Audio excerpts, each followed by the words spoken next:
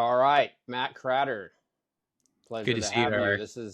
Yeah, good to see you, man. So this is the first episode of Stacks Chats, and yeah, I'm grateful to have this conversation with you. This is full circle for me in a lot of ways. I tell this story often. In 2023, it was the first time I met any Bitcoiners in real life. I actually had any relationship with any Bitcoiner at all was when I went and met some people at Pacific Bitcoin in 2023.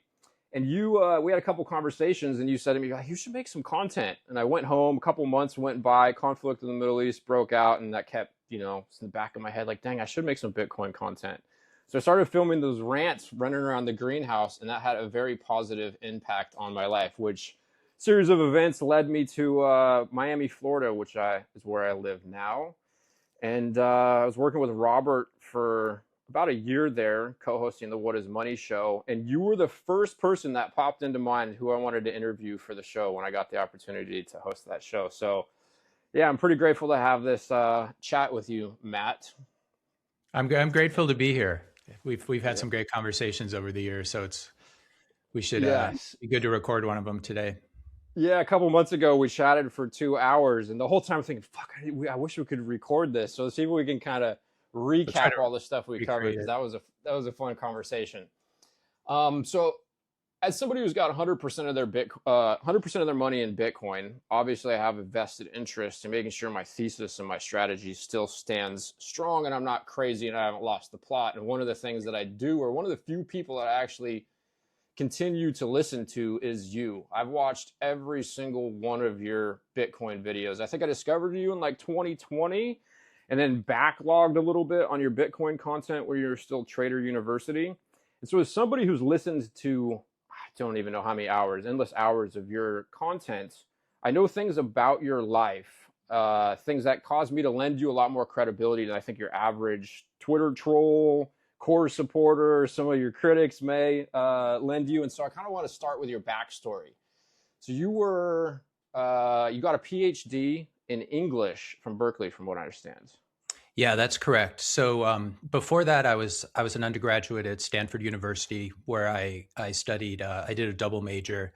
I studied music, essentially music composition, and then I decided sort of halfway through Stanford, I decided I wanted to go a little deeper into English literature and probably do a graduate degree. So then I made it a double major and studied English literature.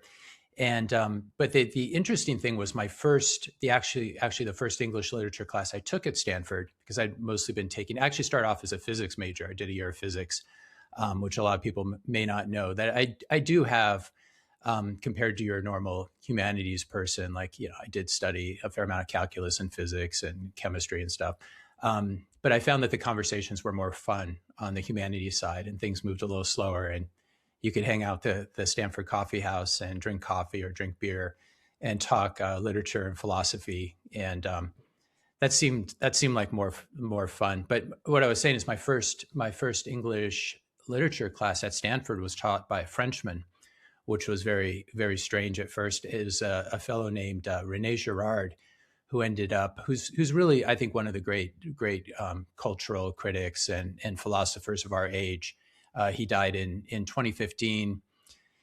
He was obviously a Frenchman and a polymath. And in 2005, he was inducted into the Académie Française. So he was recognized he was sort of this titan, both in the U.S., the university level, university scene, and also the French university scene. And he had, one of the things I liked about, he actually became a family friend. He became an advisor on my dissertation, and he came to my wedding.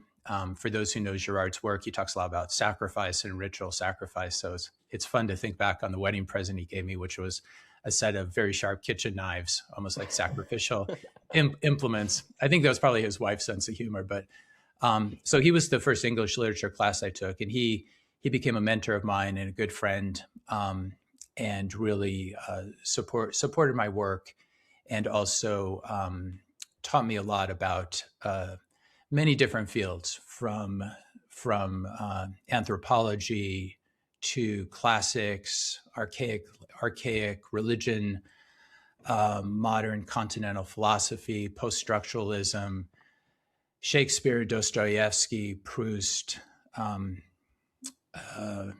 Flaubert, all these. I mean, he was just an amazing person with a beautiful mind.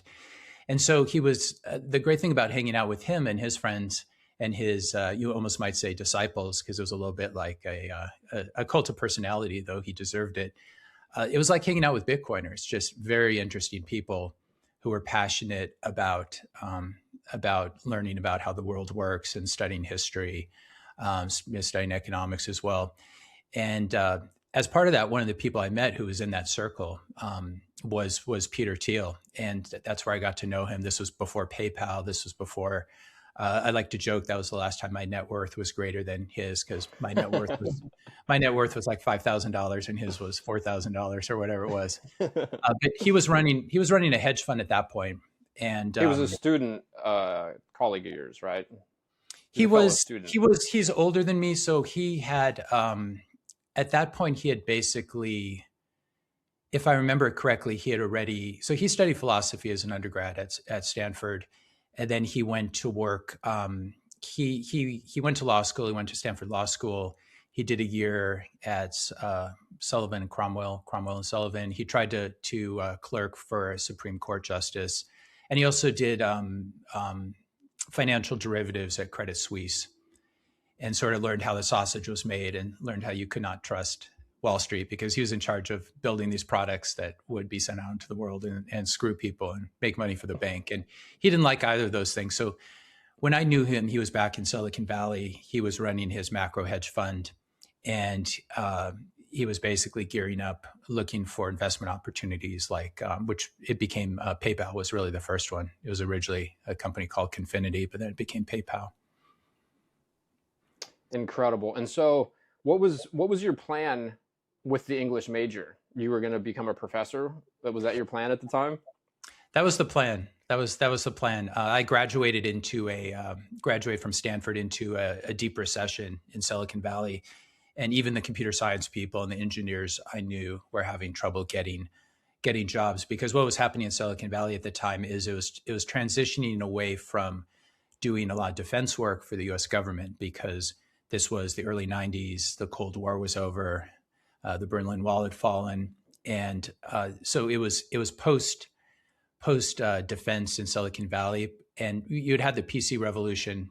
At least you had Apple doing all their things. But the internet hadn't, we weren't yet at the Netscape moment of 1995, when the Netscape browser really launched the modern internet and the whole .com boom, et cetera. So I lived in Silicon Valley for 30 years, and I got to see it transformed from a very chill kind of hippie place that was kind of built around Stanford to this, high tech, very stressful, very expensive powerhouse place. And it's a lot of changes over that period. So I do have very fond memories of Palo Alto in the 1980s and 1990s, though Silicon Valley is obviously still a very, very interesting place. I don't live there anymore.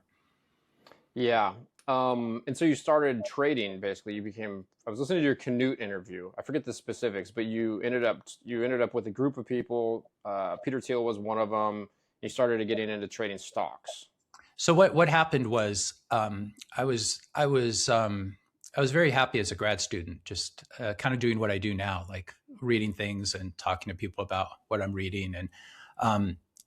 And then I went to my, I think it was my first Stanford reunion, and I found all these people I knew who were just getting rich in the stock market from trading or from investing. And at the time I was preparing to get married as well. And I'm like, oh, wow, houses. This was when you could still get a house in Palo Alto for $200,000, and the equivalent house now is probably $6 million. But $200,000 was about $200,000 more than I had. And so I began to be interested. I began to think, wow, I really should. And then I saw, for example, how my faculty advisors, how much money the professors were making. And one of my advisors actually got mugged in Oakland on his front lawn and got knocked out by some people. So I was kind of really want that future for my family, to at least be able to afford a property with a fence or electric. Yeah, nice neighborhood. So, but then So I think the backstory that I didn't mention with Canute or forgot to mention is my dad was always very interested in the markets. He was actually an early venture capitalist, and he retired in he sort of cashed in all his chips at the peak of the dot-com bubble in 2000, which was very good timing, and he made some good money for the time, but certainly not when you see the pay packages that VCs and company founders have been taking home since then. He left a lot of money on the table, but he was always talking to me about stocks and economics, and I was not. I mean, very few people want to do the same thing that their dad was doing. But I did. So I did have that. I did have that sort of influence in my ear, and I didn't really know when he talked about the stock market and his investments. I didn't really know what he was talking about, but I could, I knew that I could see the days when he was really happy and the days when he was really sad after a bad earnings report or something.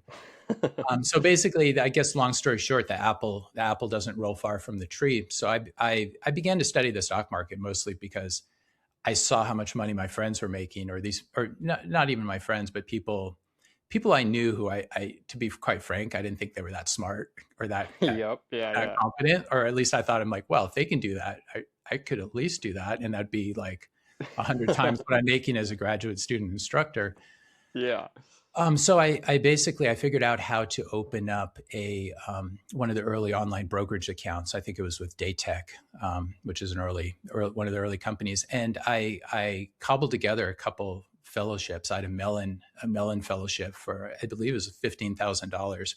And so I funded, and that was pretty good money in 1996. So I funded my trading account with that, and basically spent a lot of time in forums and chat rooms and doing research on what at the time was sort of called, well, in retrospect, it was basically arbitraging out market inefficiencies. So in the early days, there were the stock market was still, there were still market makers that were human driven. So you could see, for example, if you're buying a stock, you could see Goldman Sachs sitting on the bid or sitting on the offer. And then there are these other things called ECNs, and there are these various other networks that had order books and were matching buyers and sellers.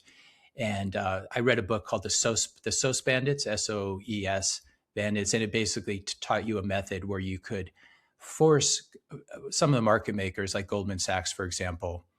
And the backstory to this was the 1987 stock market crash. And so there were some reforms made that tried to help give the little guy a more equal footing in the stock market. And so as part of this, there are these market makers who had an obligation to sell you 100 or 200 shares of a stock at a certain price. And the market was just very inefficient back then. So you could go on one of the other networks, like the Island Network, and see that Microsoft was trading at $25. And then you could get Goldman Sachs they had a stale bid or stale offer. They'd be forced to sell you at 24 7/8. This was before decimalization, so it was all fractions.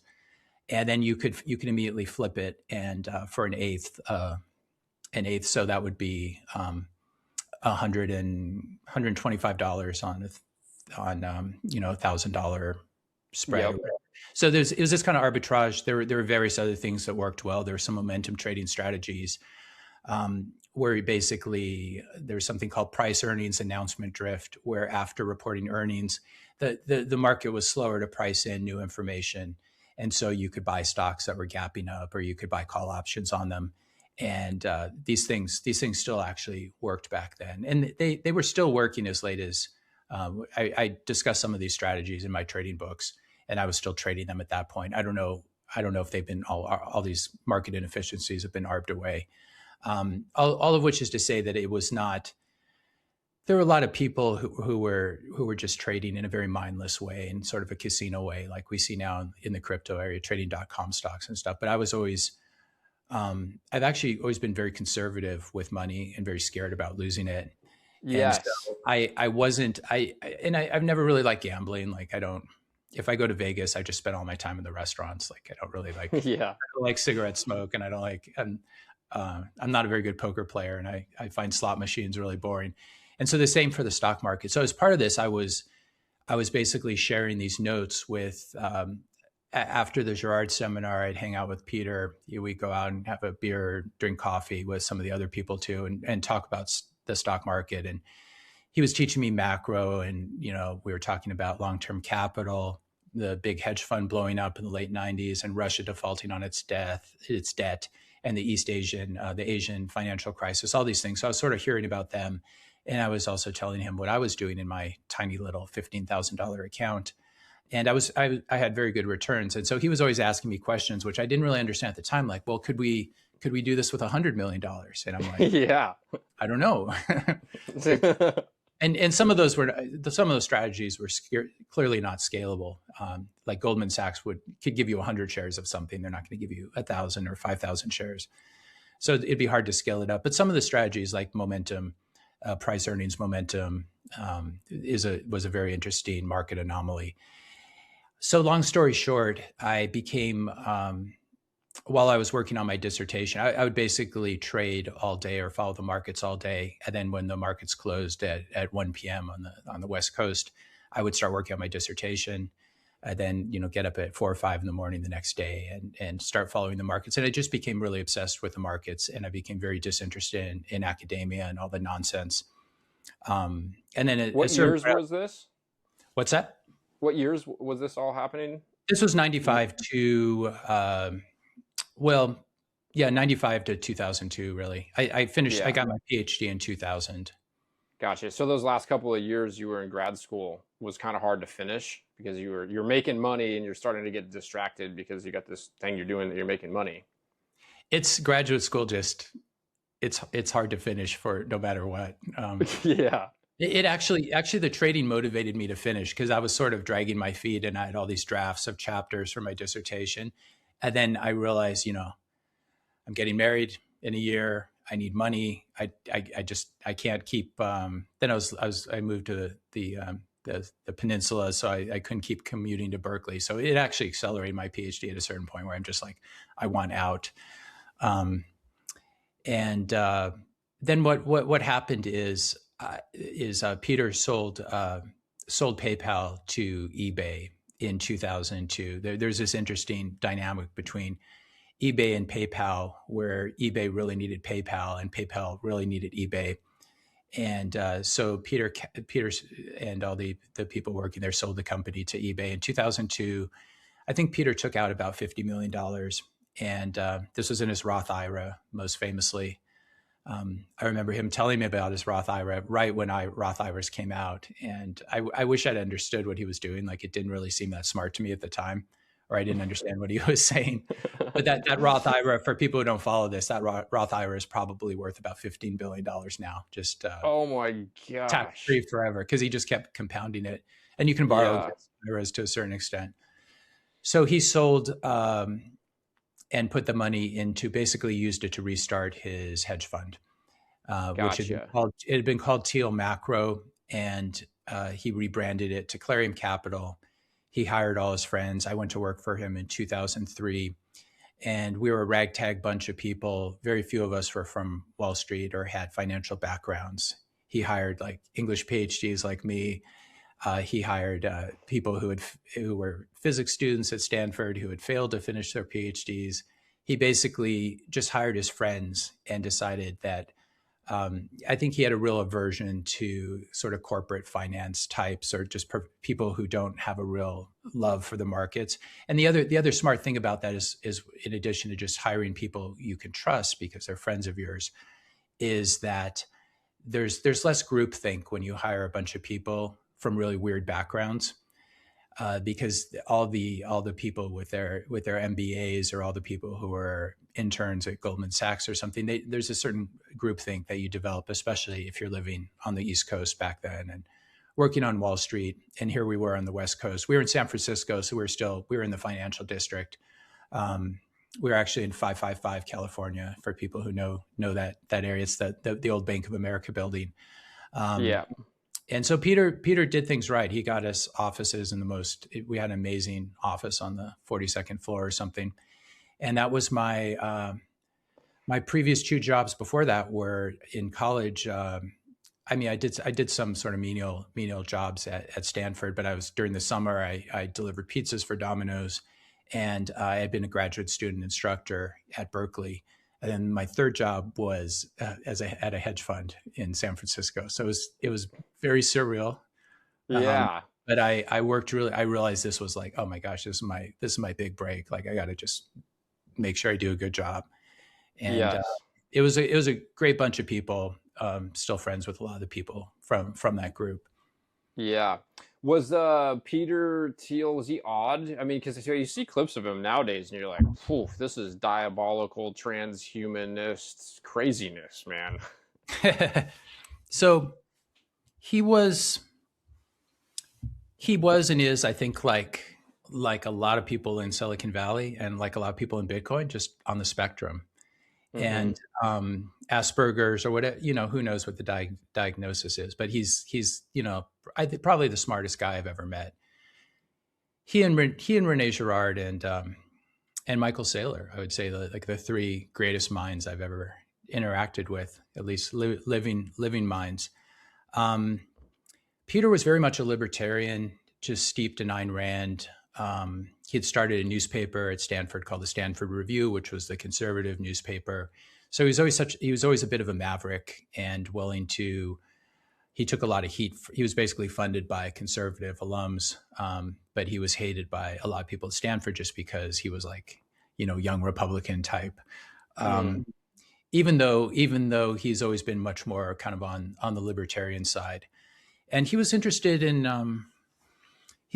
interested in sort of transhumanist stuff. In retrospect, I remember once he came to the Girard seminar and he was talking about, I don't know if he was talking about supplements or super, ways of taking various pharmaceutical drugs you could take, or other kinds of drugs that would, increase your productivity or you sleep less, and this sort of stuff. And he always talked about in the third person, but I realized later that he was talking about his own experiments. So this was the Girard seminar. It was like, it was very interesting people. Like we talked about everything. It wasn't just philosophy and literature. Yeah. And so he loved Tolkien, loved Ayn Rand, just an incredible mind. And like I said, he studied philosophy at Stanford, so he was a very good, very clear thinker. And if you listen to his talks today, even though there's a lot to dislike, it's still, you can admire the contours of his mind. And yeah, he was crazy and weird and delusional. And PayPal was started to be, the real reason for it was to create the new world, what did they call it? The new world currency. They had T-shirts made up. I never got one of them because I was never employed at PayPal. But he was interested in creating a new currency for the world in the late 90s, early 2000s, and which is there are not a lot of Silicon Valley startups that start. It failed in that mission, obviously. Yeah. But it got him on his road to making a lot of money. And then there's this sort of there's a transition that's happened with him over the years where he's become, the more successful you become and the more money you want to make, the biggest customer in the world, the customer you really want to have as a venture capitalist, is not you or me, but the US government, because it's the richest, most powerful government. And so inevitably, if you want to grow and become rich and just take it to the next level. So Peter's a lot like Elon Musk, where he would always just take, he'd make enough money in one investment enough that most people would just go to the beach with that. Yeah. Most people would have $50 million in 2002 was probably more like $200 or $300 million today. So it's like just an obscene amount of money where you can have a very nice life, and yes, you can have the private jets and the yachts and everything and still have money left over. But he basically went up that ladder, and at a certain point you have to start doing things for the US government. And this is, all the big tech companies, their main customer is the US government or the Chinese government in some cases. Yeah. Or other governments in the Middle East. So he Palantir was started, I think it was incorporated in 2003 or 2004. And I was actually an early investor in it. I did some consulting work for them. I got a few shares, which did just amazingly well. At the time, Palantir was marketed as a way to have stopped September 11th. So we were less, at least, I don't even remember talking about conspiracy theories with 9/11 with the Peter Thiel group, but basically the idea was that the FBI database wasn't communicating with the CIA database or the airport database. This is before Homeland Security had been invented and TSA, et cetera, but getting all these government agencies to talk to each other. And the scary thing in retrospect is two of the main investors were George Soros and the CIA itself in QTEL, which is the startup for. At the time, I was like, so I voted for George W. Bush in 2000. I was kind of a young Republican type myself. And I was firmly in support of the Iraq War in 2003. Like I made all those mistakes. And so I kind of have that context. And all of which is to say, I was, even though we were a bunch of libertarians, sort of, but kind of libertarian, a little bit, young Republican. So, the CIA, it's rah, rah America, it's the president. It protects the president when it's not having him shot in Dallas, it's the president's private army or whatever. Yes. So, I mean, to fast forward, Palantir was pretty cool. The first time I went to their headquarters, I got to see, they had a big map that they were building on a chalkboard or whiteboard. And they were mapping out all the different agencies and all the different parts of the US government. And I really wish our phones didn't have cameras back then. We just had kind of cheap flip phones. But if I'd been able to take a picture of that, because I remember seeing just like, I thought it was like you had the executive branch and the legislative branch and the judicial branch, a couple, agencies under the president, under the executive branch. But I had no idea like just how big the government was. So, and I got to play around with their early software and just see how you could, I can't even remember what the demo was. Like we weren't seeing personal information, but it was just like cool stuff. Like you can drill down on, I think they gave us demo characters. So, this guy's address and, here's his driver's license. And in retrospect, it's really creepy. Wow. But anyway, I ended up selling my Palantir position in early, I believe it went public in late 2020. And then there's like a 6-month lockup for these IPOs. So I sold all of it in early 2021 and moved all of it into Bitcoin. And at that point, I just wanted out. I understood a little bit better what the company was. And that was before people still didn't really know what Palantir was in 2021. Yeah. But it's turned into the most evil, dangerous company in the world. And it's building the Panopticon. Yeah. And the great irony is, the libertarians, sort of libertarians or once libertarians like Peter Thiel behind it. Hello, Palantir. Hello, Alex Karp. I love you guys.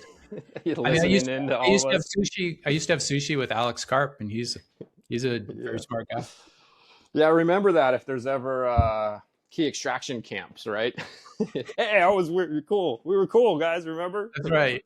We'll have to delete this podcast. So yeah, and so that was all before people were talking about 9/11 being an inside job. At that time, that wasn't, now it's like half the country thinks it was an inside job. Well, so you're in support of this stuff?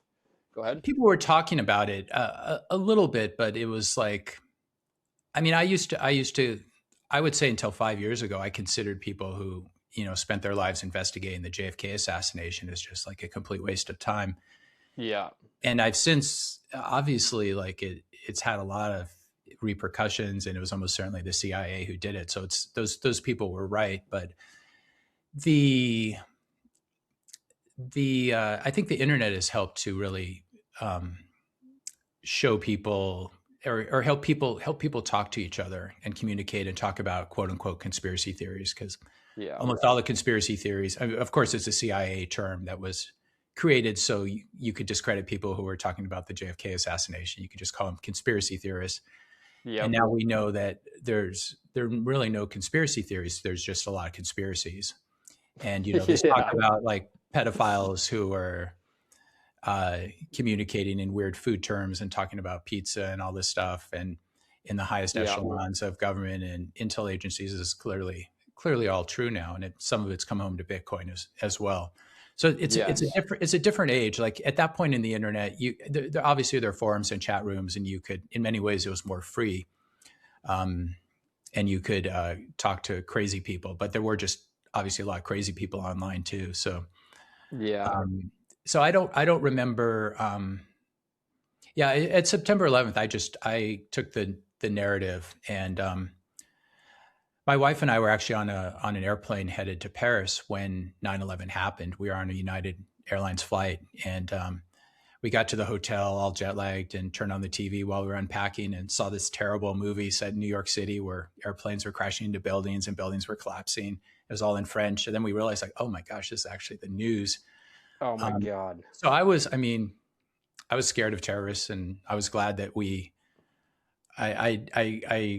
I never questioned the fact that there were all these Saudis and Yemenis involved in 9/11, but we decided to invade Afghanistan and Iraq instead. Like, yeah. In retrospect, I was pretty stupid and naive. Like a lot of people are stupid and naive today about some of the forever wars. But these things come with time, and it was a different age too. It was still sort of the third turning, and there was a lot more trust in institutions. The government wasn't quite as corrupt as it is now. And you could still, this was the beginning of it, because, the New York Times just ran horrendous lies about the Iraq war. And there's always propaganda around wars. But I think it was an age where you would still trust CNN, and you'd still trust what a Harvard professor had to say. And you'd still trust what the, someone like Fauci probably had a very good reputation back then. He was very, looking out for the health of Americans. So it was a different age. There's less cynicism, and there's more. Part of this is just growing up. I mean, getting older and doing pattern recognition on how the world works, and people telling you that the war will be over. Dick Cheney saying the war will be over in a matter of weeks, not months, and then it went on for 20 years and cost $6 trillion. You begin to have basic pattern recognition like that. It's part of the red pill. The red pill could be a bitter pill, but at some point you just realize, wait a second, I'm being duped. Some people are incapable of coming to accepting that reality. Like, I talked with my father sometimes, and over the last couple of years, he says from time to time, he's like, I'm fucking pissed. I'm pissed. They lied to us. I ate all these seed oils. I did all this shit the government told me to do. It was flat out lies. Like, I'm upset. Your father's awake. That realization. It's hard. Better to be awake and angry than to be sleepwalking and still eating blue pills. Yeah. So going back to your time in college, you were roommates with Warsh. Yes. Yeah. So I knew Kevin Warsh my senior year, and basically at that point, Stanford had what we called the draw system, because there had been the big earthquake in 1989, the Loma Prieta earthquake, and it had basically put some of the dorms out of commission. And so there was this housing shortage. And so we had a housing lottery to decide where we would live. And myself and the group of friends that I went into the housing lottery with, we drew a very terrible number, like very near the bottom of the barrel. And so we got split up, and we had to go to various, I think we could have stayed together and lived in just awful quarters. But we basically split up, and I ended up in the, I'll give some details here because some people don't believe this is true, but the suites in Stanford, it's at the west part of campus, kind of the far part of campus. And there were either 4 or 5 other guys. I'm trying to visualize the room layout, but they were all friends. They were all kind of like frat guys, and drank a lot of beer, smoked a lot of pot, screamed a lot out the window, except for the guy named Kevin Warsh, who was just very, very smart and very mature. And so these are guys, I didn't hang out that much with them. I would just sleep there. But Kevin Warsh, very didn't smoke pot, drank very conservatively, was just very polite, and very, very nice guy, charming, very intelligent, was studying public policy, was always very nice to me, and we hit it off. We hit it off well. I used to hear his his mom lived in Beverly Hills, and she'd call up, and I'd hear the voicemails, because the old voice machines, you could hear the machine be like, "Oh, Kevy, how you doing?" So, but the last time I spoke with Kevin Warsh was as a senior in college, and it's so very smart guy. He ended up marrying, I think, the L'Oreal, the daughter of the L'Oreal fortune. She's a billionaire. Oh, okay. So I guess it is good to have people in government that are super rich, so they don't have to do as much grift. But yes. And so he's a very articulate guy. He's studying public policy. You know, he could talk about any debate. And, you know, frankly, we live in a sad world where a guy like that would become a central banker. And because he certainly understands how the system works. And if I remember correctly, he basically resigned after the great financial crisis because he wasn't happy with Bernanke's resigned from, was he working for the Federal Reserve at the time? Oh yeah. So he became a Fed governor. His mom was friends with George W. Bush or someone. Maybe she knew Condoleezza Rice or one of those people in the administration. So he was a Fed member, one of the governors. I always forget the name of members or governors or chair. But I think he was nominated by George W. in 2005, and then he resigned in, just off the top of my head, 2011 or 2012. So he was there. He was there through the great financial crisis, and got to see a lot of amazing things on the inside. I always wished I could. And he knew Peter. He was part of this. He wasn't part of our hedge fund, but Peter and I used to joke, like, wouldn't that be something if Kevin Warsh, became chairman someday? That's funny. Yeah. Why do you think? I don't know, to the extent that Peter and Kevin are still in. I'm sure they obviously, because they at this point for sure. Yeah, they got it. There's some connection with both of their positions in society. Do you think Kevin? It's possible that he does anything positive? I don't suppose there is anything positive you could do at the Federal Reserve other than shut it down. But I think, well, it's actually interesting, because if you look at the Fed funds probabilities, they're pricing in rate hikes going into early next year. I think at least 25 basis point rate hike. I don't follow these things as closely as I used to. Like we used to track the body language of the Fed governor. What's the briefcase? How thick Alan Greenspan's briefcase was. That was a famous indicator. Kevin Warsh is, I don't understand why anyone would want that job. I think it's incredibly, it just kind of, I don't know. It seems kind of boring. Like, if you're really smart and really rich, there's so many other things to do. But you're one of the most powerful people in the world. Having your finger on the price of money and the money supply as well. And I think Kevin is someone who understands Bitcoin, at least based on his public comments. Yeah. But his job is basically, when you analyze the Fed, they have these particular mandates, which are price stability. In other words, trying to control inflation, which itself is caused by the Fed. So it's just like it's a house of mirrors. It's a world of mirrors. And they obviously try to keep they try to do this balancing act between inflation and employment, unemployment. If there's tightness in the job market and then there's wage pressure, and this is all, I'm not sure any of this is true, but this is kind of how people think about the Fed. Yeah. So there's these dual mandates between inflation and employment, but the real mandate they have, and at least for the last 5 years, as I understand it, just by watching, not what they say, by what they do, but what they do, their mandate is to come in and buy treasuries and keep the long end yields low enough when there's a crisis. And that's when the Fed cuts rates and prints money. They do it when there's dysfunction in the U.S. Treasury market and the U.S. government bond market. And so his job is basically, he's going to have to, when the 10-year note, when the U.S. 10-year note Treasury gets to 5%, that's when the wheels usually come off. And we now have the 30-year note yields spiking, and yields are spiking all around the G7, and and basically everywhere in this war in Iran and the Strait of Hormuz, all the pressures there are obviously contributing to inflationary pressures. But the main cause of inflation is central bankers like Kevin Warsh.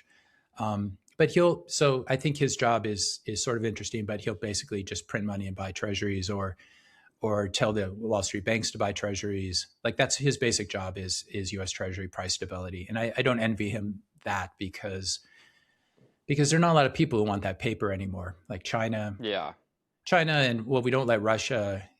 Russia's smart enough not to buy it because we'll just steal it from them, like we did in 2022. And China's been selling down their treasuries for a decade and buying gold and buying mines and ports and basically buying up South America and Africa. And so we got to find buyers for these treasuries. And as you probably know, the main buyer of treasuries, I think the plan is basically US dollar stablecoins. Tether, right? This is where Tether comes in because these stablecoins are backed by T-bills. And one of the things all the Fed chairmen have done is they've moved a lot of, I think it started with Yellen, they moved a lot of the issuance to the front end of the curve. So instead of, basically they can't sell enough 10-year, 5-year and 10-year and 30-year treasuries because the market, there's just not demand for it because foreign central banks don't want it anymore.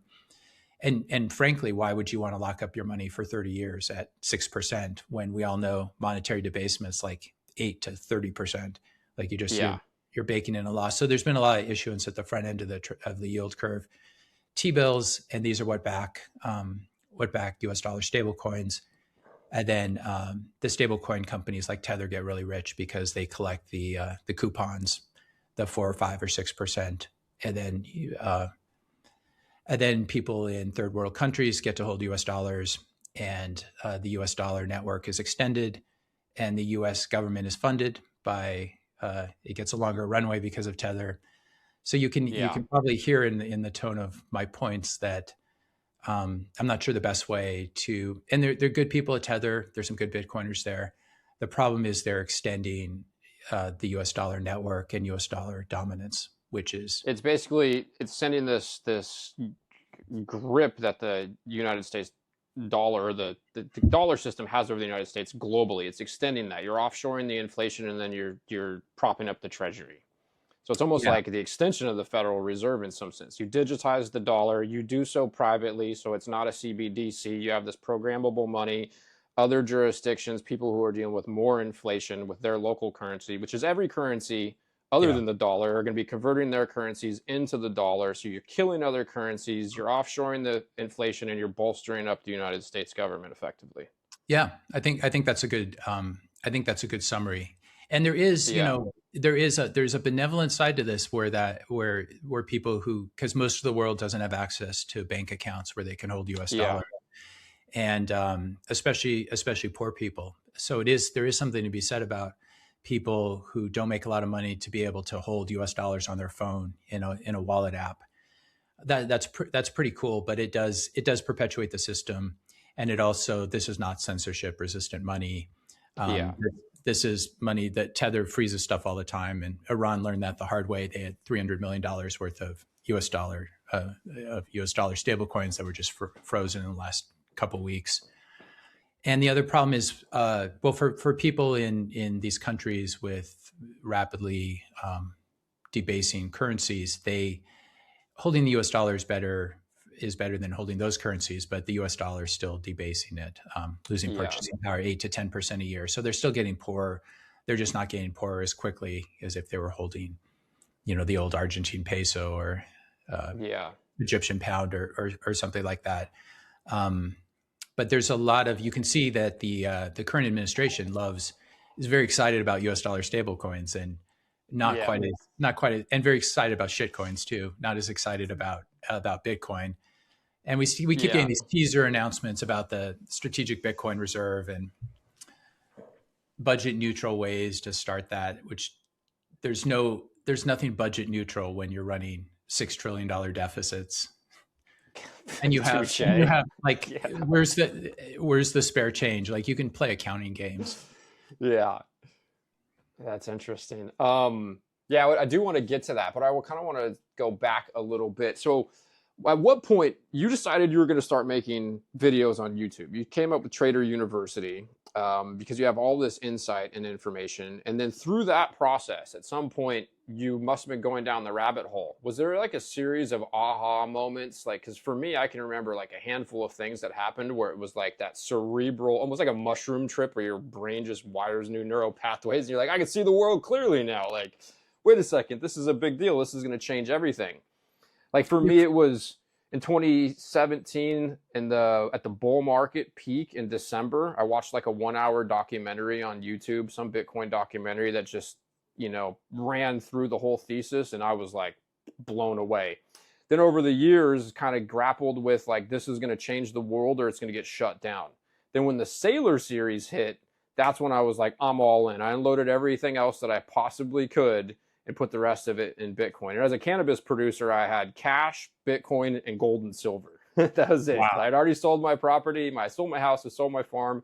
It's in Bitcoin. I had a bunch of gold buried in Pelican cases. And then when the Sailor series hit, I like fucking grabbed my shovel. I'm like, I got to sell all this gold, right? So what was it like for you, your journey down the rabbit hole?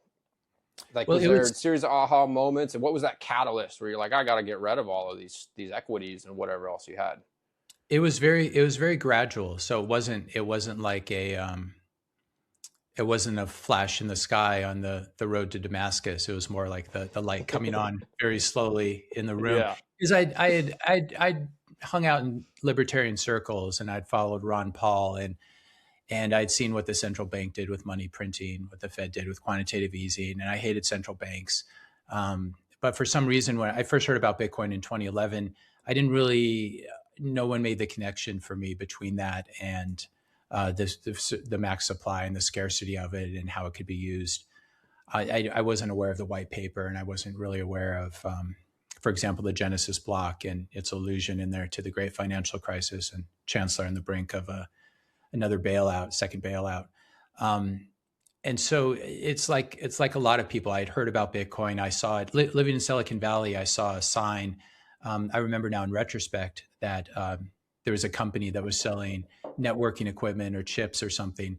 And this was actually Roger Vere's company. And I still remember seeing that ad on Lawrence Expressway when I was driving my kids around. And it said, we accept Bitcoin. And I was like, oh, that's interesting. I see there's that Bitcoin thing again. I think I've said on some other podcasts, I told my friend who told me about Bitcoin, I could probably buy $10,000 worth of it, but I can't figure what's this Mt. Gox and how do you get a money order to Japan? It just seems like a lot of work. And what do I do with the Bitcoin when I have it? And back then it wasn't trivial because you had to have private keys for each individual address. As I understand it, there weren't seeds. Yeah. And so this was when Bitcoin was trading at $1 per coin. And I'm a little bit unclear on the timing, but I remember looking at one point when it was $30, and then I looked at it again, it was $1. And I'm like, oh, it's clearly a scam. I'm glad I avoided that. That would have been painful. Yeah. If I would have sold at $5 or something, you'd have put 10 grand in if there was less friction, and you'd have sold at $5 or $10 a coin. You'd be like, I made $100,000 over the weekend. Great. Perfect. Done. I mean, I came from a TradFi background where if you could make 30% a year and you could do that consistently, you could manage billions of dollars. Like that was considered a really good return, 30% a year. So if I made 100% a year, I'm sure I would have dumped it. So you can find old videos of me trading Bitcoin in 2017 on my channel. I remember like doing these sort of systems trading videos about it where, I make $500 or $1,000 and buying Bitcoin at 12,000 and selling it at 12.5. In retrospect, probably not the smartest thing. But I really began to, there wasn't one book or essay. I was in really 2018, 2019. I think I read Safe's book, or I tried to read it. I didn't understand all of it, but I thought it was really, really interesting, especially the comparisons with gold and talking about a Bitcoin standard versus a gold standard and a fiat standard. I began to listen to podcasts, just a bunch of podcasts. A lot of them turned out to be kind of shitcoiner podcasts. And I remember just being very confused about, I go to the Coinbase website and I see all the pretty tokens there. It's like, wow, it's not just Bitcoin. There's all these really cool coins with different logos. Like I want all of them because they look like Christmas cookies. So, you just want to taste all of these. But I never I never really had a shitcoining phase. In 2020 or 2021, when DeFi was taking off, I got interested in DeFi. And the most shitcoins I've ever owned, I bought like $200 worth of Ethereum. And I started playing around with it in DeFi. And I lost all of it. Like, and I realized I basically just got rugged. Like there was a wallet on my phone. I wish I could remember what it was. And it basically kept my ETH. I put it in there. It was one of these DeFi wallets, DeFi protocols. Yeah. And I thought I was just dumb that I couldn't get it off. And I tried calling support, and it was like 50 or $100, and I got busy with other stuff. So I let it go. But I got rugged out of all my ETH. And I figured out pretty early on, just listening to good Bitcoin maximalists, that like they always seemed like the smartest people in the room when you hear podcasts, and you'd hear the Bitcoin only podcasts. I remember listening to Preston Pish. I remember listening to What Bitcoin Did.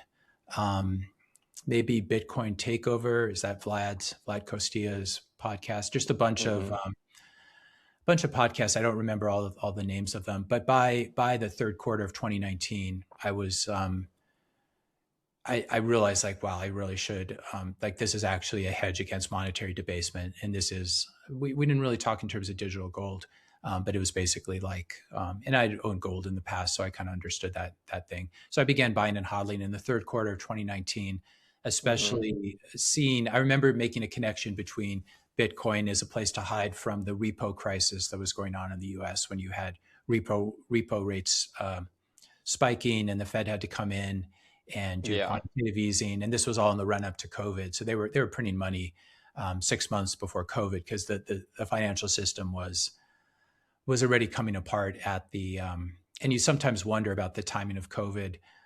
There's so many, we still don't know, but it was a really good excuse to print money and get the quantitative easing started again, which makes sense when you keep everyone at home. Like, you got to kind of, but in retrospect, that was the money printing. The money printing had already started. And so that's when I began to think, well, I should at least have some of my money in, and some of my savings in Bitcoin. And then there was a process, which people who followed me on Trader University on YouTube, which became Bitcoin University, this process where I would, analyze real estate, for example. And then I'd realize, oh, I've got a couple of houses that I own that I'm renting out. I gotta, this is crazy. Like, why am I? Yeah. And, I'm dealing with the maintenance costs and tenant problems, and, tenants who let other people become subtenants, and then they decide they don't want to move out when the lease is over, and they stop paying rent, and plug toilets, and the property manager is screwing me out of money. And so I was ready to get rid of those. So there's this journey of selling. I sold my Palantir stock, as we said, bought Bitcoin. I started selling off my rentals. I started, we had a third car that I remember selling during whenever, I think right after COVID, or like 2021 or 2022, like all used car prices just went through the roof. And so I went to CarMax and sold my car that was worth about $2,000. I sold it for like $10,000 and put that in Bitcoin, which is a good. So it was just a process of, learning about it. And then, my conviction was strengthened because my channel really began to going into COVID. I had about 7,000 subscribers after, I think I started my channel in 2016, and I was just making videos once a week. But during COVID, I had the time, I didn't have to drive my kids anywhere, and just everything sort of came to a halt. That I started making daily videos, and my channel grew from about 7,000 subs at the end of 2019 to about probably 150,000 subs at the end of 2020. And I was on this journey discovering Bitcoin, and really only about 5 days ahead of my audience. So they would ask me a question like, is quantum a threat? And I'd be like, oh crap, I hope not. Yeah. I got a lot more Bitcoin. So I go and research it, and then present it to people. And I would encourage everyone to, as we talked about, make a podcast or do something on YouTube, because there's this learning feedback loop that's very, very helpful. And it's a way of testing your ideas in real time. And Bitcoiners are great because they're very blunt. And I had a lot of people tell me, "Oh, you're an idiot." Like I remember I made a video where I talked about the 5 main risks to Bitcoin, and they were, in retrospect, I can't remember what they were, but they were just like silly risks. But But some OG sent me an email or did a YouTube comment where he's like, yeah, you're talking about all the stuff that's not a risk. This is all the FUD that people are worried about, like, the US banning Bitcoin or China, Yeah. And then he gave me a list of stuff like, mining pool centralization and the privacy problems. And so it's very helpful to have that kind of feedback and be in contact. And then as your channel gets bigger, you get in contact with more and more people. Yeah. And that really opens a lot of doors. And people like, I got in contact with people like Michael Saylor, and we'd be comparing notes, and he was retweeting my videos and was very, very kind to me and giving me feedback on stuff. And then, it went both ways, where I'd be like, kind of like, why are you doing this? Or this doesn't make sense. So that was the journey. And it became, so my channel got taken over by Bitcoin content. And I remember just grudgingly every week I'd be like, oh, I really should make like a TradFi video, and I should talk about this, because people would be yelling at me in the comments. But then I just wasn't that interested. And so there was a lot of audience turnover, a lot of people unsubscribing, and then a lot of new audience people coming in. And it became a Bitcoin channel. It was probably best known for dispelling FUD about Bitcoin, tackling all the great questions like, is it going to boil the oceans? Does it waste electricity? Doing things like that. And then also attacking shitcoins. I made hundreds of videos about XRP and Cardano and Ethereum. And I got angry messages from one of Charles Hoskinson's buddies who said, Hoskinson's not happy with you, Kratter. You're gonna get sued pretty soon. And so, then I stopped making videos about Cardano because I don't want a billionaire suing me. Pivot to Kevin Hart. Yeah. Get this fucking idiot. Dude. Pivot to XRP or someone. Your videos over the years, I think I discovered you in late 2019, early 2020. In 2020, I'd like sold my property after discovering Bitcoin. 2019, I basically took the year off. I wasn't doing a whole lot, recovering from many years of stressful hard work. And in 2020, I had this big consulting gig. I ran somebody else's farm. It was an hour and a half away from me in the hills. And I would listen to your videos. I'd get up in the morning and I'd be like making my coffee, do my thing. I remember very vividly like your Hex videos and some of these videos. So I followed you through the journey. And I've had you have a knack. Well, you have a vested interest, obviously, in exploring this thing. You're like many of us, you become aware of Bitcoin, you buy some Bitcoin, the price starts to go up, then you're like thinking about your other assets, or you're still producing a surplus. Where do I put it? Do I put more into this thing? So it's like, it has this stickiness. It lures you in. Yeah. And so watching your journey has been really fun and helped me and a lot of other people. Like when I heard people say that like they had 100% of their money in Bitcoin, it was like, oh shit, well maybe I should be doing that. And so there's this growing movement. And then you're kind of also like, you're one of the world's greatest defenders of Bitcoin. I just picture you just like a little emoji, like a samurai sword, just slicing through the FUD and all the hucksters and con artists and whatnot. So yeah, it's been very valuable, your work. In hearing your journey put into the one little, hour story here has been a lot of value, or been very valuable. So I'm grateful for that. I do want to pivot a little bit with all that said. So the things that could mess Bitcoin up, like I'm in a position in my life where I've kind of oscillated back and forth from being like very positive and certain, like, oh, it's game theory. This thing can't be destroyed, anti-fragile. And people like you have kind of helped build that conviction. Yeah. And, but then you got stuff like what really caught my attention and made me concerned for the first time in many, many years is the conversation around CSAM. I had the free market kind of attitude or perspective towards block space and core 30 and op return. If block space, if you have bloat and there's a bunch of garbage in there, you're going to drive people onto L2. Then as people use L2 for low transaction fees, you'll free up space on the main chain. You'll get some sort of like free market homeostasis. But when the conversation, what's that? Possibly. Well, when the conversation of CSAM came up, that was the first time where I was like, oh shit. And then kind of thinking of Booth's work, you could say like in some ways I'm a Booth disciple. I think his message, free markets are deflationary. You can't have a debt-based system. If this thing's decentralized and secure, it's imposing a new rule set. It's imposing a new discipline. So if that's all true, then we do have to protect the decentralized element of this thing, and how could you disrupt that? Especially when you got Epstein and you got conversations around pedophilia. You know, that conversation is the biggest it's ever been, as far as I can tell, within the public. If you had a large op return CSAM block mined, that would potentially be a real issue. It could give the government, or some governments, the opportunity to be like, this is illegal. People would self-censor. I thought about it, like, what, I just unplug my node? No, you know, it's like, that's a real problem. So that caught my attention. So I do kind of want to unpack the three things that I think we're dealing with, and you could add more if there is. But we have centralization of the nodes, and this core versus knots and large op return and CSAM. That, you know, that could be some psyop. I think about, could we have an Andrew Bustamante style CIA agent infiltrate core or whatever? Like, that's very possible. Then we got centralization of the holdings. You got Coinbase holding all these coins and what Saylor's doing, which is, you know, you could say is both positive and negative. And then we have mining centralization. So I do want to unpack those three things. I think most of it will be around core and knots. So with core and knots, the op return wars, I listened to your conversation with Knut, so maybe we don't have to put a lot of time on it. When did the op return wars start? Because this was an attack vector in our recent conversation between you and I. You were kind of explaining to me how this kind of started in 2014, 2015. Is that the case? Yeah. So the problem of, I think that's a good place to start. I'm glad you started there, because the context for this is a very old debate that actually goes back to the days of Satoshi as well.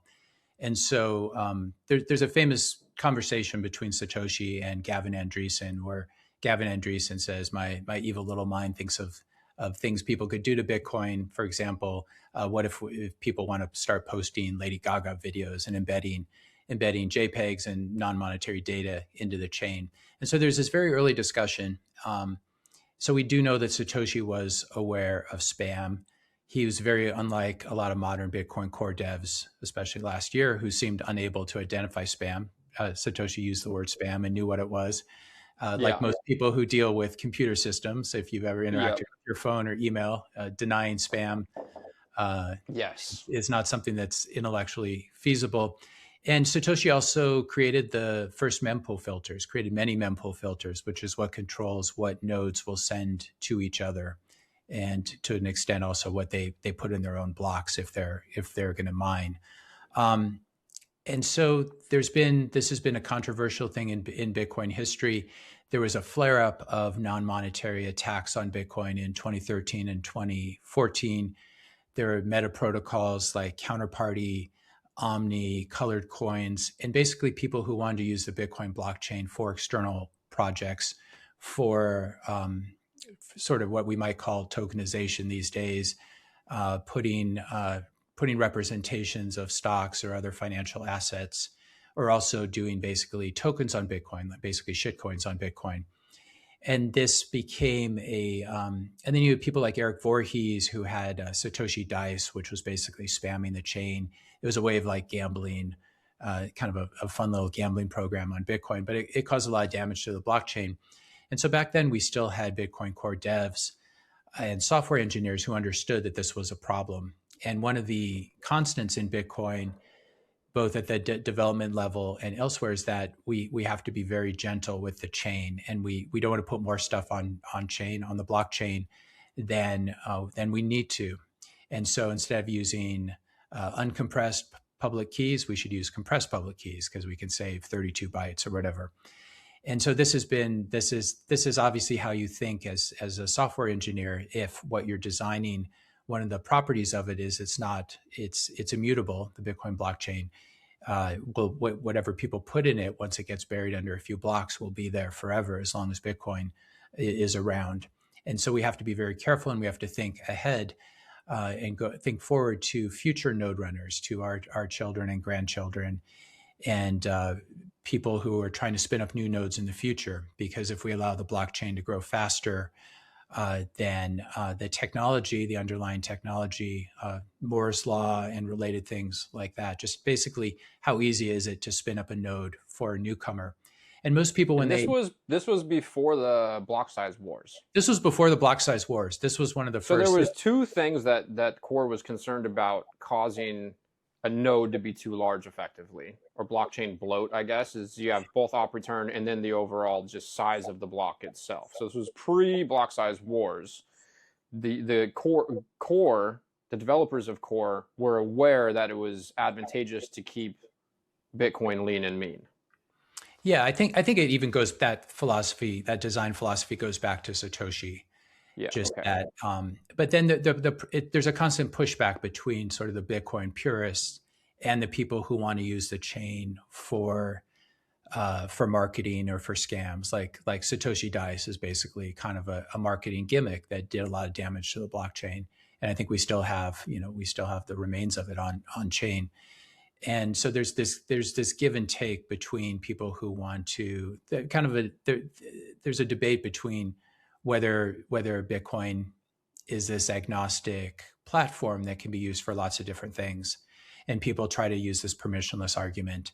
And it works to a certain extent because you don't need to sign up to use Bitcoin. You can create a private key and a Bitcoin address just using some dice, for example. It's just a big random number. You can start mining Bitcoin without needing permission. Then there's the side that says basically Bitcoin is an agnostic data platform. You can use it for whatever you want. And then there's the more monetary, what you might call the monetary maximalists, which is what I consider myself, or the toxic Bitcoin maximalists, who think that using the Bitcoin blockchain for things other than money is it makes it worse money. And there are lots of examples of this. We've had all the bloat caused by inscriptions and BRC20 tokens over the last few years. The UTXO set has blown up from 4 gigabytes to 12 gigabytes. And this is the chunks of unspent Bitcoin that every node has to keep track of. And so it's become there's some debate around this.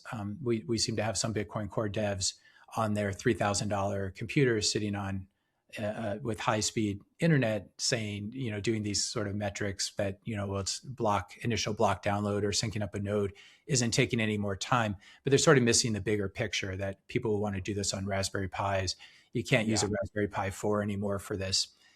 And so this is the eternal war between people who want to use, it's sort of a philosophical war. I come down clearly on this side. I mean, I came to Bitcoin for money. It's clear to me that that's what Satoshi intended it for. And it seems that we have a lot of decentralized data storage solutions like Nostr and BitTorrent, but we only have one really good money in the world, and that's Bitcoin. So this is one reason to encourage to have some sort of community hostility against people who want to use the blockchain for other things, especially using it for scams. Because if you go to let's say you're a new Bitcoiner and you go to the Bitcoin conference in Las Vegas and you see some guy on the stage in a wizard outfit and he's talking about inscriptions on Bitcoin, JPEGs or NFTs on Bitcoin, or they're talking about build on Bob and you can get these sand tokens, that sort of thing. There's an ethical problem with that as well if you're on new Bitcoiners to shitcoins on Bitcoin. Yes. Yeah. So you asked about the block size as well. So there are people today who say that, so what Satoshi said in his conversation with Gavin about Lady Gaga videos and non-monetary data on Bitcoin, he said that one of the ways of preventing this, one of the ways of sort of regulating this or rate limiting this is transaction fees. And obviously as blocks get really full of stuff and there's a backlog of transactions, either monetary or non-monetary, waiting to get into blocks, you can have fee pressure because people want to get into the next block, or they may need to if they're minting a Rune token or whatever the latest scam is. So Satoshi was quite aware of transaction fees as a mitigation against spam, but he also says in his conversation with Gavin, rather mysteriously, there are other things we can do if we need to. And the way this is developed in Bitcoin history is what happened in 2013 and 2014 during the op return wars is there was real hostility shown to these people who wanted to use the blockchain for other things, for tokens. People like Vitalik Buterin, for example, who wanted to basically build Ethereum on top of Bitcoin. And you can find tweets, which I've talked about in my videos, where he talks about how he left Bitcoin and went to Primecoin or Omni, and then eventually started his own idiot container that we call Ethereum. But he did it. Yeah. He said specifically in this tweet, he did it because he was afraid. He was afraid of the hostility being shown to him by Bitcoin core devs, and that they were basically willing to adjust op return. If he was going to use op return, they were willing to adjust it such that they wanted to drive him away from it. And so that was kind of the resolution of the non-monetary data on Bitcoin war. And it really, we had an armistice from 2014 or so until 2023, when we had this new wave of Bitcoin spam that was introduced by Bitcoiners and promoted by crypto VCs, people like David of Bitcoin Magazine and the Bitcoin conference. Now, the block size war is another issue.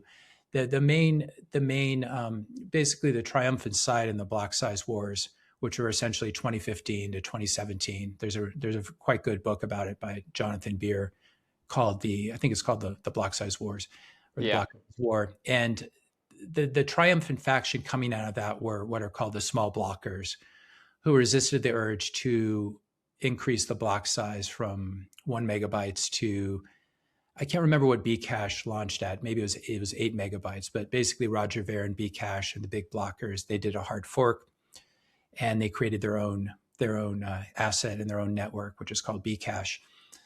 And so the debate, the reason the small blockers had there were a lot of social dynamics involved as well.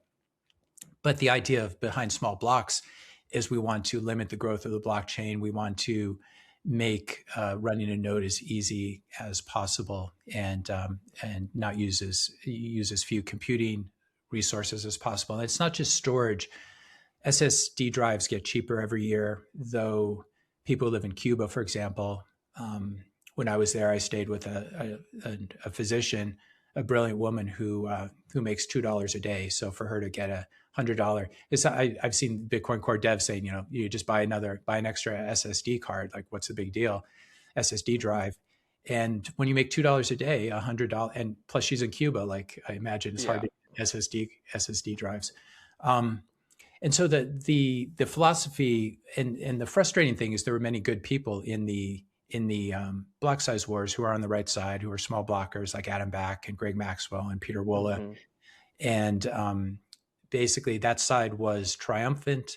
The block size, there was a sort of an implicit block size increase. So we still did get a block size increase in Bitcoin, but blocks basically were topping out at 1 megabyte to 1.5 megabytes before 2023.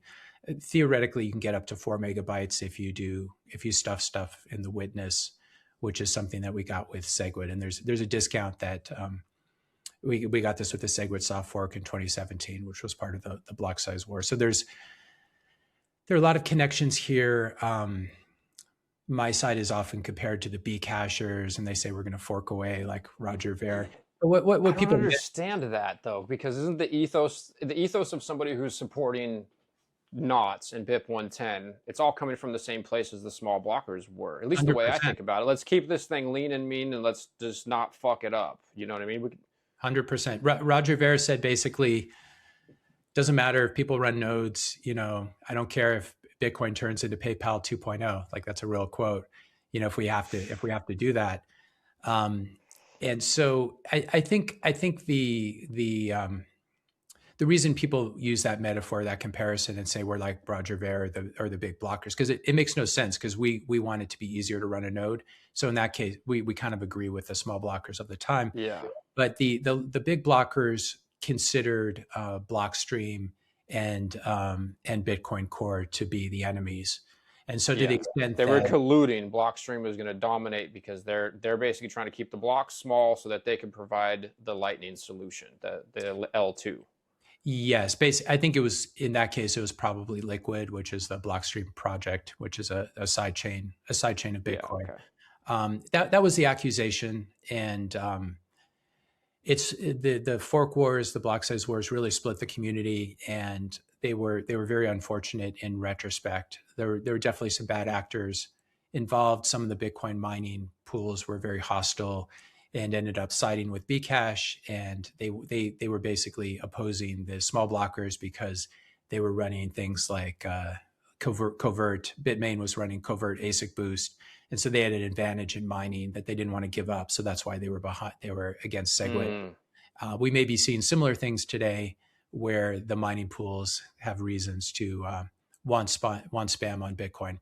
But basically, I think the comparison people are making is they see us attacking Bitcoin Core, and they're very simplistic thinkers, and they're like, "Oh, you're attacking Bitcoin Core, so you must be like the people in 2017, the big blockers attacking Bitcoin Core," which is kind of it's ironic because Roger Ver didn't give a crap about node runners, and there are a lot of people on the core side who don't seem to care about node runners and certainly don't care about plebs, and look down on them and laugh at them that they can't use their Raspberry Pis anymore. So, it's a war, so people will come up with comparisons. We're also called Nazis, KNOTZIS. And, this is a very common woke tactic. Like, you don't like someone, so you call them a Nazi. I don't see any similarities with the with modern Nazi movements or historical German Nazi movements. It's just silly. Yeah, it seems very obvious to me. Justin Beckler and Hodlnot, Canute, yourself, Prince, like it's very logical and rational argument. Like, let's make sure that people can run nodes. Let's keep this thing lean and mean and just basically not mess this up. I can't speak for everybody who I just mentioned, but I can say personally, like, I don't give a shit if somebody wants to put a dick pic on the chain if it doesn't mess up this opportunity to liberate humanity, right? Like, that's my whole thing is as long as Bitcoin can succeed, I don't really care so much what happens. But in order for it to succeed, we do need to be careful and we need to be mindful. And the idea of censorship, too, I kind of think it's like, this is the Taj Mahal of fucking freedom, right? And like, we can all live there. We can put our whole civilization there. We can live there forever. And just because we say you can't draw a dick pic on the fucking wall over here, why don't you just put it over in this corner or something? Like, that's censorship. I think I heard, was it Prince? He said, "Is my Brita censoring my water?" It's getting the shit out of there you don't need.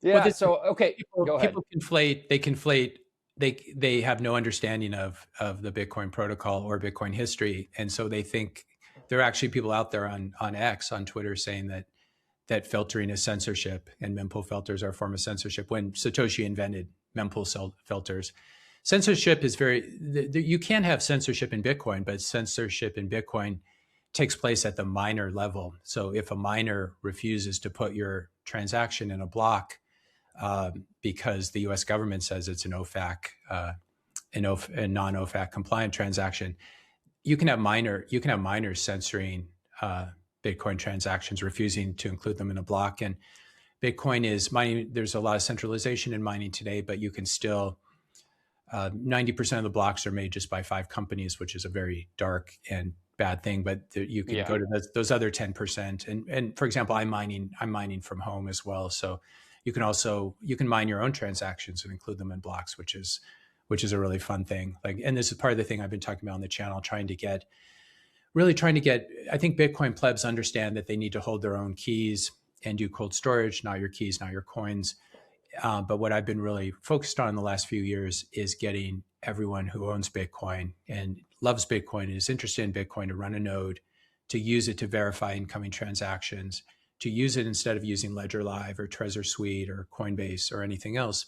Really use your node, get paid using your node, have people send you money to it, run a Lightning node, set up Lightning channels, and also mine Bitcoin with your node from home. And we figured out you may know Ghost of Unhosted Marcellus on X, really good account to follow. He's basically been pioneering using rented hash rate to pipe into your own home, and then you can mine at sort of an industrial level. So I'm currently mining. I don't have any mining rigs at home, but I'm mining at 5 petahash per second, and I'm showing my results on YouTube. 5 petahash per second, for context, the entire Bitcoin network is 1 million petahash per second. And I'm just one guy doing 5 petahash per second. It's not that expensive. You earn most of the money back. And 5 petahash per second, another way of thinking of it, it's about 4,000 or 5,000 bit axes, those little tiny mining rigs, which is also a cool project to play around with. Yeah. But I've gotten really interested in mining once I realized that I can throw some money at it and mine Bitcoin. And it's a fun thing to do because you pay for your hash rate in Bitcoin, you get paid out in Bitcoin. You're basically, everything's on the Bitcoin standard. And we can now pool mine with Ocean.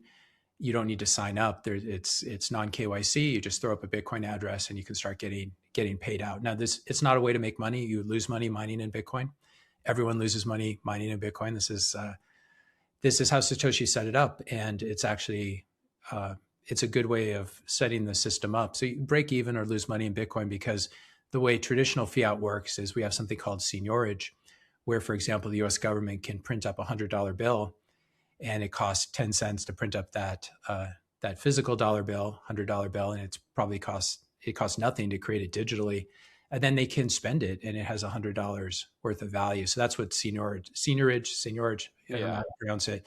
It's that difference between printing money, making new money, and then being able to spend it at a premium to everyone else. And part of Satoshi's genius is he makes it so that the producers of the money, the people who are mining the digital gold and Bitcoin, don't really have an advantage. In fact, it's if you follow Bitcoin mining over the years, you know that there's a lot of turnover. Companies go bankrupt all the time. It's a very difficult business. Brutal. But fortunately, Plebs, we can do this at whatever scale we can afford. We can have fun doing it. We can use it to create the kind of blocks we want and signal for the kind of soft forks we want. And we don't have to worry if I lose $5 or $10 a day, whatever level you're at, you decide. And it's a great way of learning how Bitcoin actually works. And so you're renting whose hash? Where's the physical machine that you're renting? And then are you capable of directing that hash towards any mining pool you want? Yeah, so basically the way it works, I'm renting hash rate from a company called Brains, which runs their own mining pool. And I think we should start by explaining the difference here, because there's a lot of misused terminology, or a lot of misunderstandings when it comes to Bitcoin mining. So we have what I like to call, and I'm taking my terminology from Bob Burnett, who runs Barefoot Mining. So he's a medium-sized Bitcoin mining operation, and he's really educated a lot of us about how to think about Bitcoin mining. And the basic idea is you have hashers and you have miners.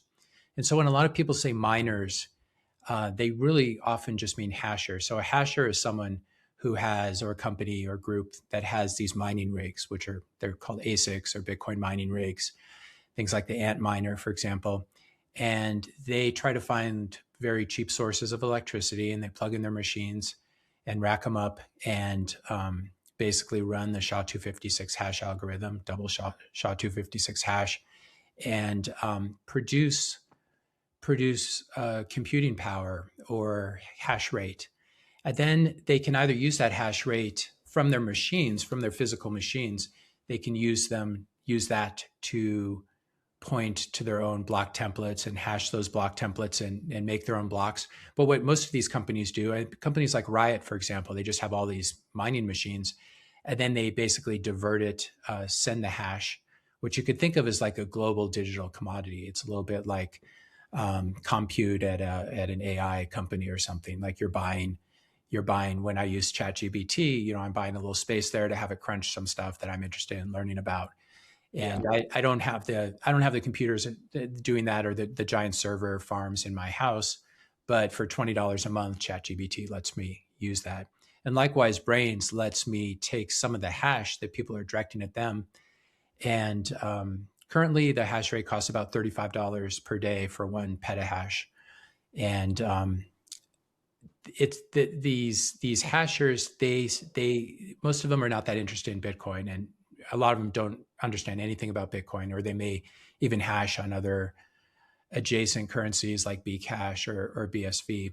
But what the mining pools do, or what miners do, large groups like Foundry, for example, which is the big American mining pool, it will buy hash rate, or it will essentially rent hash rate from Riot, for example. It'll use that hash rate, and it will direct it. Foundry runs their own Bitcoin nodes. They use those Bitcoin nodes and the mempools associated with them to collect up unconfirmed transactions, package them up into block templates, put whatever they want in those block templates, put the name mined by Foundry USA in there, and then use that hash to hash the block templates. And this is how Bitcoin mining works, where you put this input in, you get the output, you put the output in there, and you hash it again, and you try to get an output that is below a certain difficulty target that's set by the network. And this is one way that the Bitcoin network keeps blocks at approximately 10 minutes per block by adjusting it every 2 weeks and making it easier or harder to mine. So we have hashers who are sort of just, you can think of them as the machines. And then we have the miners. And in order to be a Bitcoin miner, at least under Bob Burnett's terminology, and I agree with him, you have to really be interacting. You can be a hasher and you can just sell your hash to large pools. But to be a miner, you need to be running a node, managing a mempool, choosing your mempool filters, building block templates, signaling for soft forks, actually creating a Coinbase transaction, which is where the miner gets paid. And so the really cool thing, when I get paid, I'm not being paid by any company when I'm mining. I get paid directly by the Bitcoin network. That's so cool. I'm sent it by the network, which is crazy. And then when you do this, you learn certain things. So you get a payout every once in a while, 1 million sats or whatever.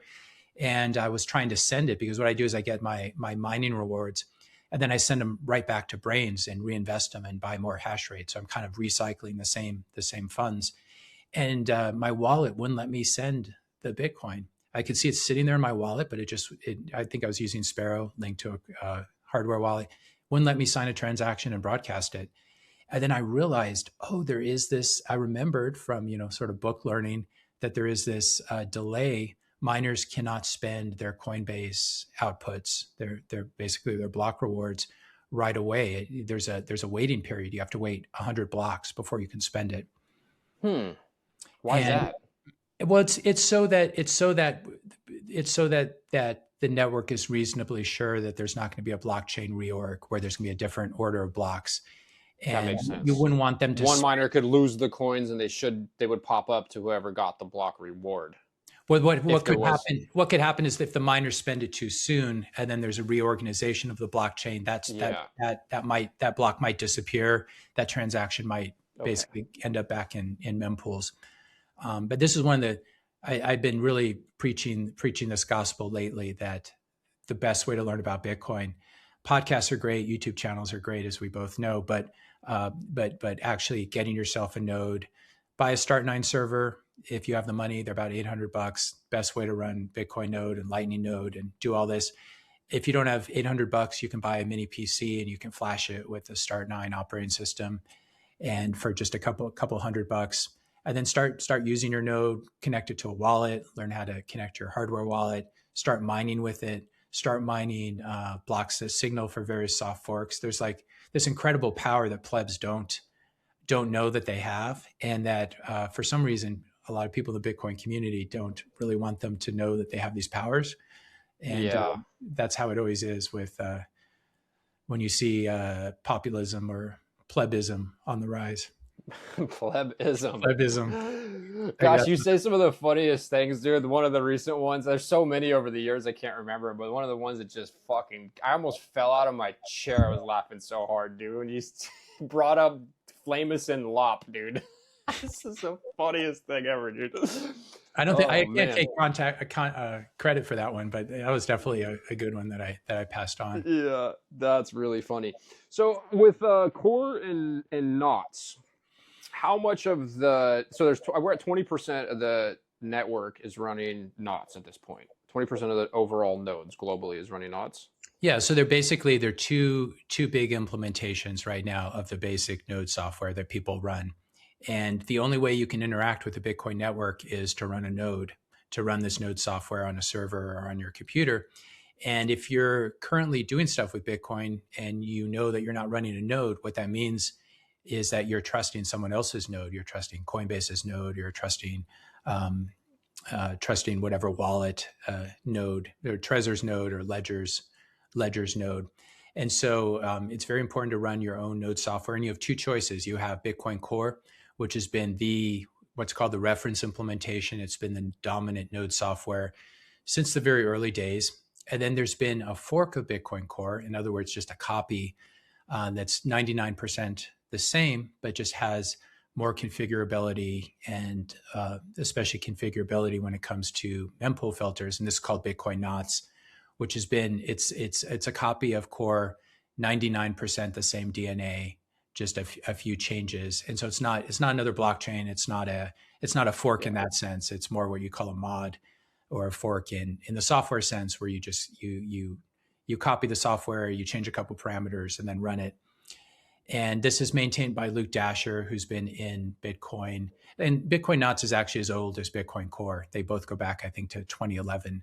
Bitcoin Core is the descendant of Satoshi's original software, with a lot of updating. And obviously, you need to always be updating software. For example, if I'm going to run a Bitcoin node on my Mac, that node software has to work with the latest version of Mac OS that I'm running. And so this is one reason we have Bitcoin Core, and we have people working on the software to find and fix bugs, and to keep it compatible so people can run a node on Windows or Mac OS or Linux. And so until really last year, 99% of the network was running Bitcoin Core. And there was this whole controversy, which we've been alluding to, and which I've talked about a lot on my channel. There's a controversy over op return and what sort of mempool filters make sense. There was a lot of political shenanigans happening at Bitcoin Core.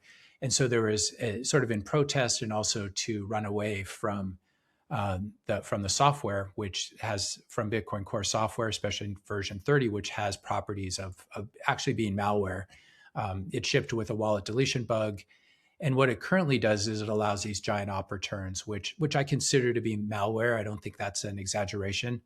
I think if you have software that attacks the network that it's running on, I think that's a pretty good definition of malware.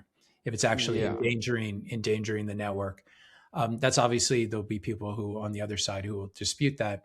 But what happened is there's this mass exodus away from Bitcoin Core into Bitcoin Knots. And so we have this sort of civil war in Bitcoin, and roughly the Bitcoin Core side is much more sort of corporate and professional, and very young devs working out of offices in blue cities, and a lot of sort of leftist ideology, collectivist thinking. And Bitcoin Knots is much more of the kind of the original cypherpunk feel, with Luke Dasher maintaining it, and a lot of us are running it now, and actually mining blocks using it as well, using it as our node software. Yeah. And what are the specific differences? You say it's 99% the same as Core. I listened to your video yesterday, the podcast. You did a reaction video. One of the guys, he said, very as a matter of fact, yeah, Knots is going to auto update. And I found that in my journey doing this, like I think this is general with the world, everything happening in the world. There's so much noise. I'm really slow to believe anything, and I just kind of look at the trends and whatever. But there's just a lot of misinformation. You know, I sent you a DM a couple of months ago, Sasha Hodler, whatever she is. She's got this post. It's very as a matter of fact. BIP 110 breaks multi-sig. So you have all this FUD, you know? So what are the differences between Core and Knots? Is it strictly op return and the ability to filter is the main difference? No, there are a number of differences. Just at a very high level, the big difference is that Bitcoin Knots is much more configurable. It has many more knobs and bells and whistles. And so there are a lot of mid-sized mining companies, for example, like Bob Burnett's Barefoot Mining. He's been using Knots for years, not for ideological reasons, but simply because he likes the design philosophy where he can get in there and make adjustments. So, for example, one of the things that Knots lets you do is it lets you, as a Bitcoin miner, so as a Bitcoin miner, you're packaging up Bitcoin, unconfirmed Bitcoin transactions. And there are different ways you can choose these transactions. So you might just take a purely economic view where you want to take all the highest paying transactions, even if there's spam or pornography in them, which probably is not a good long-term solution. But what Bitcoin Knots allows people like Bob to do, and this is a really cool function I just learned about recently, is there's a setting where you can prioritize OG coins. I think it's called coin age. And so if you have all these Bitcoin transactions, you're trying to figure out, obviously the software does this, it's not super manual, but there are some configuration settings. And what Bob does with his pool, and you can only do this with Bitcoin Knots because Bitcoin Core removed this functionality, you can prioritize, you can say, if there are two transactions and they're paying roughly the same and they've been waiting the same amount of time, if one of them comes from a UTXO that hasn't moved or been spent or done anything with since 2011 or 2010, I mean, you're literally interacting with someone who's doing a transaction, you're mining it, and here's an OG who's moving that Bitcoin for the first time since 2011. And so just from sort of an honorific point of view, it's a very cool thing to give them a little extra respect and be like, well, they're paying only 1 sat per VByte, but there's another guy who's paying 2 sats per VByte, but we'll give it to this OG. We'll include his transaction in the block because the guy hodled from 2011 to 2026, just unbelievable. And so there are cool things you can do. A lot of this stuff gets lost in the Civil War and the information war and the debate, but basic configurability like that. There's Bitcoin Core is much more paternalistic. They think they know what's best for everyone, and that they want you to trust the experts, which we know how well that's worked in the last few years. And so that's the main reason to run Bitcoin Knots, more configurability. And the guy behind it is just a serious Bitcoiner. Luke Dasher has literally saved Bitcoin 2 or 3 times, like actually saved it from death. And that's not an exaggeration. So he has a very good understanding of the code and a very good understanding of the history. He has very good values. He's a very ethical guy. The downside to that is that it's basically Bitcoin Knots. There are more devs coming on now, but it has been a single man project. Fortunately, that single man is a genius, an absolute. He's the greatest Bitcoin dev in the living Bitcoin dev in terms of his knowledge, and he's been interacting with the code, maintaining the code since 2011. And if you go back and you read what he's written at various points in time, and you see his philosophy of Bitcoin, he's been right almost all the time. So that's another reassuring thing. So what's going to happen is there are going to be more devs moving over to Bitcoin Knots, and sometimes super important because there's a perception issue there. Even at me, I'm just like, look, you got Mechanic and you got Luke, and these are good guys, but like, dang, we need a PR team. We need some smooth talkers with some Gavin Newsom like hair or something on this side of the war, dude. Well, maybe that might turn people away if they're too much like Gavin Newsom. But I know. Well, yeah. I think the thing that people miss, and there's a lot of bad faith arguments. One thing people miss is they're like, well, people moving to Knots, it's a very centralized project because it only has essentially one maintainer, one guy who merges the code. I think what people are missing there is so Bitcoin Core is actually fairly centralized as well, at least in practice. In theory, you have 200 devs contributing, and some people contribute a lot of code, some people contribute a little code, but you really only have 5 people who can merge the code, and they're a very tight social clique, and they all think the same, and they all live in New York City or San Francisco, and they're all friends with shitcoiners, and they all have no problem with spam. So it's its own kind of centralized. There are 5 people instead of 1, like you have with Knots, but essentially you have a centralized project in Bitcoin Core, and then you have an even more centralized project in Bitcoin Knots. But this is an improvement if 20% of the network moves over from Core to Knots. Now you have 2 centralized projects instead of 1 centralized project. So I think a lot of people want to elide that point, but it's very important, especially as a way of pushing back. If Luke Dasher does something people don't want, you want to have a second or third implementation that people can move to. And if Bitcoin Core does stuff that you don't like, you don't want to be locked in. You don't want to have sort of vendor lock-in as we have in the traditional software world. Yes. And then BIP 110. There's a lot of FUD around BIP 110. What's the basic changes that BIP 110 is going to implement? So BIP 110 tries to roll back Bitcoin functionality to where it was before Bitcoin Core blew open all these attack surfaces. So there was a bug that shipped with Taproot in 2021. It was discovered in 2022, and it was used to create all these NFTs on Bitcoin and tokens and shitcoins on Bitcoin. And this has caused a lot of damage to the chain. It's caused all the UTXO set bloat. And this was something that actually, this is another example of Luke Dasher having the foresight. He submitted a pull request to change the Bitcoin Core software code in early 2023 because he saw what this was going to do to Bitcoin, and basically said we should filter out, this is spam. We don't need NFTs on Bitcoin. And they bloat the UTXO set. This was rejected, unfortunately, by Bitcoin Core. And so we had all this bloat. And so what BIP 110 seeks to do is to fight the spam at the consensus level, at the level of what ends up in mined blocks. And it tries to close the big attack surfaces or narrow the big attack surfaces, which are inscriptions, BRC20 tokens. These are things that are already filtered by knots. But what BIP 110 does is try to do it at the consensus level, at the block level, because we now have 80% of the network running Bitcoin Core, which is malware, which is still allowing spam, and it's now allowing large op returns. So not only did they not fix the inscriptions exploit in 2023 when they still had a chance to, they used it to justify blowing open, creating another larger garbage can, which is large op returns. And as Nick Szabo is famous for saying, you don't fix a garbage can problem by giving people a new, bigger garbage can and putting it next to the garbage can that's there, because then you have 2 or 3 cans full of garbage instead of just one. Like, it's the problem with Bitcoin Core is they're very young, they're very, and there are some brilliant people there, but they have a very software engineer mindset, and they're not they don't understand the social and cultural layer as well. So they're trying to look for, the perfect code that will keep Bitcoin perfect and safe forever and stop various abuses. But what they don't understand is that these things have always also been, if you're going to fight spam, if you're going to fight scammers, these things have to be fought at the social level, at the cultural level as well. And this is what the op return wars of 2014 were about. They were about, we basically drove Vitalik Buterin out of Bitcoin. And we did it not just because we kept op return at 80 bytes or wherever it was.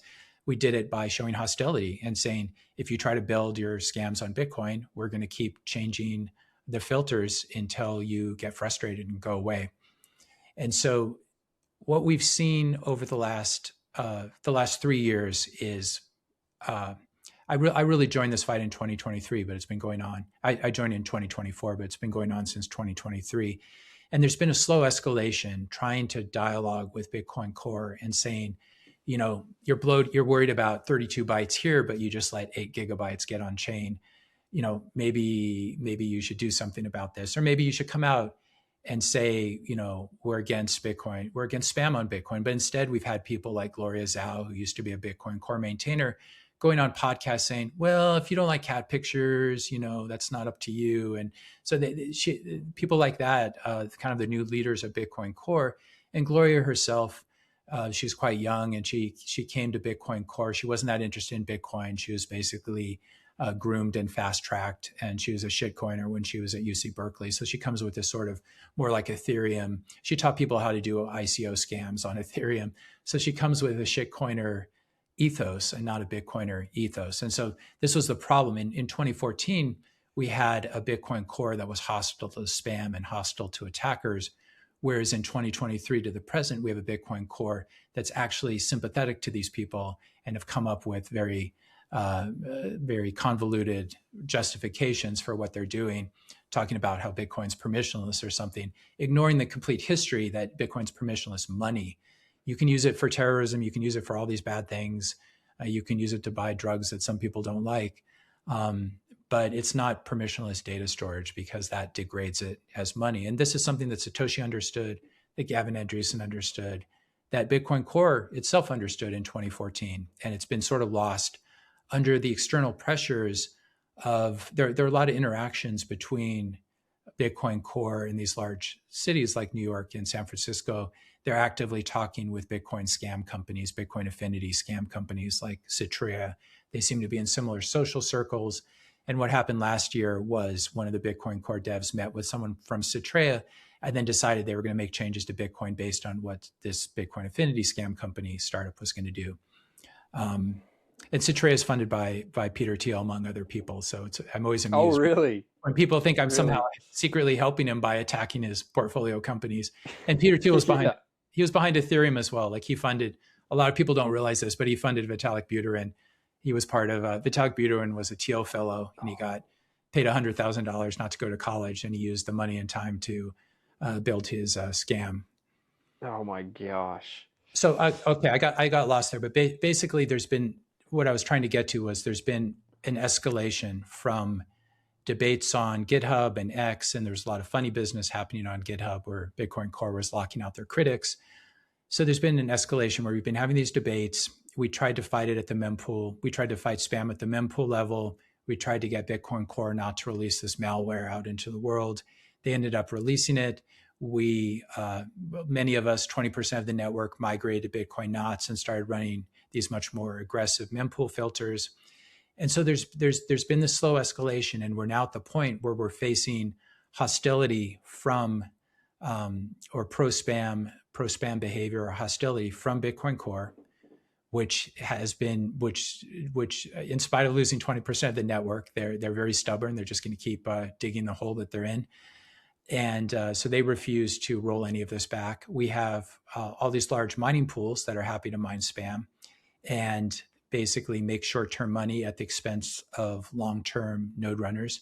Because you can think of spam as sort of like a tragedy of the commons, the classic thing where all the people who own sheep in England, they all let it's economically rational to let your sheep eat as much grass in the neighborhood as possible. But if everyone does that, you get overgrazing and there's no grass left for the sheep and all the sheep die. So there's the tragedy of the commons problem, what's called by economists an externality, and what's called by regular people, it's called freeloading. That's basically what spammers and scammers are. They're freeloaders, and they have a lot of money because they have startup money from people like Peter Thiel. And we have crypto VCs like David Bailey of the Bitcoin Conference and Bitcoin Magazine actively funding these shitcoins on Bitcoin companies and NFTs on Bitcoin companies.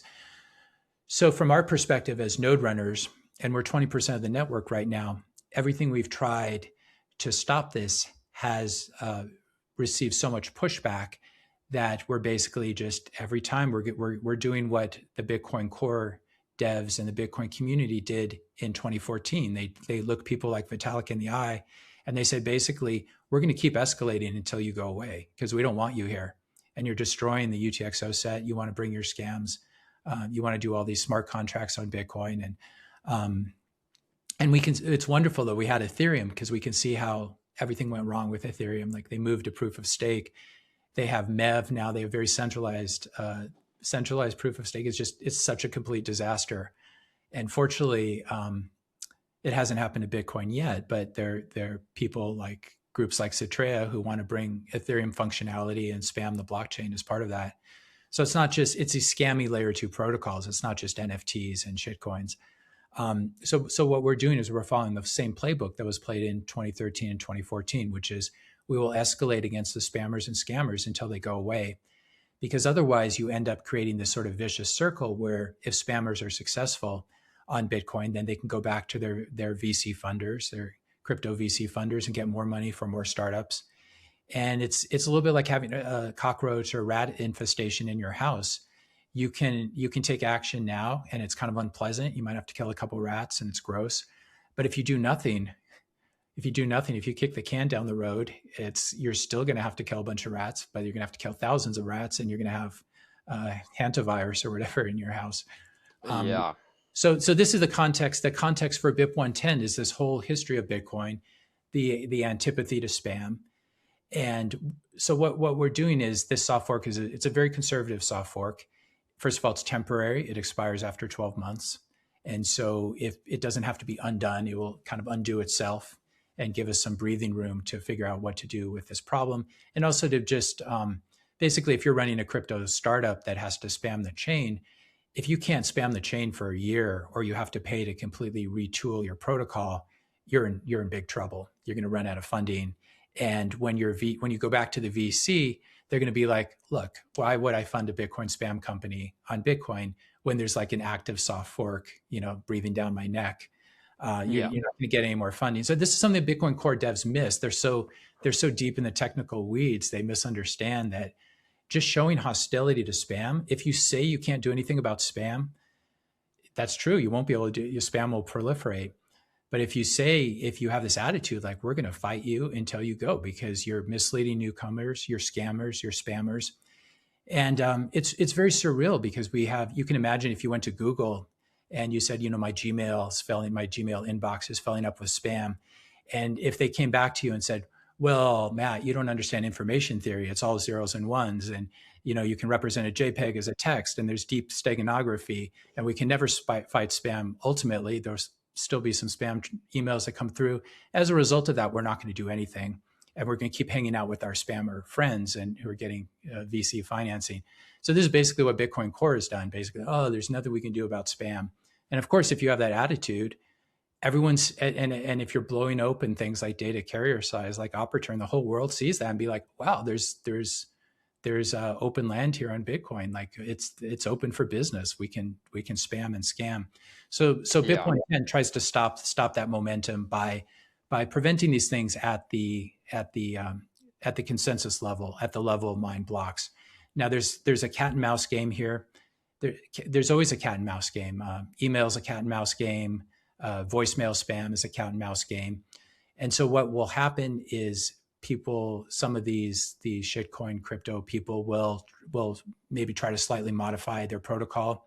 Then what we can do is we can modify our mempools and fight this at sort of the policy relay level, and basically just destroying this feedback loop for them and showing hostility to them. We can basically change our mempool filters, and this is the real place to fight spam, is at the level of mempool filters, because consensus changes like soft forks take. This one is basically 12 months in the making. For all the people who say it was rushed, it's been more like 4 years in the making. But the best place to fight spammers, once you have control, it's a little bit like if your house is full of criminals and freeloaders, you get them out of your house and you call the police and have them evicted, et cetera. And then once they're all out of the house, then you start, building up the fence and stuff. You don't build the fence while everyone's still inside the house. And so mempool filters are a little bit like that fence. They don't work perfectly. They need to be updated, but they stop a lot of spam, and they show hostility to people who want to use Bitcoin as a spam chain or a scam chain. And so this is what BIP 110 does. It fights them at the consensus level. It's a temporary soft fork. All your Bitcoin, your UTXOs are grandfathered in. So if you have people who may have scammy or spammy UTXOs, chunks of Bitcoin, we're not freezing anything. We're not confiscating anything. There's been a lot of misinformation about that. Basically, you just won't be able to create these things during the soft fork.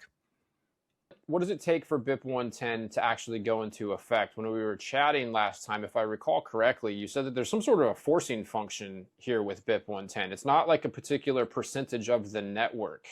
We have to have a user resistant soft fork, or Core has to do something to stop this. And if I recall correctly, it's very improbable that happens. Is that all? How does that work? I think that's a pretty good summary. Yeah. So we should talk about forks in general before we talk about what the different activations and outcomes. So there are two kinds of forks in Bitcoin. There's a soft fork and there's a hard fork. Some people use this. You may hear people using this terminology a little differently than I'll be doing here, but this is the clearest explanation I've come across. So you have soft forks, which are basically, these are always backwards. So a fork is basically a change in the consensus rules, a change in the underlying rules. And because we're a decentralized network, it's not like Microsoft or Apple, where they change their software all the time, but it's a very top-down process. But we have this weird situation in Bitcoin where we have many different constituencies, and Bitcoin is this global asset that everyone wants a piece of or wants to try to control. So the process for changing Bitcoin is for changing the software rules, essentially, and getting different The software is obviously run by nodes on the network. This is what the Bitcoin network is. It's nodes connected to each other. Some of them are mining, some of them are not, but they're sending transactions back and forth. So a soft fork narrows the rules, makes the rules more restrictive. A hard fork widens the rules. And so one example you could think of is when Roger Ver and the Bcachers forked away. They did a hard fork, and it's a hard fork not just because they're now their own blockchain, but it's a hard fork because they widened the rules. So up until that point, the maximum block size in Bitcoin was 1 megabyte per block, essentially. I'm simplifying a little bit. What they did when they forked away is they made the maximum size, I can never remember, it's 4 megabytes or 8 megabytes. I think it was 8 megabytes. So bigger blocks that could hold more data. And so you have to ask yourself, when they start running, so when you have a network and some of the nodes on the network start running different rules, they may not agree with each other. So you end up sort of with a split network. And what one way to think about it and what happens in a hard fork, let's say you're just running a regular Bitcoin node and your node is enforcing the Bitcoin rules that have been around since Satoshi's day, which when he left, shortly before he left, he capped the block size at 1 megabyte. And there's a lot of debate about why he did that and his motivation. Obviously, small blockers interpret it one way and big blockers interpret it another way. But up until 2017, the block size was capped at 1 megabyte. So if Roger Ver comes along with this new software and his nodes, everyone who agrees with him and is running his software, which is very similar to traditional Bitcoin software, but it allows larger blocks. It's basically the same as Bitcoin software, but it allows blocks up to 8 megabytes. If I'm running a traditional Bitcoin node, what does my node do when it sees an 8 megabyte block? It looks at its rules, and its rules say the blocks have to be 1 megabyte or less, or they get thrown in the trash and they don't get relayed to other nodes. And so the problem that Roger Ver faced and the big blockers faced was they needed to get all these legacy nodes, these traditional nodes, to upgrade and to change their software, start running the new software, because if you're running software that caps blocks at 1 megabyte, you're going to throw out blocks that are 8 megabytes. But let's say instead the block size change was the other direction. So that's a hard fork because it's not backwards compatible, and the existing nodes are going to reject those 8 megabyte blocks. But let's say instead he had done a soft fork, which had narrowed the rules. One way of narrowing the rules when it comes to block size is to decrease the block size. So instead of having, and this is something that Luke Dasher was advocating for at the time, I think at the time, or maybe shortly thereafter, he wanted 300 kilobyte blocks, so roughly a third of the size. And so let's say we had done a soft fork where the max block size went from 1 megabyte to 0.5 megabyte, so half the size blocks. This would be a soft fork because we're narrowing the rules. And so basically, and functionally, that would be a human running a different software implementation on their node, or modifying the software that their node is running to tighten the rules. And so it's going to operate within the same network. It's going to be putting stuff on the same chain. So it's not a hard. We'll get to the chain. We'll get to the chain in a minute. Perfect. It gets complicated. But I like the fact you point out that I think Knut Svanholm is the one I got this from, where he says a node is a human being. Now, obviously, a node's a piece of hardware that runs software, but it doesn't do you any good. People used to ask me, what if the U.S. government spins up 100,000 nodes? Do they have any control over the network? This is what's called a Sybil attack. If you have just one actor that is trying to project that there are 100,000 actors. I've wondered that myself. Yeah. Yeah. It's funny because people have accused BIP 110 and Bitcoin Knots as being a Sybil attack. So one way you can distinguish this is you have to look. There's really no way to tell just looking at nodes on the network. Or you can tell, for example, if they're all being run from the same IP, or I guess they're the more technical ways of telling. But one way you can tell, for the example of Bitcoin Knots and BIP 110, is that you can go in my YouTube comment section or other channels, Knut's or Daniel Prince's, or you can go on X and you can see all these Bitcoiners who are actually, they're not like bot accounts. You can tell they've been around for a while, and they have pictures of their kids. They're like real people. Yeah. And so that's one way to sort of tell whether something's a Sybil attack or not. But so yeah, consensus is a difficult thing to talk about. So hard forks expand the rules or widen the rules. Soft forks narrow the rules. So if you had a soft fork where you cut the block size in half from 1 megabyte to half a megabyte, the existing nodes would not have to. They would not be forced to upgrade. They could keep running the same software. Because what are the existing, so let's say a bunch of people upgrade and they're now only approving blocks that are half a megabyte. The existing nodes that don't upgrade to the new soft fork software, they're still running the rule that says blocks are fine as long as they're 1 megabyte or less. So they don't get rejected. So when they see a half megabyte block, they're not going to reject. They're going to be like, is a half a megabyte more or less than 1 megabyte? Oh, it's less. So this block is fine.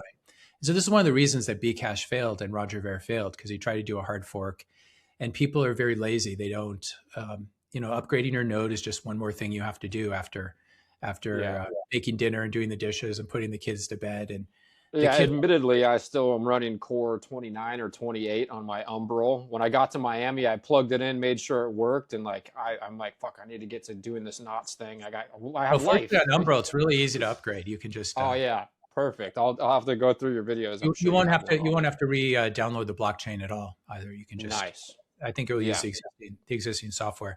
So and so the reason I'm sort of doing this in painful detail is because people confuse forks and chain splits. And the terminology, obviously we don't have like some big department that's telling us what things mean. We're all kind of trying to figure it out and talk about Bitcoin. So hard forks widen the rules, soft forks narrow the rules, and soft forks, they make the rules more restrictive. So this is one of the really cool things. This just occurred to me the other day that I don't know if Satoshi intended this, but it's actually genius, where soft forks tend towards conservatism, because you're basically saying you could do all these things, and now we're just going to tighten it a little bit. We don't want you doing the spam, but Bitcoin is still money, so we'll tighten the rules. And this basically, if you're currently into like caffeine and alcohol and cannabis, and you get rid one of those out of your life, you've sort of narrowed. It's like a soft fork. You become more conservative. But if you add cocaine, that's a hard fork. You've gone. Yeah, I have soft forks in my life. I got rid of the caffeine. I've had it. A lot of us are soft forking with alcohol. It seems like I haven't drank alcohol in many years. Over the last 10 years, I've only drank 2 or 3 times, and I don't like how I feel. Yeah. So anyways, so one of the interesting things is that soft forks are easier to do in Bitcoin than hard forks, just because for the reason I explained already, because it's hard to get people are apathetic, and it's a lot of work to update your node. It's just something you have to do. And so the way Satoshi designed Bitcoin is that it's easier to make the rules more conservative and contract them rather than expanding them. And this was one of the terrible things that Bitcoin Core did, blowing open Opportun, blowing it open from 80 bytes to 100,000 bytes. This was essentially, you could view it as like a hard fork. It's the wrong term, but it basically widens the rules at the mempool level and allows all these other use cases, which is just like, that's not what conservative software development looks like. It should always be. And the reason that isn't a hard fork is because it's just an update to the existing software implementation that people can then download. And now that rule set is part of the network, because whoever's running Core 30 is allowing these large Opportuns to get in and whatever miners mine. No, it's all at the mempool level. It's all at the level of what nodes will relay to each other. Okay. And so these things, that's something I should say, like large Opportuns have always been allowed, up to 1 megabyte have always been allowed in Bitcoin blocks by consensus. So you have consensus, which is what ends up in blocks. You have mempool policy, which is much more flexible. And, I can decide on my own node, I'm not going to relay Opportuns greater than 80 bytes or greater than 40 bytes. This doesn't require any sort of fork or consensus change.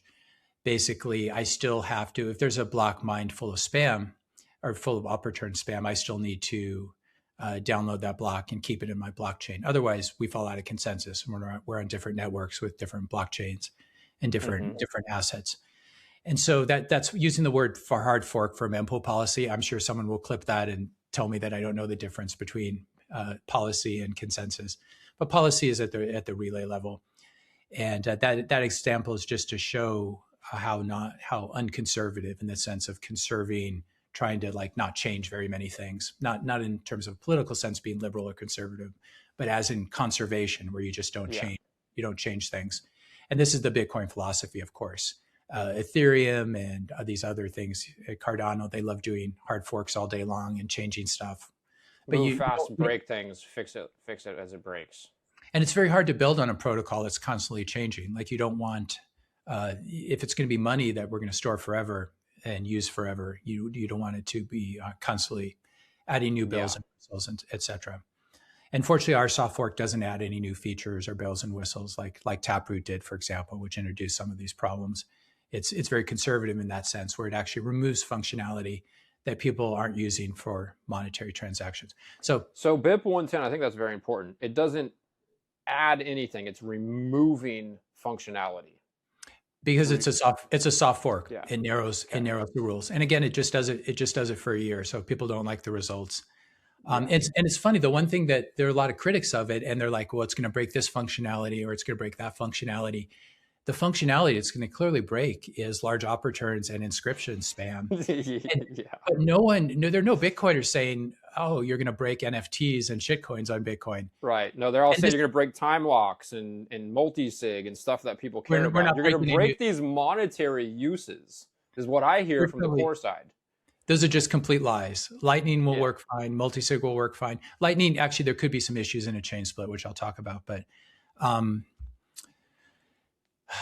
where was I right before that? So what I'm trying to understand is it doesn't require a particular percentage of the network to download 110. Yeah, well, we don't. So this is the thing. This is a contentious soft fork, and the soft forks that have happened in the past, like Taproot, for example, the community was behind it, and the miners were signaling for it, and so there wasn't.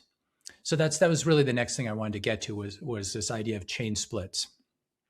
And so when this new software, when the BIP 110 nodes, we'll call it the legacy nodes and the BIP 110 nodes. Legacy nodes are running, the Bitcoin software that people are running today. If after the rules start getting enforced, so there's an initial period where BIP 110 nodes will start throwing out blocks that do not include a flag that signals from the miner who mined it in favor of BIP 110. This is very similar for people who know about BIP 148 during the block size wars and SegWit. BIP 148 basically said you have to signal for SegWit. You don't have to accommodate SegWit in this block because it hasn't activated yet, but you have to signal for it. You have to flip the bit or put that version number in there to signal for it, or we're going to throw out your block. And if you're a miner and your block gets thrown out by the nodes, you miss out on $220,000. So it's actually a pretty serious financial penalty. So that's going to be the first stage of BIP 110. And basically what happened with SegWit was it was set up as a fork that would be approved by the miners. And basically Bitcoiners went to the miners and said, we want to add this SegWit functionality, and please signal for it. And what happened is none of the miners signaled for it, or especially the large miner, Bitmain, did not signal in favor of SegWit. And then I think it was Greg Maxwell discovered that the new version of Bitcoin with SegWit would not allow Bitmain to cheat with mining blocks. So they were using something called covert ASIC boost. And so the reason they didn't want to signal for SegWit is they didn't want it to pass, because then they would lose this extra profit center and this extra speed they could have mining blocks. And so this is the danger of you don't go to the miners to ask them for permission, because they're playing a different game. And so what Bitcoiners did in 2017 is they're like, well, we'd really like SegWit.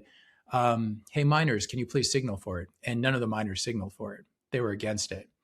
And so then Bitcoiners are just like looking at each other like, well, what kind of network is this? Like, a lot of Bitcoiners want to do this, but we're being held hostage by a large Chinese mining pool like this. So does a large Chinese mining pool control Bitcoin? Because if so, that's not that interesting to me. And so then what they did, it was Shalin Fry and Luke Dasher.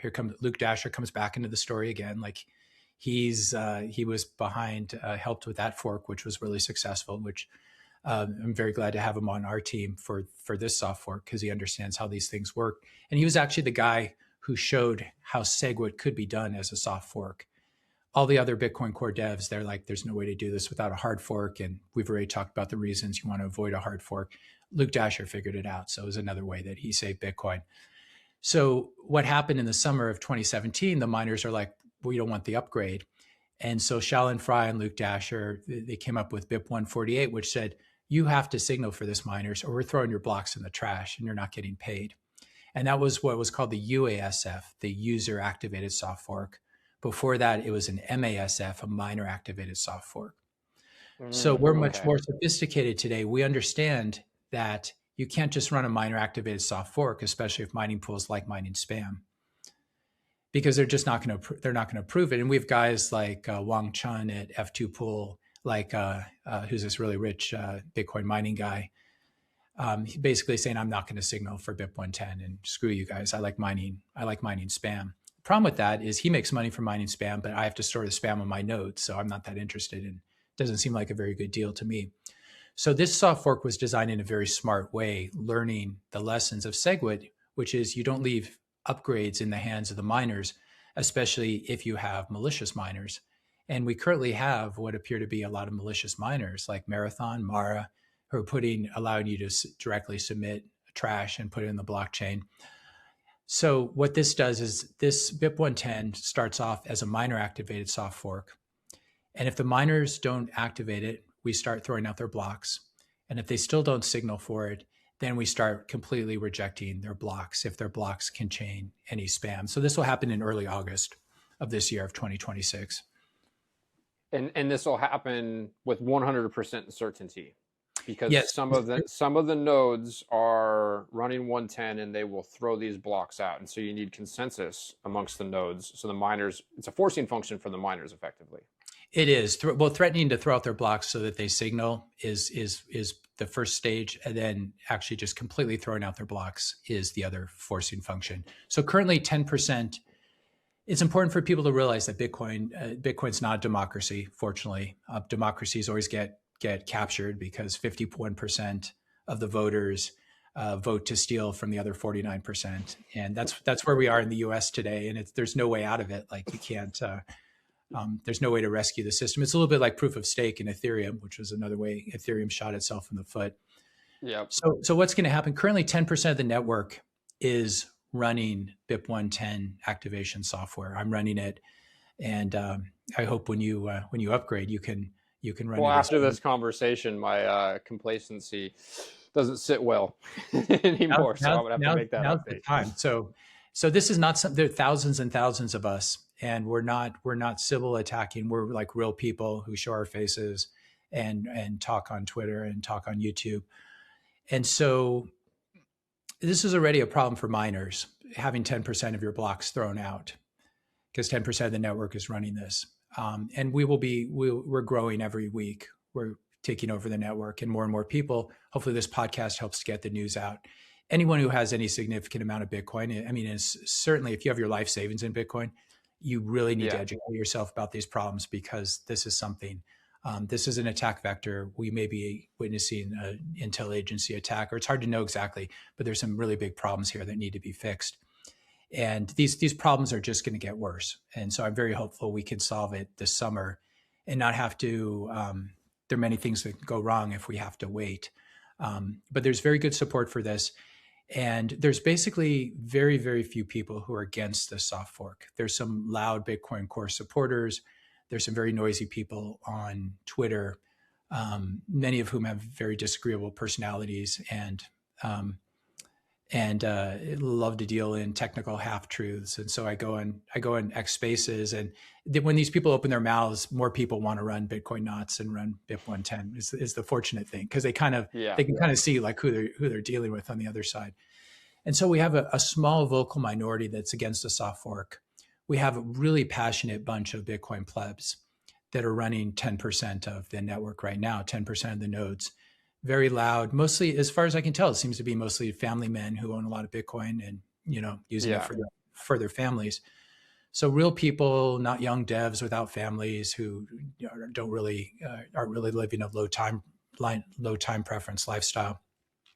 So 10% of the network is enough in favor of this to actually be running the software, which at least in the past was kind of a pain to get started. And so people, if you're going to go to all this trouble of running it, assuming it means you really want it, we have a very small vocal minority that's against it. And then we have most of the network that is agnostic, ambivalent, unaware of it, and Yes. doesn't care, has blocked many of us. And so it's an interesting situation where literally we talked about the difference between miners and hashers. Most miners are signaling in favor of BIP 110. They're running Bitcoin knots. We have more people mining now than ever before. Why is that? Because wouldn't the interest of the miner be to mine as whatever they can to get the mining reward, right? So wouldn't that go against their self-interest? So wouldn't that be miners going against their self-interest because they're far-sighted, low time preference? They know that this is the only way to keep this thing lean and mean and increase the probability of long-term success. Well, there are a couple issues. There seem to be some large mining pools I've heard through the grapevine who are just not even aware of BIP 110, and they just don't even like. There are not a lot of, you have a lot of shitcoiners running these mining pools, and also a lot of the hashers are just shitcoiners who run their mining rigs. They don't really care. They don't really care what happens with their hash, whether I use it or someone else uses it. So you have, I think I lost the thought there. I know what you were asking. Does this go against mining pool's self-interest? And yeah, because I see basically you got like a smash and grab that's happening. It's like the plane's going down, and fucking everybody is like frantic, and you got this smash and grab. I mean, just look at the Trumps as an example. It's just like they're just trying to clean up shop and make money. And I think that psychology, it sounds to me too, when I think about Bitcoin Core, you have a bunch of people who want, have put bells and whistles on this thing so they can make a bunch of quick, easy money. And so you have two factions, people who are either you're just wise in general, or have Bitcoin that they're trying to preserve. They want this to succeed. And then you have most people who are just like, hey, the plane's going down. I don't give a fuck. I just want to make some money real quick. Yeah. And then you have people like Saylor who've done a really good job of educating people about Bitcoin as digital gold, and some of his narratives and metaphors have been quite good, and he's always been nice to me as well. The problem with this is that he doesn't spend enough time talking about what makes Bitcoin digital gold, what enforces the scarcity. He has this, I mean, he's obviously focused on different things. He's focused on financial engineering, but even in the early days of Saylor, he never really pounded the table. He pounded the table a bit on self-custody, but he wasn't out there pounding the table on running your own node and returning power to the node runners. And so the only thing that makes Bitcoin digital gold is having a decentralized network of nodes run by independent-minded thinking people who own Bitcoin and want to protect it and want to enforce the supply cap. Now, when it comes to the mining pools, there's a lot of things miners would like to do, and that are in there. So you often hear, well, you can't fight spam because miners want the revenue. Well, there's another place miners want the revenue, and this happened in was it May or June of 2024? Miners were earning 6.25 Bitcoin every time they mined a block, and that was really nice for them. But then something happened called the halving, and we told the miners will keep mining at 6.25 unless you threaten them. They're economically incentivized not to observe the halving. And interesting, yeah. And so when people make this argument, it's like, well, if the miners are just going to follow their economic interest, maybe they can even 51% attack the chain. They're big enough now. If a couple of them get together, they can make some money doing that and shorting Bitcoin. But the halving is the great example. The miners do what's against their economic interest, and many miners and hashers always go bankrupt after the halving. Every single time there's all this turnover, and then they have to sell their machines and stuff. But the reason they do it is because the node runners control Bitcoin. You and I, plebs who run nodes, who own Bitcoin, who actually give a shit about Bitcoin, who aren't Bitcoin core devs sitting in the San Francisco Presidio and you own $500 worth of Bitcoin, and your salary is not even paid in Bitcoin. You're getting paid in fiat, and it's just another software job for you. And you have all these high-minded ideas about what family men who have their whole net worth in Bitcoin and are actually running nodes. And a Bitcoin core doesn't even have a node at home; it doesn't interact with it. This is the problem. I don't think they're scamming or anything. This is the fiat mentality, and this is why you shouldn't be recruiting shitcoiners and fiat-brained people to work on Bitcoin software. And so, this mining spam, it's less than 1% of revenue. It's probably less than 0.5% of revenue. So it's not a huge amount of money. And the problems with mining spam, if your block might get delayed in terms of the validation, and so someone else's block that doesn't have spam, if the spam has been submitted directly to the miner and nodes on the network haven't seen it, then they have to query other nodes then to get that. So there's some dynamics around that, but basically miners are the employees of the network. And we're talking about, I'm also a miner now, and at 5 petahash per second. I love saying that. And anyone can do that. So 4,000 or 5,000 bit axes, right? 4,000 or 5,000 bit axes. Yeah. And bit axes are great too. You should get a bit axe too for $100. But there's no way you can mine. It's very hard to mine from home with high residential electricity rates, and your wife will kill you. You got those noisy ASICs in the garage, like vibrating. I had noisy weed equipment in the garage, but my power bill was so high. I swear I used to look at my grow facilities for many, many years and think, fuck, if I could just get rid of these plants and put in miners. I was at like 25, 30 cents a kilowatt hour. It just wasn't feasible. Yeah. Because I was in California, I assume. And electricity rates are great. So basically, we have this situation where the most passionate people, sort of the toxic Bitcoin maximalists, many of us are in favor of this soft fork.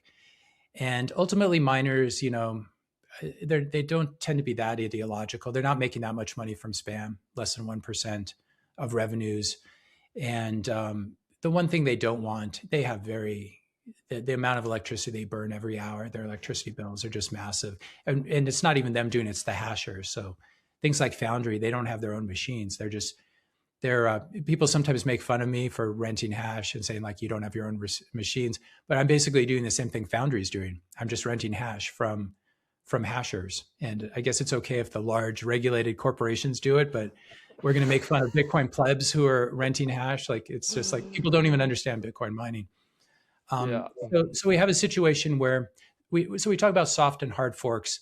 What can happen after these rules start getting enforced? Inevitably, a block is going to be mined that has, it could happen even earlier at the signaling point. So when our nodes start, when the BIP110 nodes start saying you have to signal in favor of activating BIP110, and this will happen, I believe, in early August.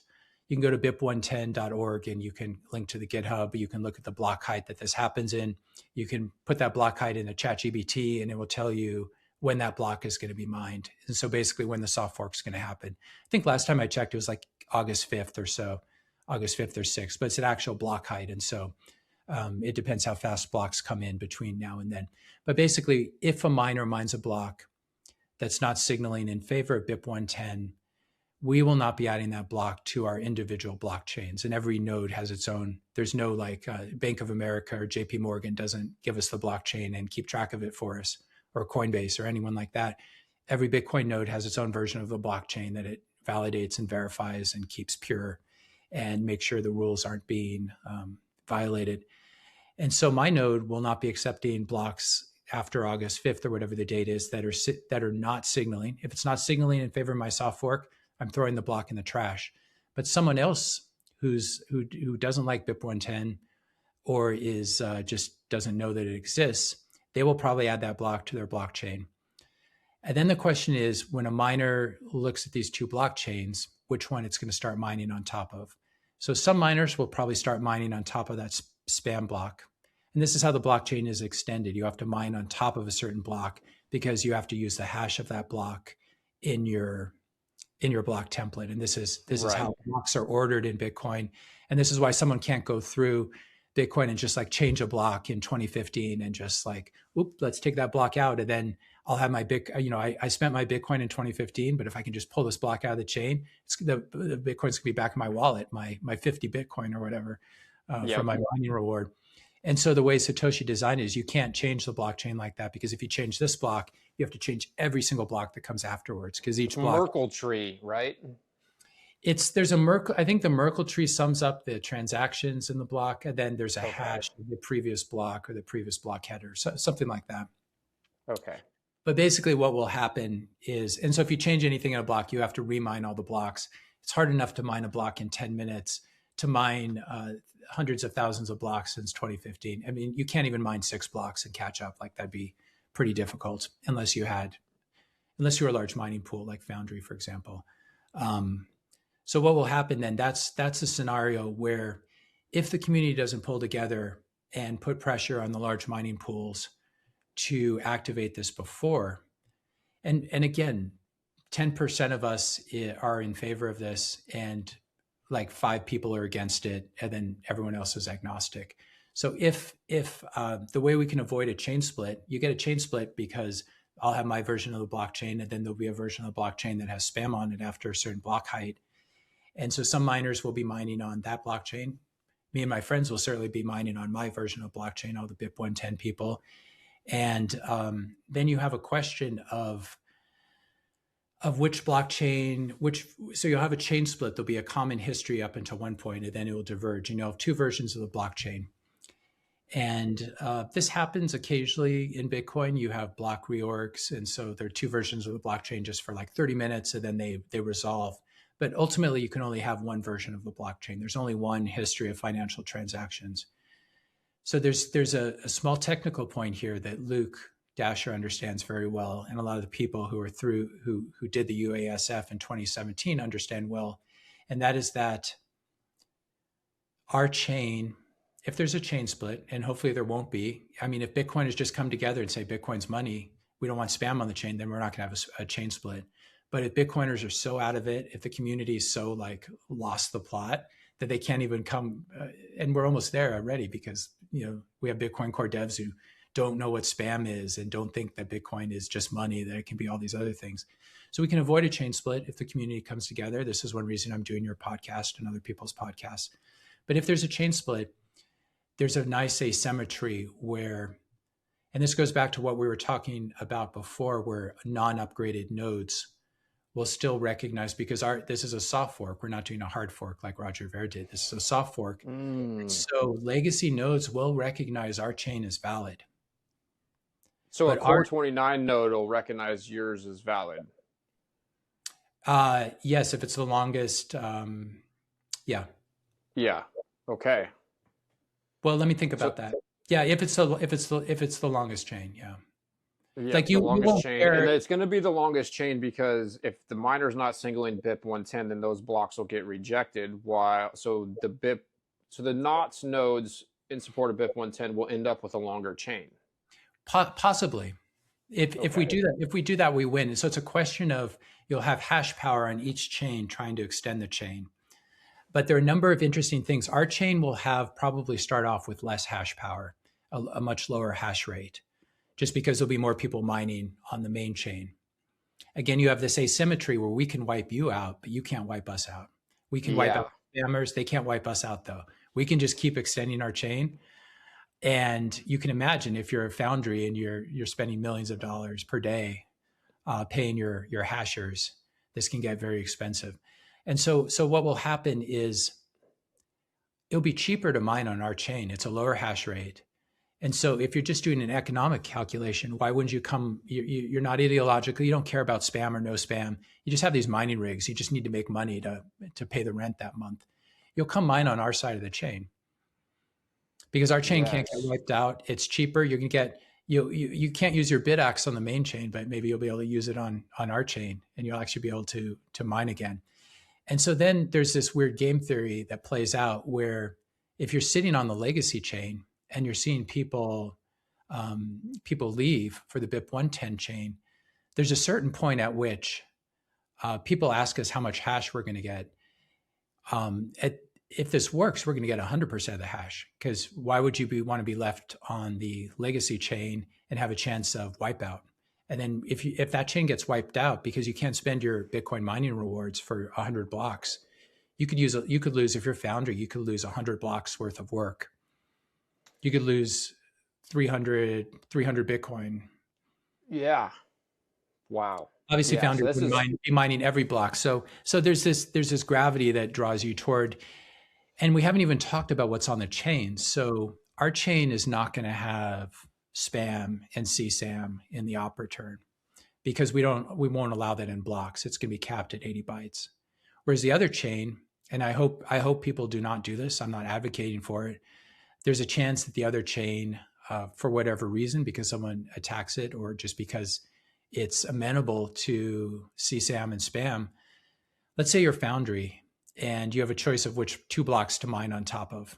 So you have a chain split. Should I mine on top of this block that is just monetary data and there are no games going on? Or should I mine on top of this block that has child sexual abuse material in the op return, just right out there in the open, the designated spot where Bitcoin Network says, hey, you have non-monetary data. We've got a spot for that since 2014. It's called op return. Stick it there. You can hide stuff in the chain, but if you stick something in op return, you can go to Google right now or ChatGPT. Where's the place to put non-monetary data in Bitcoin? Op return. Like everyone knows this. So Foundry goes to its lawyers. And again, this isn't a legal play. We're not trying to be statist or something. We don't really care. Like a lot of us are very much in favor of Ocean. We want Foundry to die and to break apart. But Foundry's lawyers may have some ideas when they come to them and say, should we make sure that this child sexual abuse material ends up permanently in the blockchain? And Foundry is a US regulated company, giant company. Or should we just, maybe we should just treat Bitcoin as money and mine on the BIP110 chain? If Foundry comes over to our chain at any point, we win instantly. They're 30% of the hash. As soon as they defect from the legacy chain, if they do it now, if they do it before there's a chain split, we win instantly. Everyone will come over to our chain. And so that's why it's not a voting, it's not a democracy. It's a very complicated game theory thing. You have to ask yourself, and it also comes down to, who's active in the space, who owns Bitcoin, who's willing to. And so some people think there's going to be some sort of Luke airdrop here, that there'll be 2 blockchains like with Bcash, and that you can sell.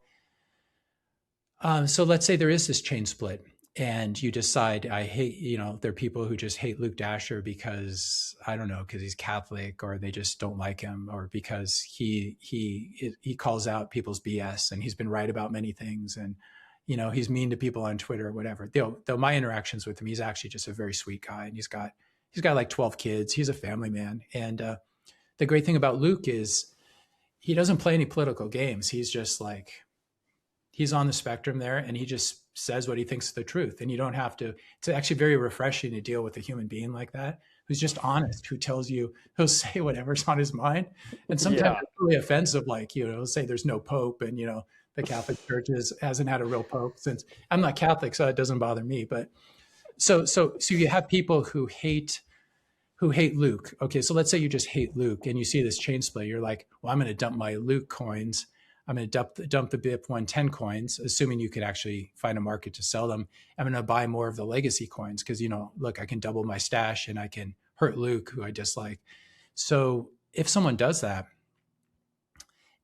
but remember, our side of the chain can wipe out their side of the chain. If someone does that and our chain ends up wiping out their chain, that person has lost 100% of their Bitcoin rather than doubling it. So even if you have a lot of Bitcoin and you think you can play games here and you think you can, screw over Luke and his friends and humiliate them and double your Bitcoin, please don't do this. I don't want people to do something stupid and have their chain wiped out and lose all their Bitcoin, because we're all Bitcoiners, we're all the same team. Yeah. So this forcing function element may be the very reason why the handful of more credible and articulate individuals who understand what's going on, who are on the core 30 side, are so vocally concerned about this. I have heard some people, it's like an existential crisis. Like, you BIP 110 guys are going to fucking ruin all of this stuff. And then you also have a lot of them who just can't stop talking about it and can't stop going on podcasts saying this is never going to happen, blah, blah, blah. And it reminds me a lot of the people in 2016 who were just like, saying Trump can never be elected, blah, blah, blah. Yeah. And it's like, well, if you're not worried about it, how come you're on CNN every single day talking about it? And this point. is the same thing. You know, I go into these Twitter spaces and these people are like, you know, Shinobi's there and Mr. Hodl and Wicked. And they're like, this is never going to happen. I'm like, well, how come you're in these BIP 110 spaces every single day? Like, yeah, it's just like, so there's the people who are left on the legacy chain, they can have their chain wiped out. They can have it filled with CSAM. They can have their lawyers tell them that they can't mine on it anymore. And so it's very simple. Bitcoin's money. Bitcoin without spam is actually how Bitcoin's intended to be. Bitcoin without spammers and scammers. And it ultimately comes down to, like most things in history, that there's a small group of passionate people who really want something to be done. Like you can think of the founding fathers, for example. I'm sure most people living in America in 1765 didn't really have strong ideas about King George or whatever. But there were a few people who had very strong ideas and had this idea that we should have a king and we should have this different consensus system called the U.S. Constitution or the Confederation or whatever version of it. And so this is something that's very similar where, so the only way to resist a soft fork like this, it may fail if we don't get the hash rate, which I wouldn't expect. And that would be, I mean, basically that would be the Bitcoin large mining pools doing a veto on Bitcoin as money, which would be, and again, this is a problem. 45% of block space currently in every block is filled with spam. So this is an issue that the community is going to have to face and deal with. And it's like letting your neighborhood fill up with graffiti. You know, if you just let it get to a certain point, good luck reversing it. But if you just like every time there's a new graffiti thing, you wipe it out overnight, people move on. It's the same thing with spam. And this is something Bitcoin core devs, the really technical ones, they don't understand these very basic social dynamics, because they'll be like, well, you can ban that, but they could still hack this in there. And it's like, that's fine. They're welcome to hack garbage in there. No one's going to know it's there. If a lot of people start doing it and telling everyone, then we can do something about it. But if you want to raise VC money and you want to have a catalog of NFTs, you have to tell people about it. You have to have like the inscriptions, catalog websites. And so you can't spam the blockchain. You can't create gamified spam without telling people about it. But if you tell people about it, we're going to fight you. If you're just some weird guy putting pictures of your cats in the blockchain at home, you're not a threat to Bitcoin. But if you're the head of Bitcoin conference, the Bitcoin magazine, and you're putting tens of millions of dollars into Bitcoin spam companies, you know, you're causing real damage, and we're going to stop you from doing that. And we're going to remove you from the pedestal you have because you're misleading newcomers. Yes. What do you say to the core supporters or the people who are just adverse to knots or people who say that this isn't a big deal? You could already put filth on the blockchain. Like I heard that a lot. Like everybody's all fucked up over this. You can already there's already CSAM on the blockchain, but it's my understanding that it's not in the op return. There's no, it's certainly not in the op. There's certainly not in the op return. What I've heard, so there's a measurement problem here too, where none of us wants to go looking for CSAM, because that's just disgusting and immoral and illegal, and there's lots of issues. But as I understand it, there are people who are sort of monitoring op returns, and we'll have AI monitoring or some bot monitoring it to see if there's garbage in there. So if you go back deep in the blockchain, there's supposedly links to like dark web sites that have CSAM. There's stuff like that, and there may be. I like to use the analogy. I think we talked a little bit about. I alluded to with Google and Gmail. So basically, email there are two things you can put into email. You can put the text, the main body text, and this is the main purpose of email, is to send like words to each other or messages to each other. And then there's also a place for an attachment, and the standard attachment size is limited at 25 megabytes. And this isn't because, going back to the discussion of filters and censorship, this isn't because Google is censoring us, limiting email attachments to 25 megabytes. It's because 25 megabytes, any bigger than that, they begin to hurt the email network, and they're harder to encrypt because they actually get bigger when you encrypt them, and they're paying. So what does Google do? They give you a space and said, you should send this as a Google file or something like this. Don't send it as an email attachment. And so when people say that there is already bad stuff on chain, I could send you an email right now, and I could it could just be a message to you. But what I will have embedded in the text, I could embed like a Mozart piano sonata, because everything is data. And I could say, the letter C is equal to the letter I in English, the musical note C. And so you can embed stuff. I could embed a JPEG in a email that I send you. And you probably wouldn't know, people probably are not going to know it's there unless you tell them that it's there. So let's say I send you an email, and I would never do this, obviously, putting this on the record, but send you an email in which I've embedded child sexual abuse material. And obviously I have kids, I'm very much against this stuff, so I would never do it. You wouldn't even know it was there. And if you forwarded the email, I guess technically you're distributing CSAM, but you don't know it's there, and I haven't told you it's there. But if I send you an email attachment that has that garbage in it, it's an email attachment that's used for sending, files. And so this is op return. You have regular Bitcoin transactions. You can hide stuff deep in Bitcoin addresses. You can create, various codes where the letter E is equal to whatever. You can convert pixels into Bitcoin addresses. That's one thing. You can go tell people about it, and then you'll get arrested. And it doesn't even make any sense to do that. But op return is like the email attachment. This is the place that everyone knows. That's where you stick your files and your data. And so when people say there's already there, we don't know what's in the Bitcoin blockchain, because you can embed data within data. There could be stuff on your computer right now running in the background in files and some. And if you find something on your computer and it's disgusting and gross, you delete it, obviously, and you move on. Problem with the Bitcoin blockchain is you can't delete stuff once it's in there. You can prune op returns, but new node runners still need to. If large CSAM ends up in op returns, a node runner 10 years from now, just some normal family guy who wants to spin up a node, he's going to have to download that, have it on his computer, and have his computer validate it and look at it, and then eventually prune it or delete it. But if he prunes it, then he can't run Electrum server with it. He can't use a wallet. So basically, people who say that, they don't understand the difference between deep steganography and op return in the whole history. So op return is like the email attachment. If you're sending CSAM and email attachments, good luck. Good luck trying to tell the judge that was just ones and zeros, and that you could have embedded it in the text instead, so you're not really guilty. It's the same with op return. Wow, that's very well put. And that makes a lot of sense. Where's all the other big players that have a real vested interest in this? Where's Saylor and Mallers and Booth? Actually, so I was at a dinner 2 months ago. I think Booth is running knots. He's been saying online.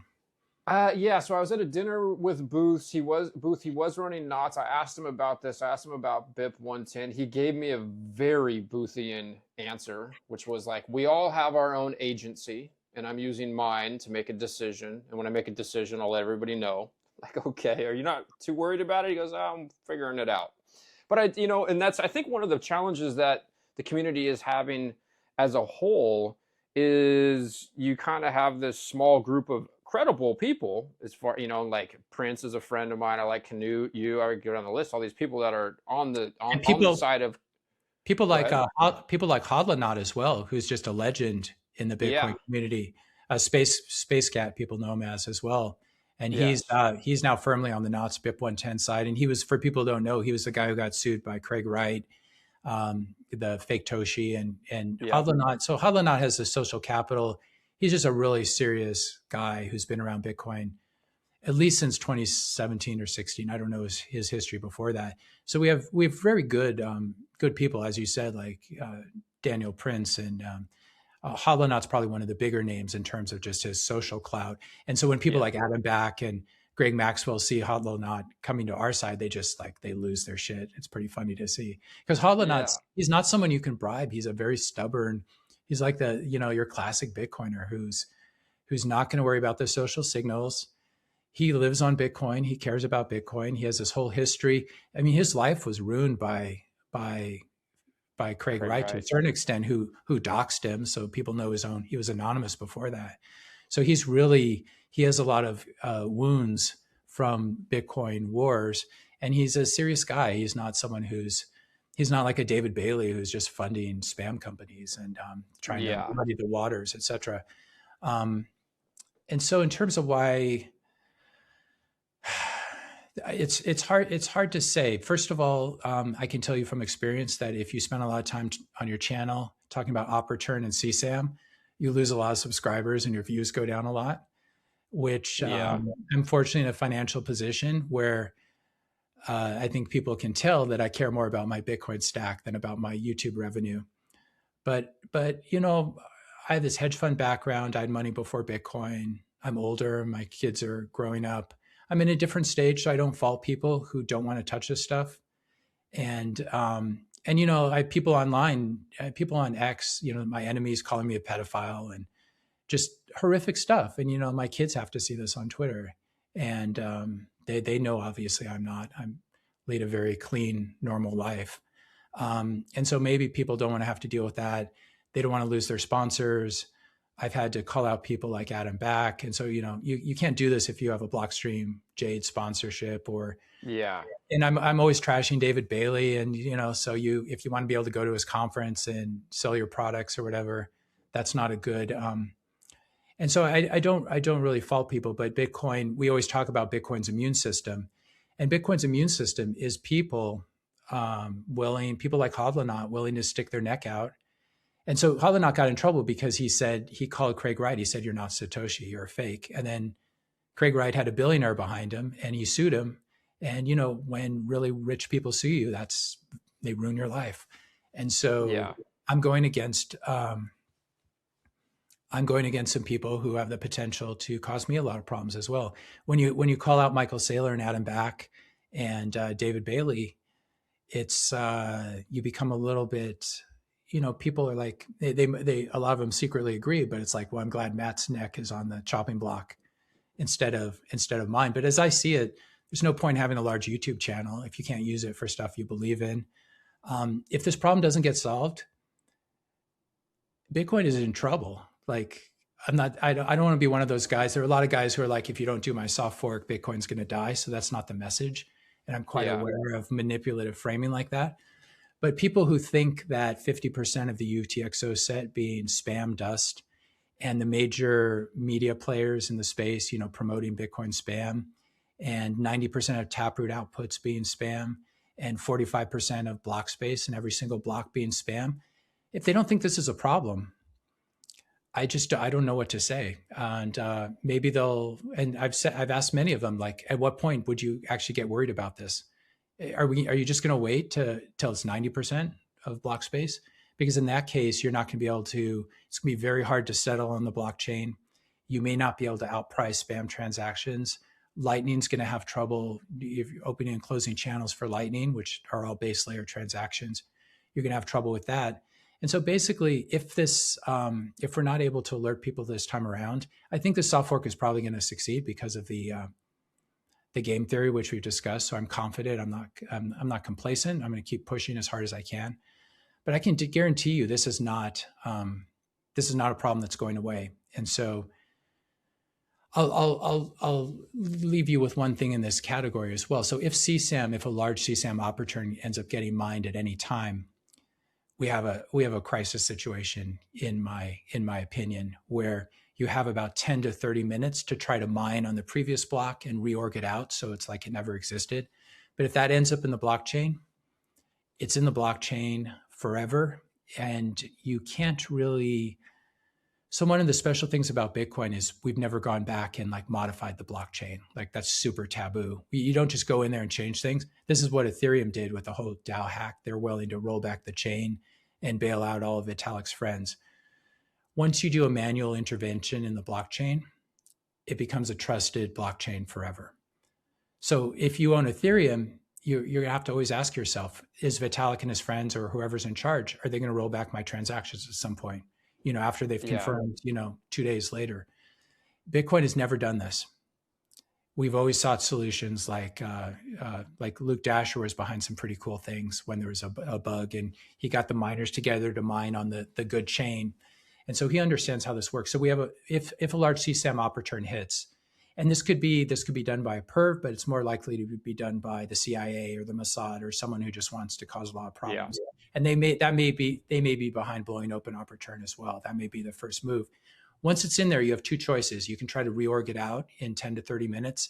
It's unlikely we'll be able to do that. I'll personally be spending as much money as I can trying to get it out of there and mining on the previous block. But at 5 petahashes, I'm probably not going to find a block. And all my friends will be doing it too. All the BIP 110 people will be doing it. But it's unlikely we can get the large Chinese mining pools on the phone in the middle of the night and Foundry on the phone. These are billion-dollar companies or $100 million companies. Yeah. So once it's in the chain, then what are you going to do? You're going to just let people download it on their computer. So then your only solution is to go back into the blockchain, hard code it, put something around it, basically take the image out and be like, when you're downloading a new node, skip this transaction, do not validate it, don't look at it, or pull it out somehow, some manual intervention like that. Once you do that, you've set a precedent that the blockchain can be modified after the fact. Which significantly hurts its potential to become global capital, global money. Absolutely. I'm out at that point. Yeah. Then that's where the CSAM thing is the first time in many, many years that I was completely shook. And I was like, fuck, this could ruin this. And, so and you know, it's a checkmate. Go ahead. Why don't you finish? Well, it's a checkmate. I feel like it's a checkmate, you know, on powers, bloodlines, whatever, that have had control over the planet for however many hundreds of years. And it's not likely that the entity on the other side of that board that gets checkmated is going to be a good loser. Like it's a mental visualization. They're just going to flip the fucking board over. It's going to be mayhem. Yeah. And so it is an and you know, I've tweeted this from time to time, which is, I don't know, both just kind of being silly, but it's also true. At least I believe so. Bitcoin's not a threat to anybody. It's a solution for everybody. But there are power structures that are threatened, obviously, who are not going to be responding well to this. And so when I think about Adam Back and Blockstream, they're talking to Epstein, and you got OpReturn. I think of guys like Andrew Bustamante, who's a CIA agent, you know, doing the podcast tour. You got Chase Hughes talking about psychological operations. I'm like, wait a second. We got some CIA guys meddling with the people in Bitcoin here, and like this is the attack. If there was ever an attack, as far as I'm concerned, this would be the one, and it would be the nodes, and it would have to be something like this. So this is all, as this all unfolded, it was the first time where, you know, you and I chatted like a year or so ago. I'm like, fuck, this is a real big deal. Like, what do I sell some? Do I buy some gold? What do I do? I guess I got to hold the line. But like, this is the first time I've had the conviction shaken. Like, is this as anti-fragile as we all thought? And so, well, people think we're making a mountain out of a molehill, or a lot of them don't understand, because these are all, they don't understand the hard code, having to, you know, intervene in the blockchain and what that means. And they haven't really thought through this. And this is, you know, we're accused of using this scare tactic. And it's always, there's the meme, like when the US government wants something, it's either like, we have to do this because of terrorists or because of CSAM or child pornographers or something, you know, pedophiles.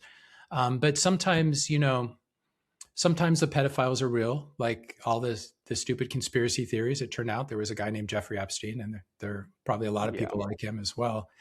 And so it's a weird, I talked about this for a couple of weeks, and then it's a little bit like making videos about school shootings where you want to do it in a really responsible way. Like if there's a school shooting in your city or state, like it's you'd like to know about it. That's a very significant thing, especially if you have kids. But you also don't want to talk about it too much, because then you get Columbine syndrome and you get all these copycats. And I feel like the CSAM issue is very similar. So I've sort of dialed it back. It rubbed a lot of Bitcoiners, kind of even OG Bitcoiners, the wrong way. Like, is this just government compliance? Like, you know, so what if the CSAM's illegal? Like, we're not going to change things in Bitcoin to make the government happy. But you know, my pushback to that is like, CSAM is, you know, even if it were legal, I would still be against it. And it's a moral.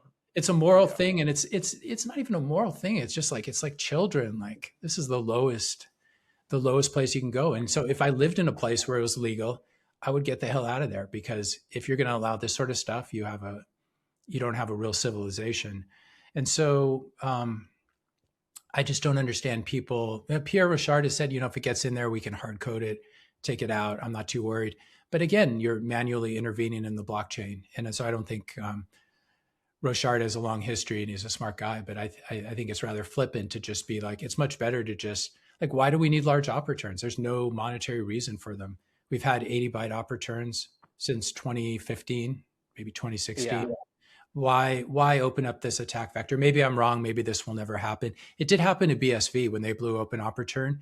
They got a lot of CSAM on their blockchain, and so then they had to. I mean, BSV it's a fork of Bcash, which is a fork of Bitcoin. It's a joke.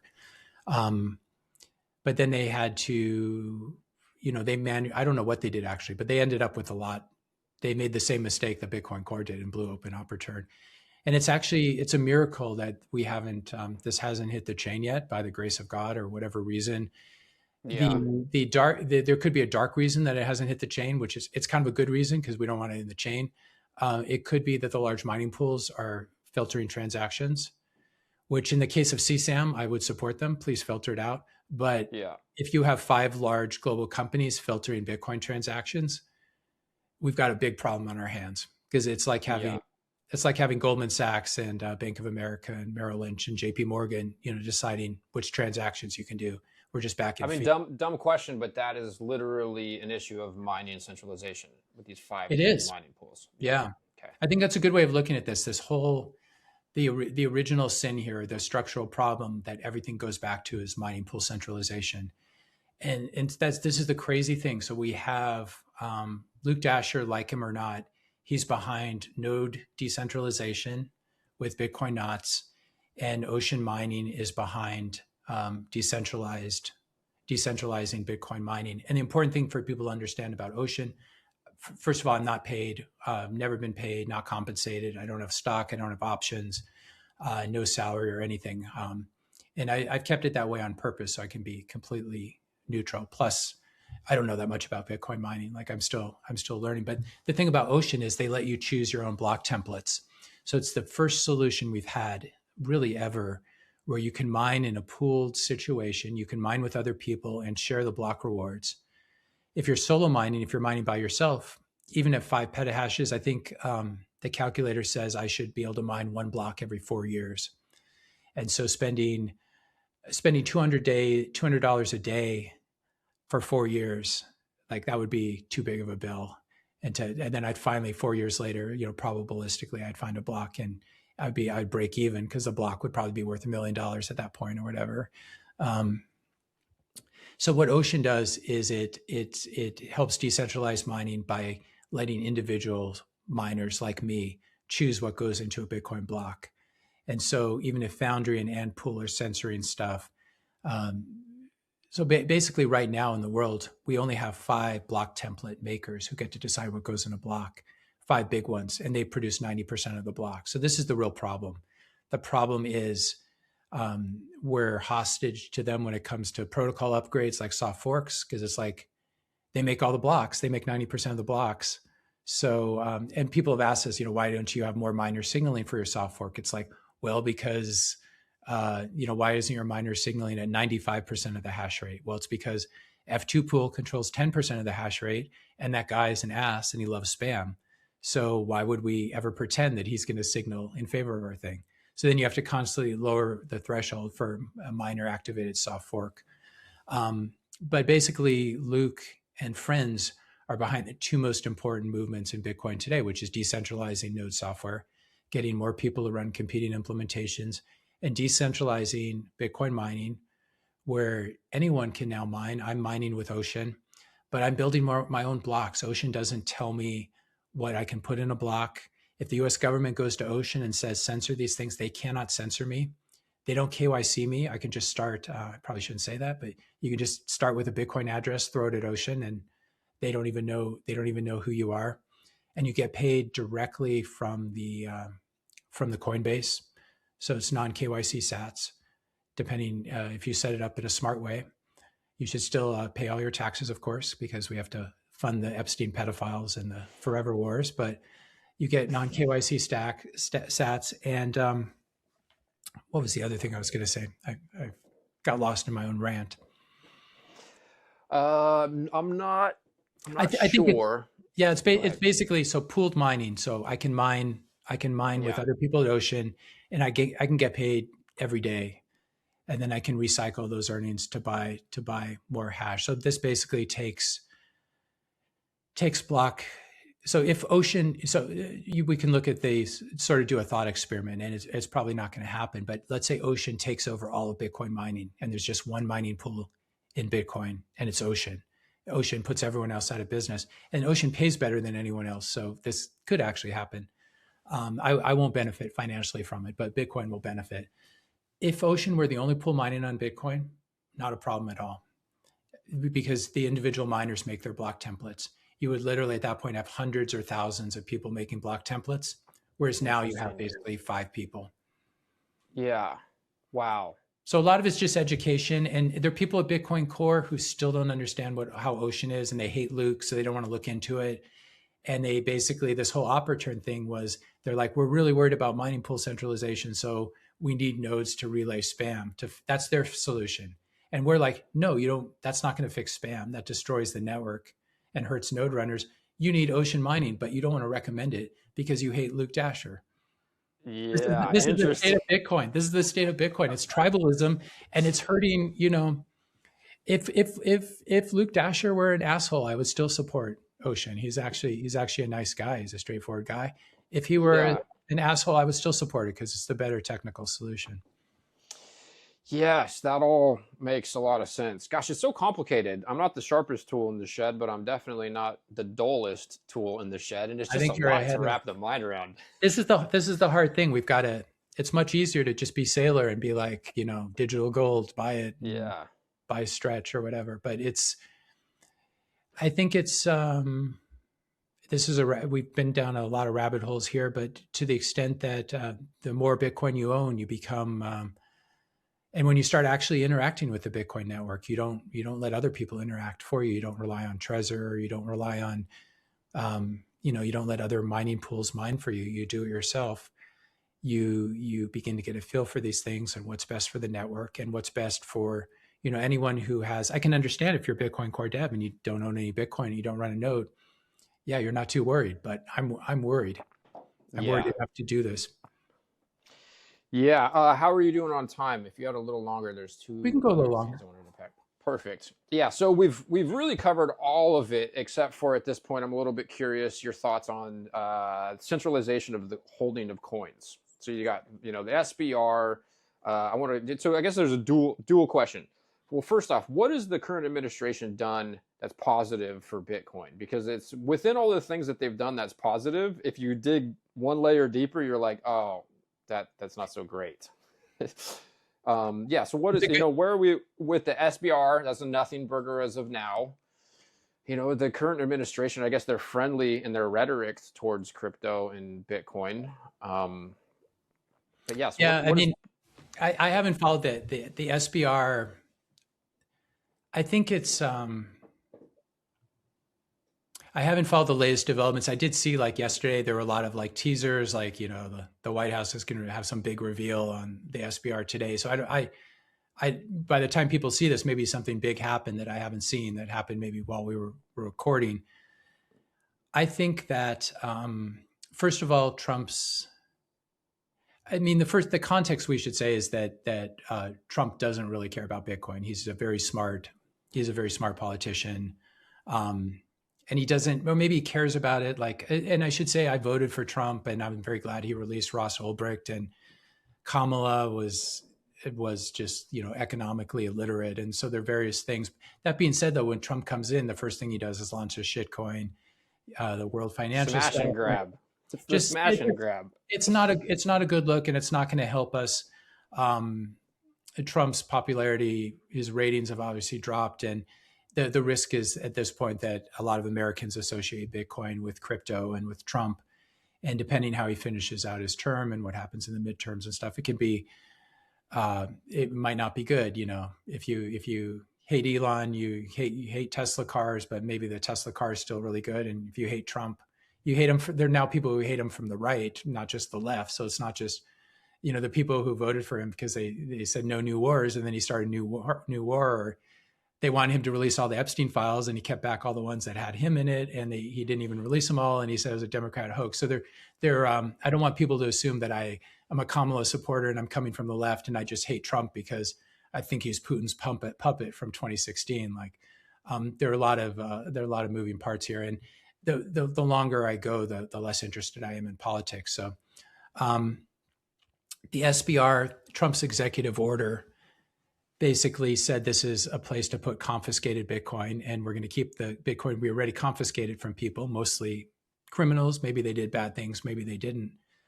So that's the basis for the executive order, because Trump likes doing executive orders because it's really cool, because he gets all the credit and he can sign that paper and he can get it done really fast, and he doesn't have to do the hard work of dealing with Congress and really getting bills through and laws passed.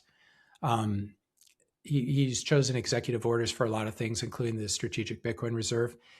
Maybe this gets enshrined in law, but if it doesn't, maybe it just gets reversed by AOC if she's elected in 2028 and she's like, I hate Bitcoin, and Elizabeth Warren is running her Bitcoin policy or crypto policy and starts banning stuff.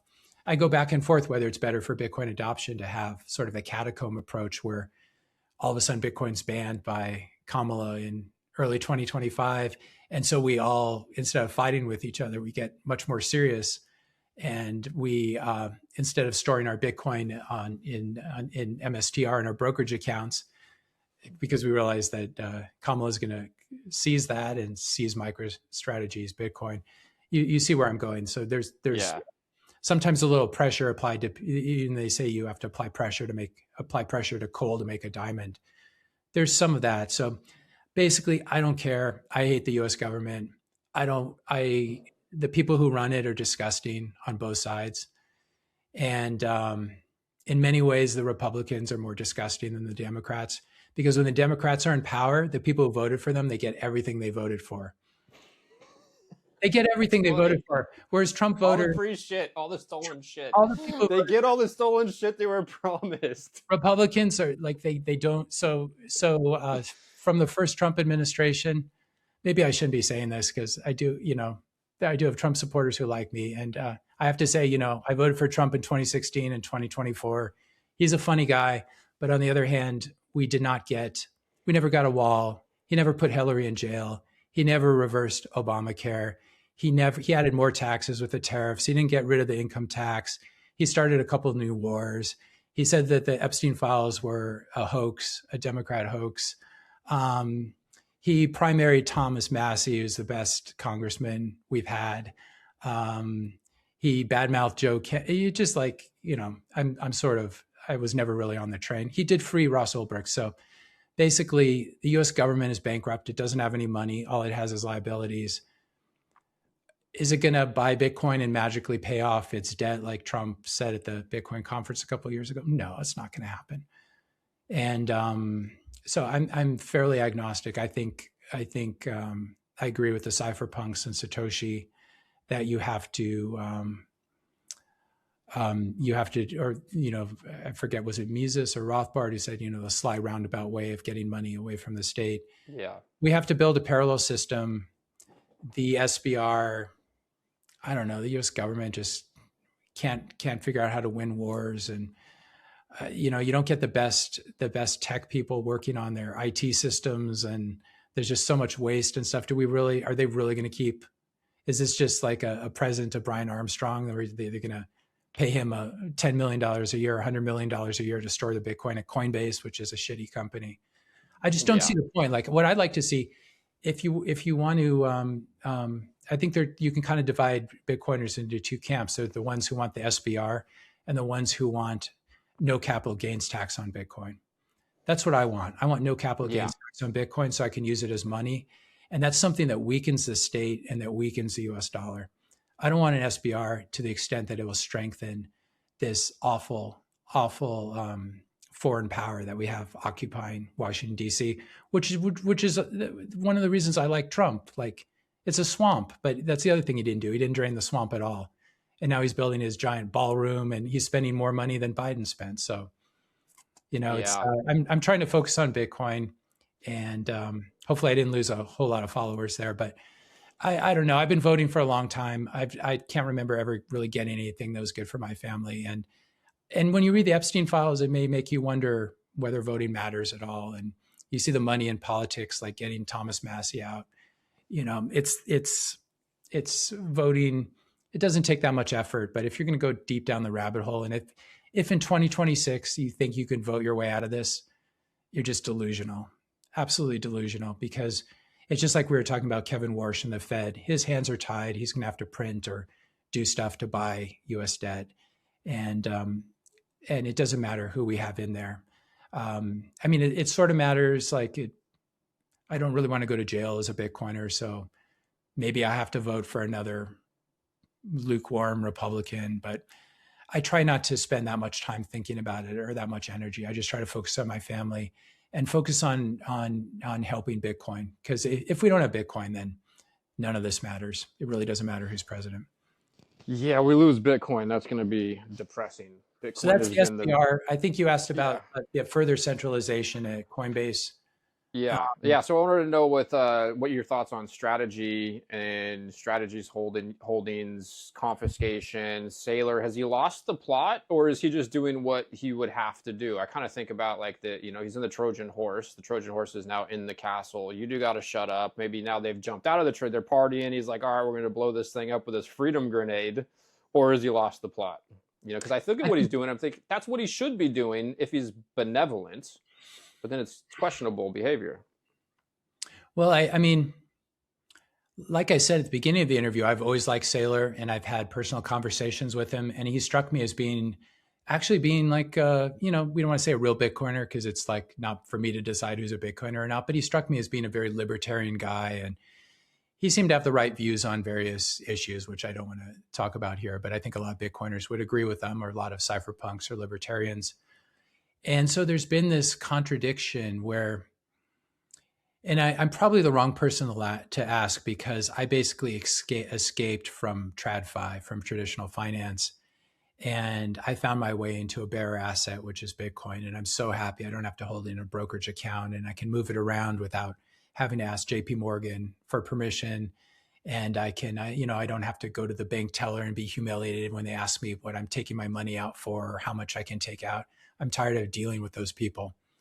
And so Saylor is very smart. He's a very good amateur historian, understands history very well. He's a polymath. He understands many things very well. And he also, I think he's disclosed that he owns, I think when he first got into Bitcoin, he bought like 10,000 Bitcoin. So he's got more than $1 billion worth of Bitcoin. Yeah, I think he holds 19,000 or something publicly. Yeah, that sounds about right. Like, but strategy, and it's been a fascinating thing to watch. I think to answer your first question, I think he's lost the plot because he's now retweeting Ethereum DeFi scams. They're actual shitcoins, ERC20 tokens, and these are protocols. These are DeFi protocols that are buying his perpetual preferred stock, STRC or Stretch. And so to the extent, he's doing what he needs to do to get, if you're a sausage maker, if you make sausages, you want to sell sausages to as many people as possible. And he's now a securities, his sausage factories, he makes preferred stocks, and he had convertible bonds before, and he's got the common stock as well. His job is to create securities. But when he starts tweeting stuff like strategy, we make Bitcoin money. And then he talks about how, it needs to be refined into STRC, which is a preferred stock that sits in your brokerage account. It's junior to senior debt holders. He's doing some interesting financial engineering. So he's basically taking the return stream from Bitcoin and he's decomposing it into various securities. So he pays Stretch holders, 10 or 11% a year. And then if Bitcoin goes up 30% a year, that extra 20% theoretically accrues to the common stockholders, but he also still has some debt instruments there. There are people who are senior to Stretch. And so there are people, he's retiring some convertible bonds. So the capital structure is very complicated. This is something I used to do for a living. I was a CFA charter holder. I know how to do financial statement analysis. I'm just not that interested in it. And one of the things that I've come to after having been in TradFi and then moving into Bitcoin is that the world needs more engineers. It does not need more financial engineers. It needs more engineering. That's why China is so amazing, because they're incredible engineers over there, just at every level, from the chip level to building bridges. And the world does not need more financial engineering. This is the US. It's been hollowed out. Our manufacturing has been hollowed out. And so many great minds have been diverted from building real things, diverted into finance. And you had all the great mathematicians and physicists working in high frequency trading. And so the irony is not lost on me that Michael Saylor is a genius. He has an engineering degree, I believe it's aeronautical engineering from MIT, and he did a minor in the history of science, which is one reason he's very interesting to talk to, and he can talk to that subject. But it makes me sad to see someone who's an engineer get this deep into financial engineering. I understand he's running a very interesting experiment. I'm not sure. It's not clear to me that strategy or the BlackRock Bitcoin ETF or any of these products doesn't seem to have helped the price that much. Shockingly so, yeah. Yeah, and so then there are questions. I've pushed back on this. People who have these conspiracy theories that he's somehow fudging it, or Coinbase is not actually holding it. And I have no evidence that that's true. And this thing is a new product, and I assume the U.S. is not a banana republic yet, and there's settlement firms and their custodians and there's paperwork and this all. I don't think he's running a fraud there. But what I would say is that Bitcoin adoption is not getting people to buy a preferred stock in their Schwab account, and then you stack even more Sats at the Sats or the Bitcoin that backs it. It doesn't even back it because shareholders don't have a right to it. It's not convertible. You stack that stuff at Coinbase, which is already the largest Bitcoin honeypot in the world, that will eventually be seized by the US government, or will be hacked by North Korean hackers or Chinese hackers or whatever. Like, we don't even know. We know what happened to Fort Knox, or many of us believe there's not a whole lot of gold in there. And so I don't understand. I think strategy, and I think he started off in a good place. And Saylor's been great for education. I try to be nuanced about this. He's been very good to me. Never hurt me in any way. He's very kind to me. I had been to his house, etc. I've had dinner with him and talked to him. Just a charming, brilliant guy and a beautiful mind. But I just don't think. So, and he began. What I was going to say is he began with a good point that others have made too, which is that it's absurd. It's crazy that like Apple or Meta or Google, has $150 billion worth of T-bills on their balance sheet. Like, this is a melting ice cube. This is negligence when it comes to shareholders. They're earning 3 or 4% on their money, and the money's debasing at 8 to 12%. So, I mean, there is a truth here that companies should hold some Bitcoin instead of holding U.S. treasuries. And it's good. Why should we be funding the U.S. government? And this is one reason, banks and corporations and tech companies hold a lot of treasuries. Yeah, because the government likes that, because it's helping to extend the runway of the U.S. Evil U.S. federal government. So there is a truth there that you and I are better off holding Bitcoin instead of holding T-bills or money markets, et cetera. And it would be great if Apple took, let's just say 5% of their treasuries and cash instruments, cash equivalents, and put into Bitcoin. That'd be great. So if that's what I thought Saylor was interested in. And he took a dying SaaS company. I mean, those were his words, not mine. Yeah. And he was sitting on a melting ice cube during COVID. He moved that $400 million or whatever it was into Bitcoin. And that was a very smart thing to do. It saved the company, probably saved him personally. And that makes a lot of sense. And the original setup with MicroStrategy was going to be, he was going to maybe work on Lightning infrastructure. There's going to be some sort of infrastructure play. He's a brilliant guy, so he has many different ideas. Yeah, the orange check. I remember the orange check. I didn't really like that one because that actually involved doing something on chain. I think that it actually could have ended up as spam. And digital ID. That's not something I'm really that excited about.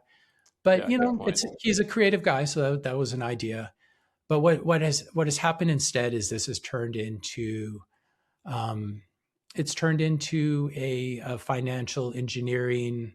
I don't want to say a scheme because his products are stretches over collateralized by Bitcoin, but that's not.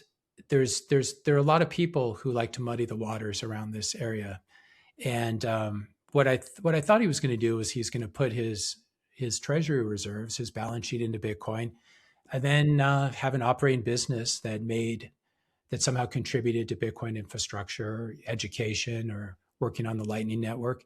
And then he'd take the profits from that and buy Bitcoin. And that's what I think that's a good way to run a business. And it's actually what I do with my company when I have money left over.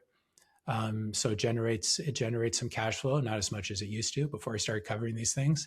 But it generates some cash flow and I buy Bitcoin with it. And, it's just me, this company. So whether I hold it on the corporate balance sheet or my personal balance sheet, I can hold it wherever I want. It's basically me. That's a great model. And, I'm not buying T-bills with it. But then if you get into this game where you're constantly trying to generate more cash flow, and it's like, we'll get try to get the stock to trade at this MNAV, or then we'll switch to convertible bonds and we'll get the convertible bond guys to buy our stuff and do their convertible bond arbitrage. And so he has to look for these pools of capital so he can keep buying Bitcoin. And at a certain point, it's like a bakery you're making really good cookies, and then the bakery just like gets out of control, and it's making so many cookies that there's not quality control, and maybe the cookies are only good for a dog at this point, not good for people.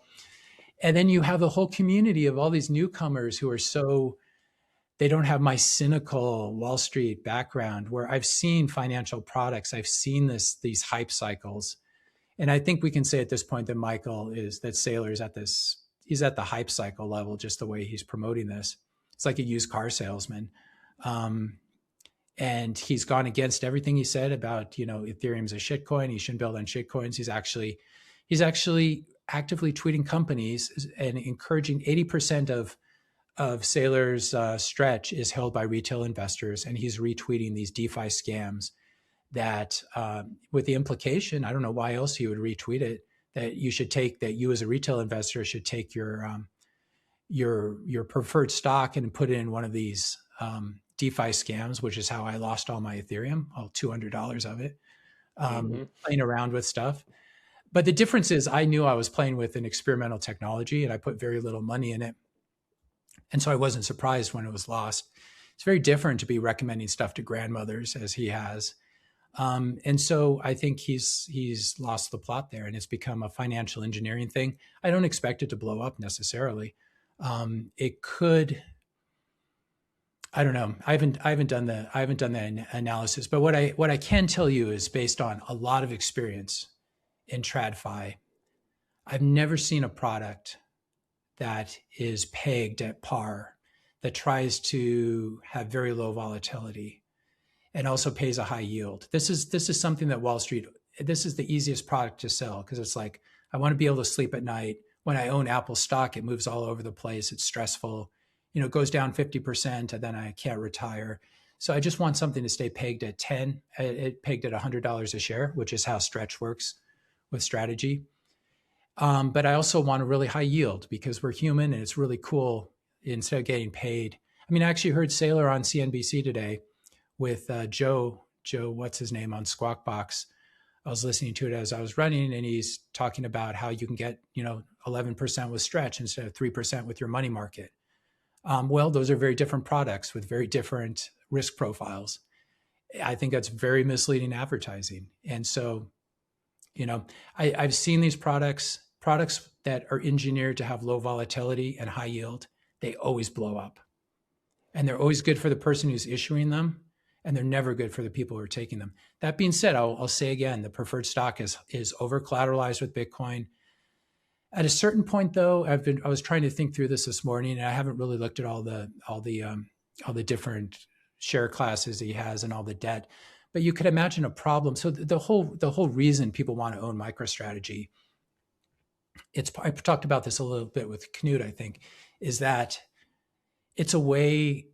it's cool. There's the Saylor cult of personality. He's a really smart guy. He's a billionaire. He has yachts. He's fun to listen to. He's a cool guy. But the real reason you buy MSTR is so you can outperform Bitcoin. Like everyone knows that. And that's also how he marketed it. It's outperformed all the big tech stocks and it outperformed Bitcoin itself. And this is always the problem in Bitcoin history. Like I came late to Bitcoin 2019. And so I feel like everyone else. And I was buying all the way up to in 2021 when I was selling my Palantir. I wasn't buying Bitcoin at $5,000 there. And so we're all late to Bitcoin. We all think we deserve more Bitcoin because we're smart, great people. And there are a lot of people who want to tell you, take out leverage, do leverage stuff on exchanges to try to outperform Bitcoin, or borrow against your Bitcoin and buy more Bitcoin, lever yourself up, or buy the shit coin. And this is the stuff Saylor used to preach against. Like you don't buy XRP or Ethereum because they're shit coins. And yeah, you might outperform Bitcoin for a month or something, but you're probably going to mess it up. And we don't know of anyone who got rich. I don't know of anyone who got rich in shit coins. And then, they started off with some money and said, I'm going to do shit coins. Then I'm going to end up completely in Bitcoin. That just never works. And it's people, that's high time preference fiat behavior. Yeah. And so MicroStrategy, the selling point, and I knew about MicroStrategy very early on. I actually made a bunch of videos about it. I still get thank you letters from people who made so much money from that because it went up like 10 or 20x. It's down now from there, but who made a lot of money from that. But if you reach a certain equilibrium point in MicroStrategy where you basically have Stretch, which is this new hot product. He always has the latest hot product, which is another big red flag. He always has the latest, greatest thing that's safer than the other stuff, which again, I like Michael. I wish I didn't have to say stuff like this, but I've seen this a million times. And Jim Chanos had the same critique, and Jim Chanos was right because he basically shorted MNAV. And I've hung out with Jim Chanos. I know him. He's a famous short seller who destroyed Enron, and he was right with his trade on strategy. And I knew he was right at the time. I actually made some videos about it. It was indirectly, but because I didn't want to really come out. And this is the problem. People don't want to come out and say bad things about Saylor because it's not good for your career. But I'm not interested in a career. I want Bitcoin to do well. So, but all of which is to say the final state of MicroStrategy is could be if Stretch really takes off, you could just have, he has Bitcoin on the balance sheet and he has Stretch, which is a perpetual preferred that pays, he can adjust the dividends, but let's say it pays 10% a year. And MicroStrategy, or let's say Bitcoin returns 30% a year. And then another problem with his whole setup is that it's obviously chunky. And so Bitcoin's going to be down 50% one year and it's going to be up 100% the next year. And it's going to average out to 30%. At a certain point, though, if you're paying that 10 or 11% dividend, I know he's got a lot of runway, he's got a lot of Bitcoin, he can keep paying it. But if you extrapolate this to a final state where you have a preferred stock, you have Strategy owns Bitcoin, it goes up 30% a year. He takes 10%. This is how he was explained on CNBC this morning too. Bitcoin goes up 30% a year on average, let's just say. He takes 10% of that and sends it to the Stretch shareholders as the preferred stock. The remaining 20% accrues to the common shareholders under this very simplified capital structure. Well, who wants to own the common shares at that point, the common stock? Because Bitcoin's going up 30% a year. You could see people maybe want the preferred stock because it's kind of cool. If you can earn 10 or 11% per year risk-free, which I don't think you can over long periods of time. When the risk-free rate of T-bills is 3%, you have to take on risk. Or something has to be, maybe just Bitcoin special, but in this final state of the capital structure, where Bitcoin returns 30% a year, he siphons off 10%, gives it to the preferred shareholders. The common shareholders get the remaining 20%. This is how I explained it on CNBC this morning. Why would you want to be a common shareholder? If the whole premise is you buy MicroStrategy because you want to outperform Bitcoin, you're making 20%. Right. So good point. Good point. Maybe you're a boomer who doesn't understand Bitcoin and you just have a Schwab account and I don't even know if they let you buy Bitcoin in there. And so you think you have a Bitcoin derivative. At that point, if you want a stock that will match Bitcoin's fiat price appreciation and you don't care about censorship resistance and you don't understand like how powerful it is to be able to send payments yourself. If you really want your Bitcoin all locked up in your brokerage account, like And this is fine. This is where a lot of people start with the ETF or whatever. But why wouldn't I just buy the BlackRock ETF then? Because I'll make 30% a year. Why do I want to own MicroStrategy? And there's just, if I'm only making 20% and he's not doing any engineering development, Cult of Personality is cool. I can go to the shareholder meetings, but I'd rather just own the ETF at that point. If I want a security stuck in my Schwab account, which I don't. Interesting. Yeah. So this new product of his is so good, it makes his main original product less attractive, effectively. It's dilutive of the common share, the common stock, STR, or MSTR. I wouldn't say it's so what people have to understand in companies, there's what's called the capital structure. And what that means is in the event of a liquidation or bankruptcy or something like that, it's a question of like who gets the money. So you have a bread factory, it goes out of business, who gets paid off first? With whatever's left over. You've got some ovens or something in your bread factory. Well, you have secured senior debt holders where they have a right. They can take your their claim on your company is explicitly backed by the bread ovens, the machinery. In this case, it would be the Bitcoin. You have the really senior debt holders. You have junior debt holders. There may be some convertible bond holders in there where if it gets to a certain strike price, it converts to equity. It dilutes the common shareholders.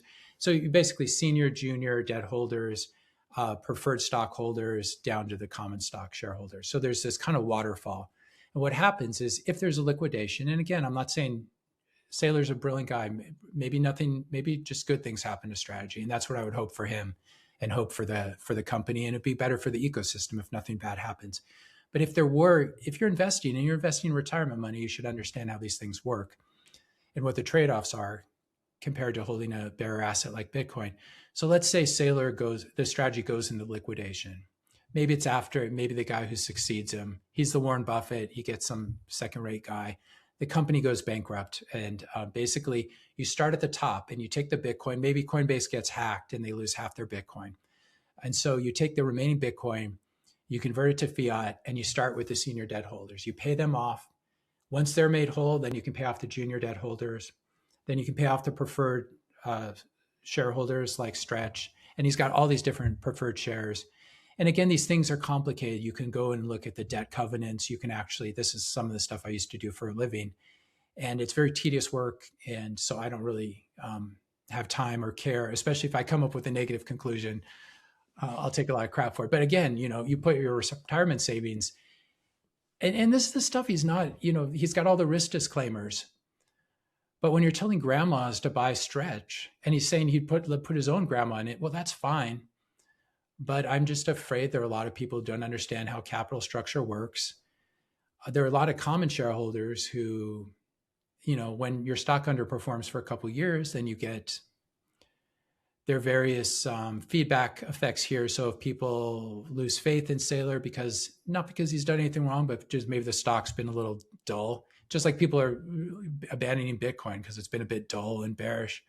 If they start selling their stock, they're various, or they start selling dumping their Stretch, then he may need to increase the dividend payment to keep the yield high enough to try to peg it at $100. So there are a lot of moving parts here. It's a very human-driven system. He's a brilliant engineering mind from MIT, so if anyone can do it. But again, it's financial engineering. And so I just question what the end state looks like. I don't think stacking sats at Coinbase helps Bitcoin adoption. And just as people want shortcuts. It's like, I missed out on Bitcoin in 2011. I want to play catch up. Well, you can't play catch up. I can't play catch up either. The only way I can play catch up is I can come up with I can improve my skill set. I can come up with some amazing goods and services. I can sell them to the world for Bitcoin or fiat, and I can use that to buy more Bitcoin.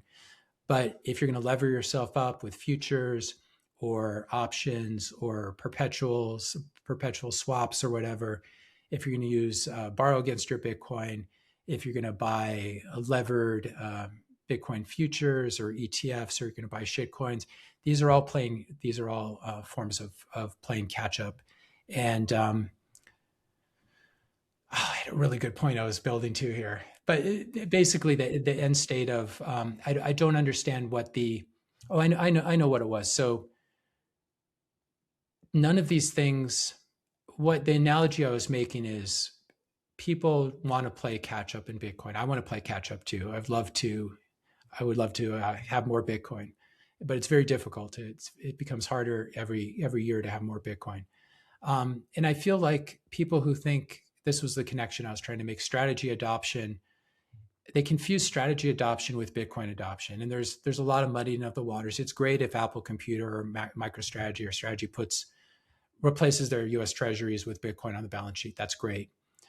But if it becomes an ETF like the BlackRock, like IBIT, the ETF, or something like Strategy, and you're basically stacking sats that go to these large regulated custodians, you have all that concentration risk, as we kind of alluded to before. It's this giant honeypot. I think, isn't Coinbase up to like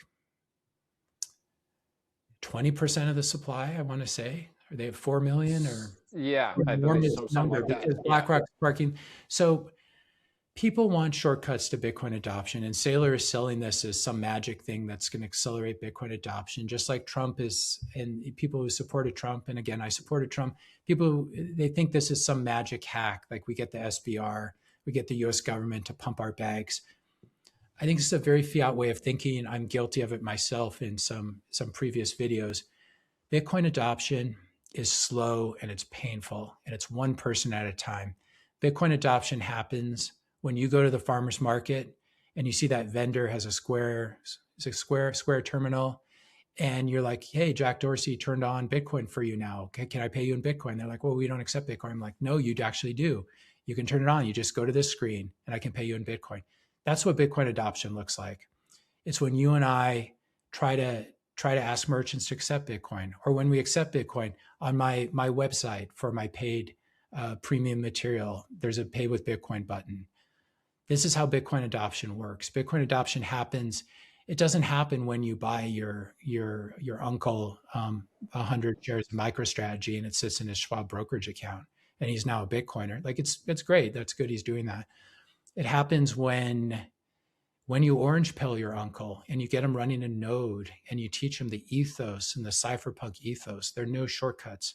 Just as there are no shortcuts to increasing your own personal stash, there are no shortcuts to Bitcoin adoption. It's one-on-one.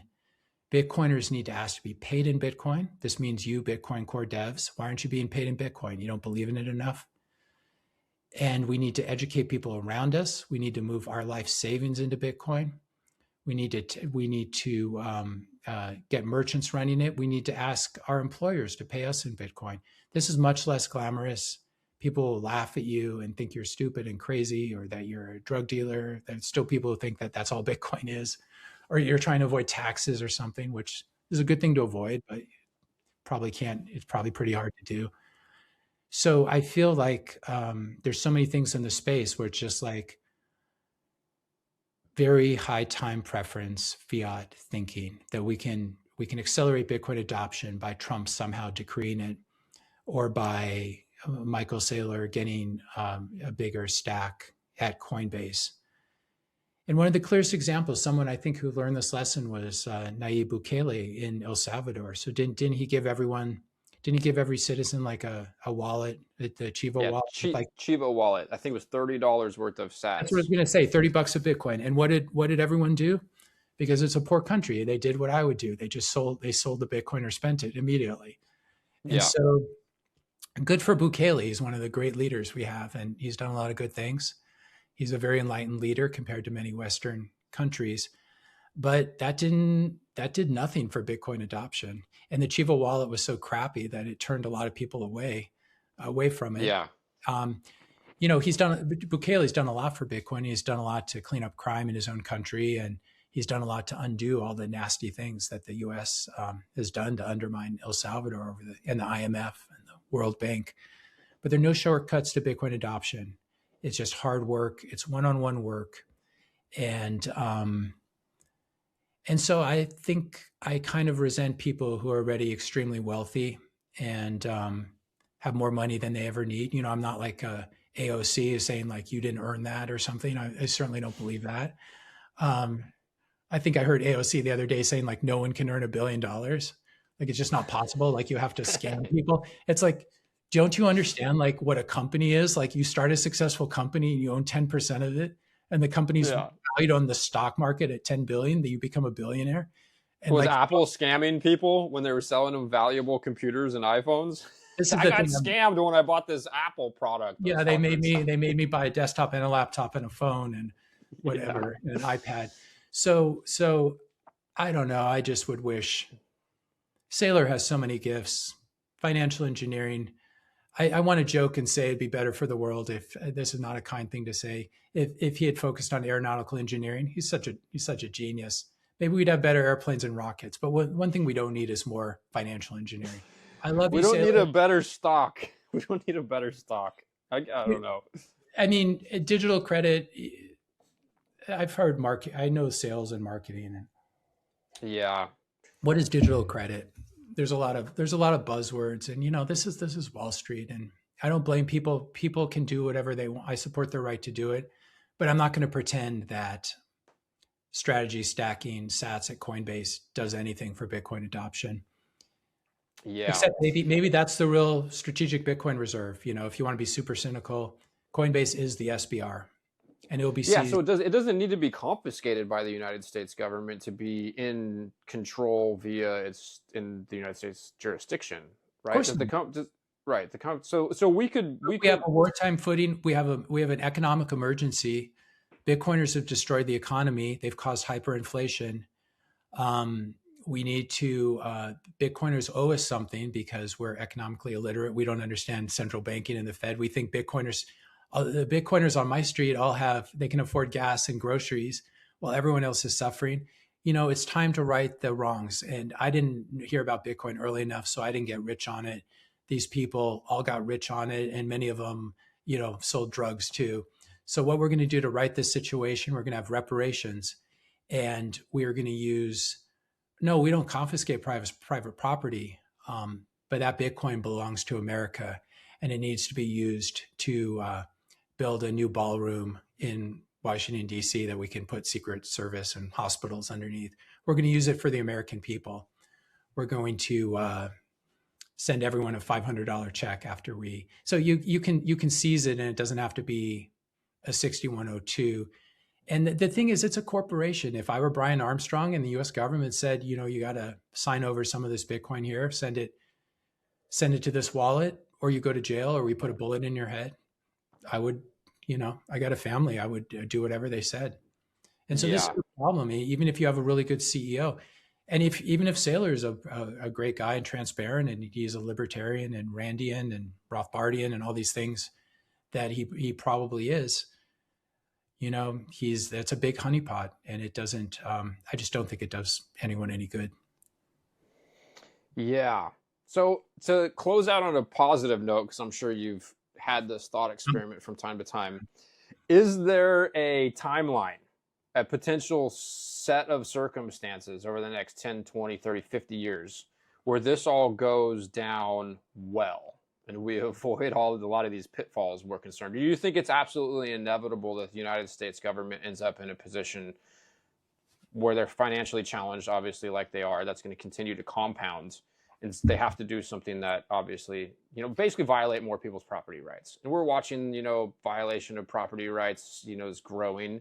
They have to violate your privacy rights to continue to violate your property rights. So when I ever get into debates with people, they're like, oh, privacy stuff. I'm like, that's all predicated on property. This is the core issue. They wouldn't need to violate your privacy if they didn't need to violate property.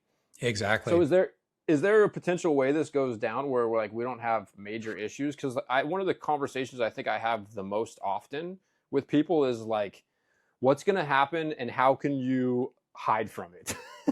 Where can you go? I remember when I met you at Pacific Bitcoin in 2023, I'm like, where can you go that's safe? You're like, I don't know, maybe like Siberian Russia or something, but that's not like an enjoyable place to live. So could this happen all in a positive way, where we transition into, a new fair world on a Bitcoin standard? Or we got challenges we got to get. I thought you wanted to end on a positive note here. Yeah. Why do you have to ask me a question like that? So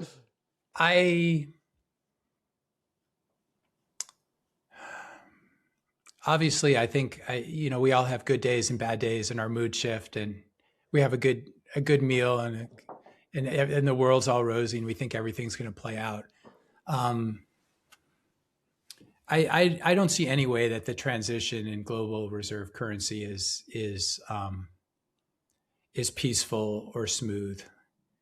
And I already think we see the U.S. kind of flailing around, trying to do its last empire stuff in a very disorganized way, and in a way that it doesn't even make sense, like, liberating people by blowing them up. And that's very expensive too, and we can't even afford what we have going. So I think it's more of like a remnant situation where not everyone makes it, but it'll be like, people compare stuff to the Roman Empire too much, but it's fascinating.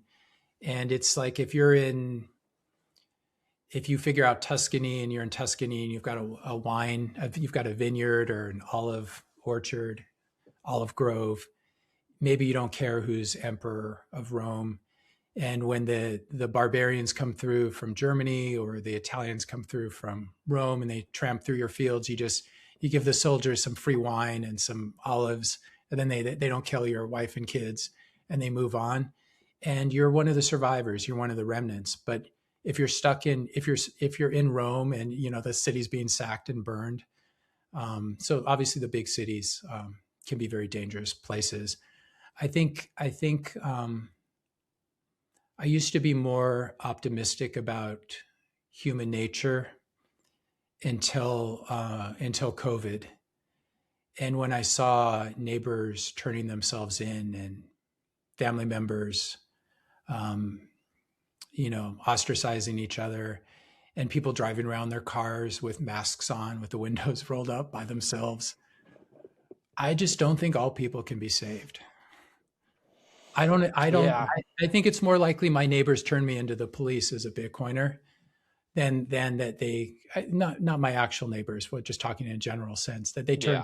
Yeah. That's fellow Americans who are struggling. Yeah, fellow Americans. Yeah. And people don't understand any economics. And even my father's generation, which is more like an old boomer, silent generation, he has these friends who are successful professionals. And even they're talking about, they're talking a lot of this Marxist crap, like AOC, like no one deserves $1 billion. And these are, and when I talk to them, I'm like, well, how much do we deserve? Is it okay to have $5 million? Or is that, where are you going to draw the line? Or it's just going to be arbitrary? Like, are you allowed to own your own house? Or is that, if you watch the movie Dr. Zhivago, you can see them, the Bolsheviks saying, like, this house, it was just one family living here, we should put 20 families here. I think when I see people who used to be sort of capitalists becoming communists, now most of these are like old men, I just think people are very malleable. And well, that's a failure to accurately identify the problem, right? Like, people are looking at what's happening in the world. You got this, cancel-on effect and this wealth gap, and they're like, oh, they identify the problem, and they're just cruising along, and they fumble right at the fucking goal line. They're like, oh, we just need to tax the rich. So the problems the problems created through violating people's property by debasing the currency that they're using, we're going to go ahead and continue to violate property more to solve the problem that was created by violating your property. And so it's this failure right at the goal line. And it's like, no, the problem isn't red, blue. It's not who's in charge. It's not that Jeff Bezos has too much money. By the way, let's highlight, he doesn't even have much money. It's all equity, because you can't hold the money because the money is shitty. So we've identified all those things. So we're going to go ahead and take money from them. It's nonsensical, So anyways, a little random. Yeah. And and then you run into, we're already seeing unrealized capital gains taxes being rolled out in Europe. I think the Netherlands planning on doing it. And this is the ultimate, you have a couple end games here, which just accelerate the problem. Unrealized capital gains taxes, because basically when central banks print money, the stock market goes up. And you have every president saying, the stock market's hitting new highs during my term. Yep. George W. said it, and Obama said it, and Trump 1 said it, and Biden said it, and Trump 2 said it. And yeah, it's because you keep printing money. Of course, everything's going up. Housing prices are at new all-time highs, and so are ribeyes, and so is gasoline. And like, these are not things. This is an inflationary economy. But the problem with that is if you layer that with an unrealized capital gains tax, then you can tax people before they sell. And so it's a really fast way of confiscating. Like, you could imagine, you have a huge bout of money printing, maybe caused by the Iran war and the budget situation, and Bitcoin goes from 80K to 1 million. And then you have an unrealized capital gains tax of 50% on there. And so you actually end up, you would be better off being in something like cans of tuna or something that can't be taxed, but you still can feed yourself, and like, you actually go behind. So the end game is unrealized capital gains taxes, UBI, where it's like the cost of living is out of control because of all this money printing. So we're going to give people checks like we did during COVID. It's going to cause more inflation. It's going to cause more larger budget deficits because the government's spending money that doesn't need. So it has to issue debt to make this sort of spending possible. Then the Fed has to print money and buy that debt. And so you get an acceleration of unrealized cap gains, UBI, combined with surveillance and the digital prison and Palantir and these other things we've talked about. I think the way you survive is you stay really small, and you hide out. You hide out in Tuscany. Tuscany is the wrong place to hide this time, but maybe it's Wyoming or somewhere deep in the woods in Appalachia, or maybe it's South America. But if you're in South America, maybe your boat gets bombed by because they think you're a drug boat, and you just get shot out of the sky by bombed by Pete Hegseth or something. So I don't know where you could you could end up in a situation where you have, I don't know if this has ever happened in history, where you could end up with a group of wealthy refugees that have to flee. You've never had that, right? You could never take your wealth with you from a jurisdiction. You had capital controls, and then you were struggling with the physicality of property. So you're going to end up with this cohort of people that have money and are like looking for a place to go. Yeah, I think it was very difficult to take. You could only take very small amount of wealth with you, like maybe sew some gold into your underwear or something. But what we have seen happen is certainly a brain drain, and people, we saw this as the result of World War II. The US got a lot of really smart European scientists and intellectuals and composers who just didn't, it's not they were on the Nazi side or the other side. It's just like they just didn't want to have families and be living in a war zone like Europe has been for most of its history. So one thing, I think what will happen is we will have sort of country citadels. I could imagine maybe this is just a fantasy, but we can end on a happy note here, that there's a place where we Bitcoiners can go, where we can hang out with each other, and we all like each other, and we have similar values. And it's a small enough place that it's not like, we can't have California because it's just too nice, and there's too much farmland. It's too valuable, and it's low humidity, it's sunshine. We can't have good real estate like that, but maybe we could have Wyoming real estate, which is beautiful. Jackson Hole's beautiful, but a lot of Wyoming, no one's going to care that you got that little compound there. People should read the book Mandibles. There's some good versions of this in there. And so maybe there's a place where smart, ethical Bitcoiners can go, and they can come up. This is sort of the libertarian fantasy of having your private defense force. But the people have a lot of Bitcoin, and they can build drones. They can build some sort of shields, or find some way to protect a small community. Like, you wouldn't be able to create a large country out of it, but as long as you stayed under the radar and you didn't occupy strategic real estate. The problem is you want to be able to grow food and have water too. So those places often are taken and not really available for sale. But something like that. And it's I think this is something that America is founded on. Obviously, you going to the frontier, and so many people came to the U.S. to get away from tyranny or taxes or war, and they just wanted to go a place where it didn't matter that you weren't the Duke or the King's son. And then once the East Coast got all built up and became a little too normy, then you could go out west and you could be a pioneer. And there's still, Bitcoin is in many ways the pioneer zone where we go to escape from stuff. It's sort of trapped in cyberspace, and we live in meat space, so we can be attacked. But I think this sort of frontier thinking, and then there've been versions of this, people trying to start new countries, the whole seasteading movement, which I was briefly involved in, and what's the one in Honduras? There are a couple of kind of startup countries. Is it in Honduras? Oh, there's Roatan is an island in Honduras. My buddy did a dry fast with Tone Vase. Was he there with Tone? He was there with Tone. He was like, he's a fucking weird guy, dude.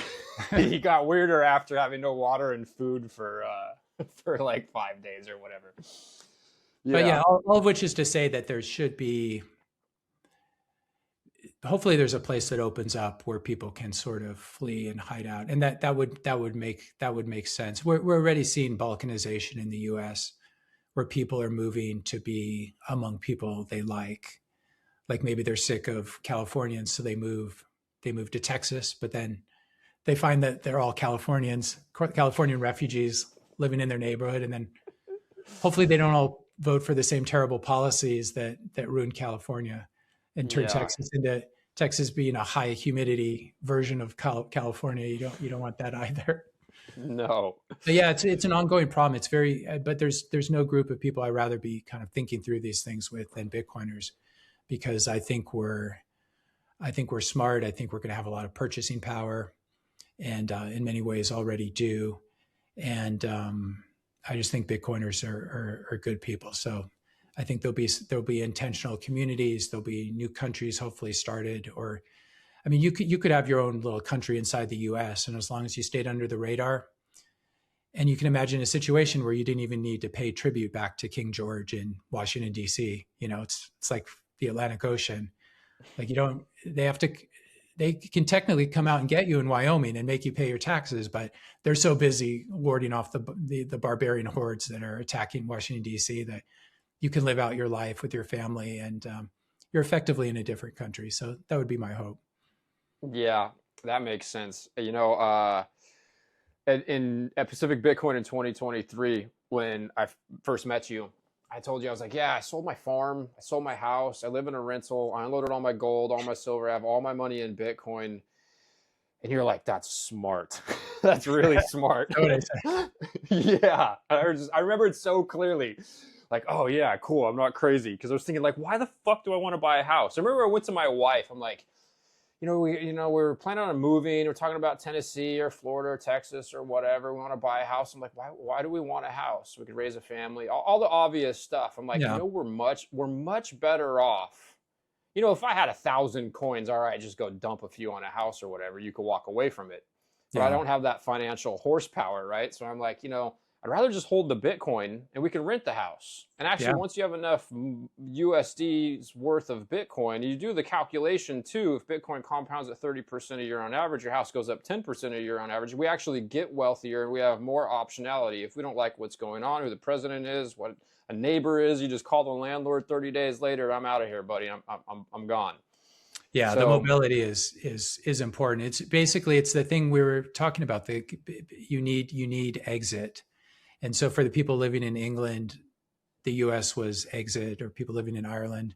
And then if you were sick of the East Coast and sick of all the Wall Street people and the bankers and all the regulation and stuff, then you at least had you could exit and go. So I think that's important to, and this is, I think this is part of Elon's vision of Mars as well, or the moon, that it's a great motivator for human beings. And it's a way of preventing tyranny too, because if Great Britain, if England had really gamed out what was going to happen, they probably would have,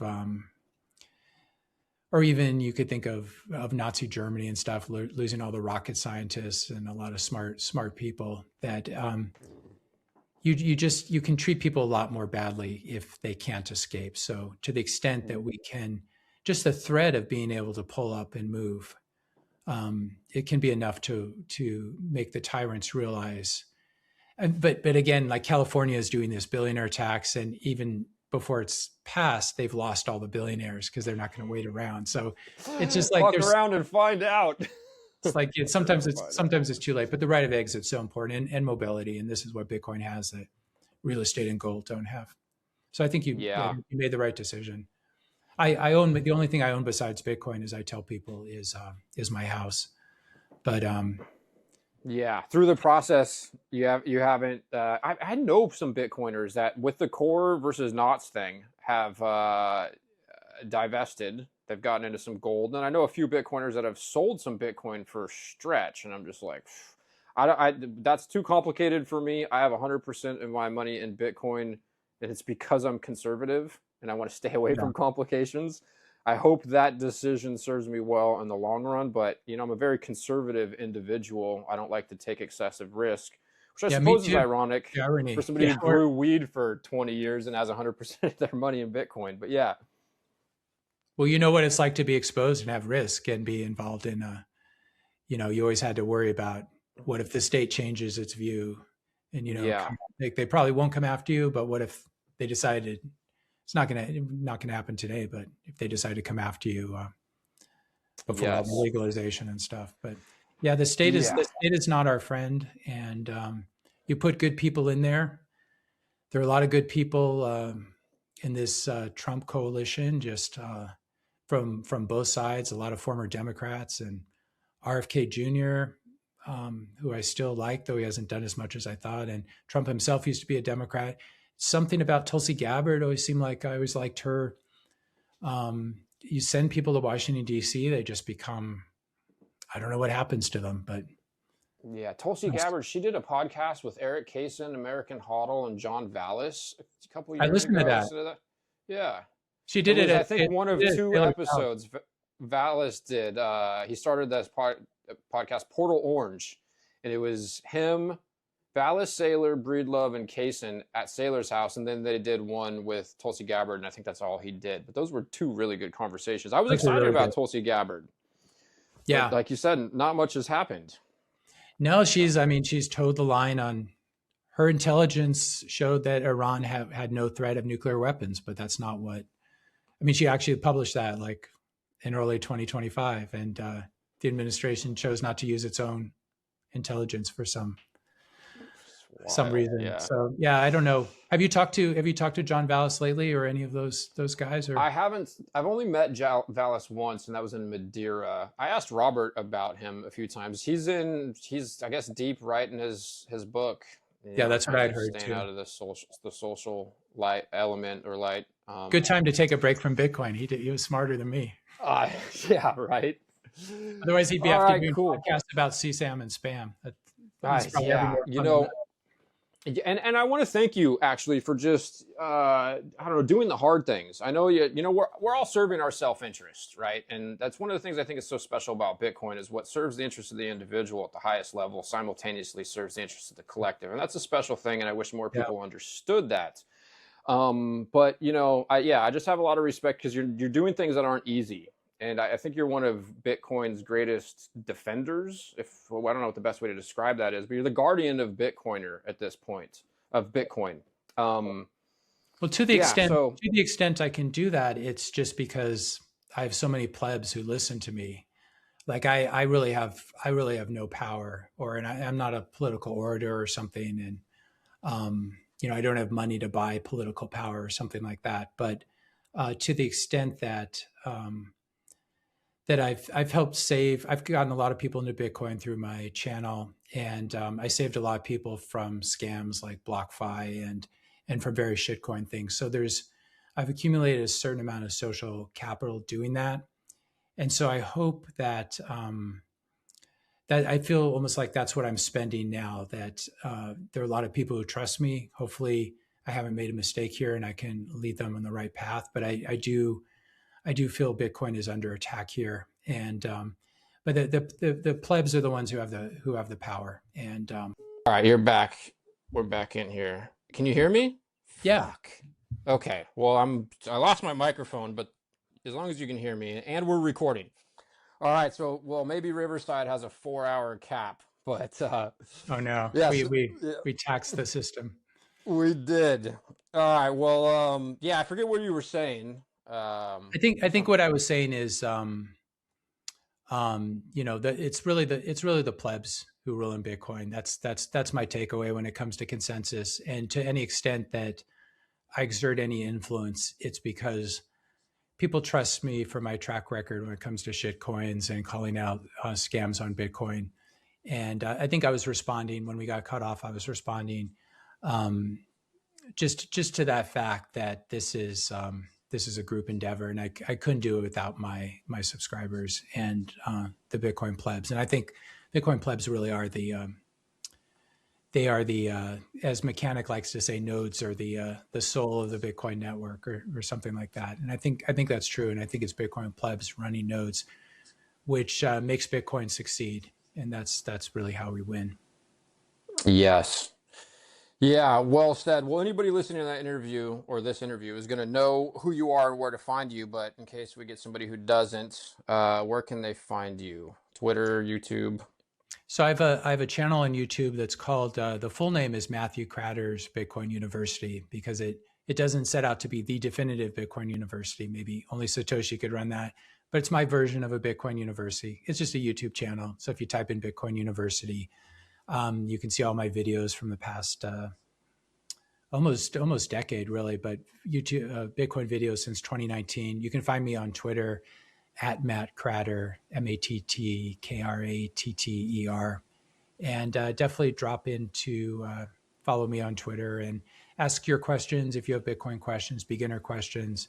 Always happy to answer them, and you can ask them in the comment section on Twitter. But just love talking to Bitcoiners, love answering questions, because it helps me understand Bitcoin as well.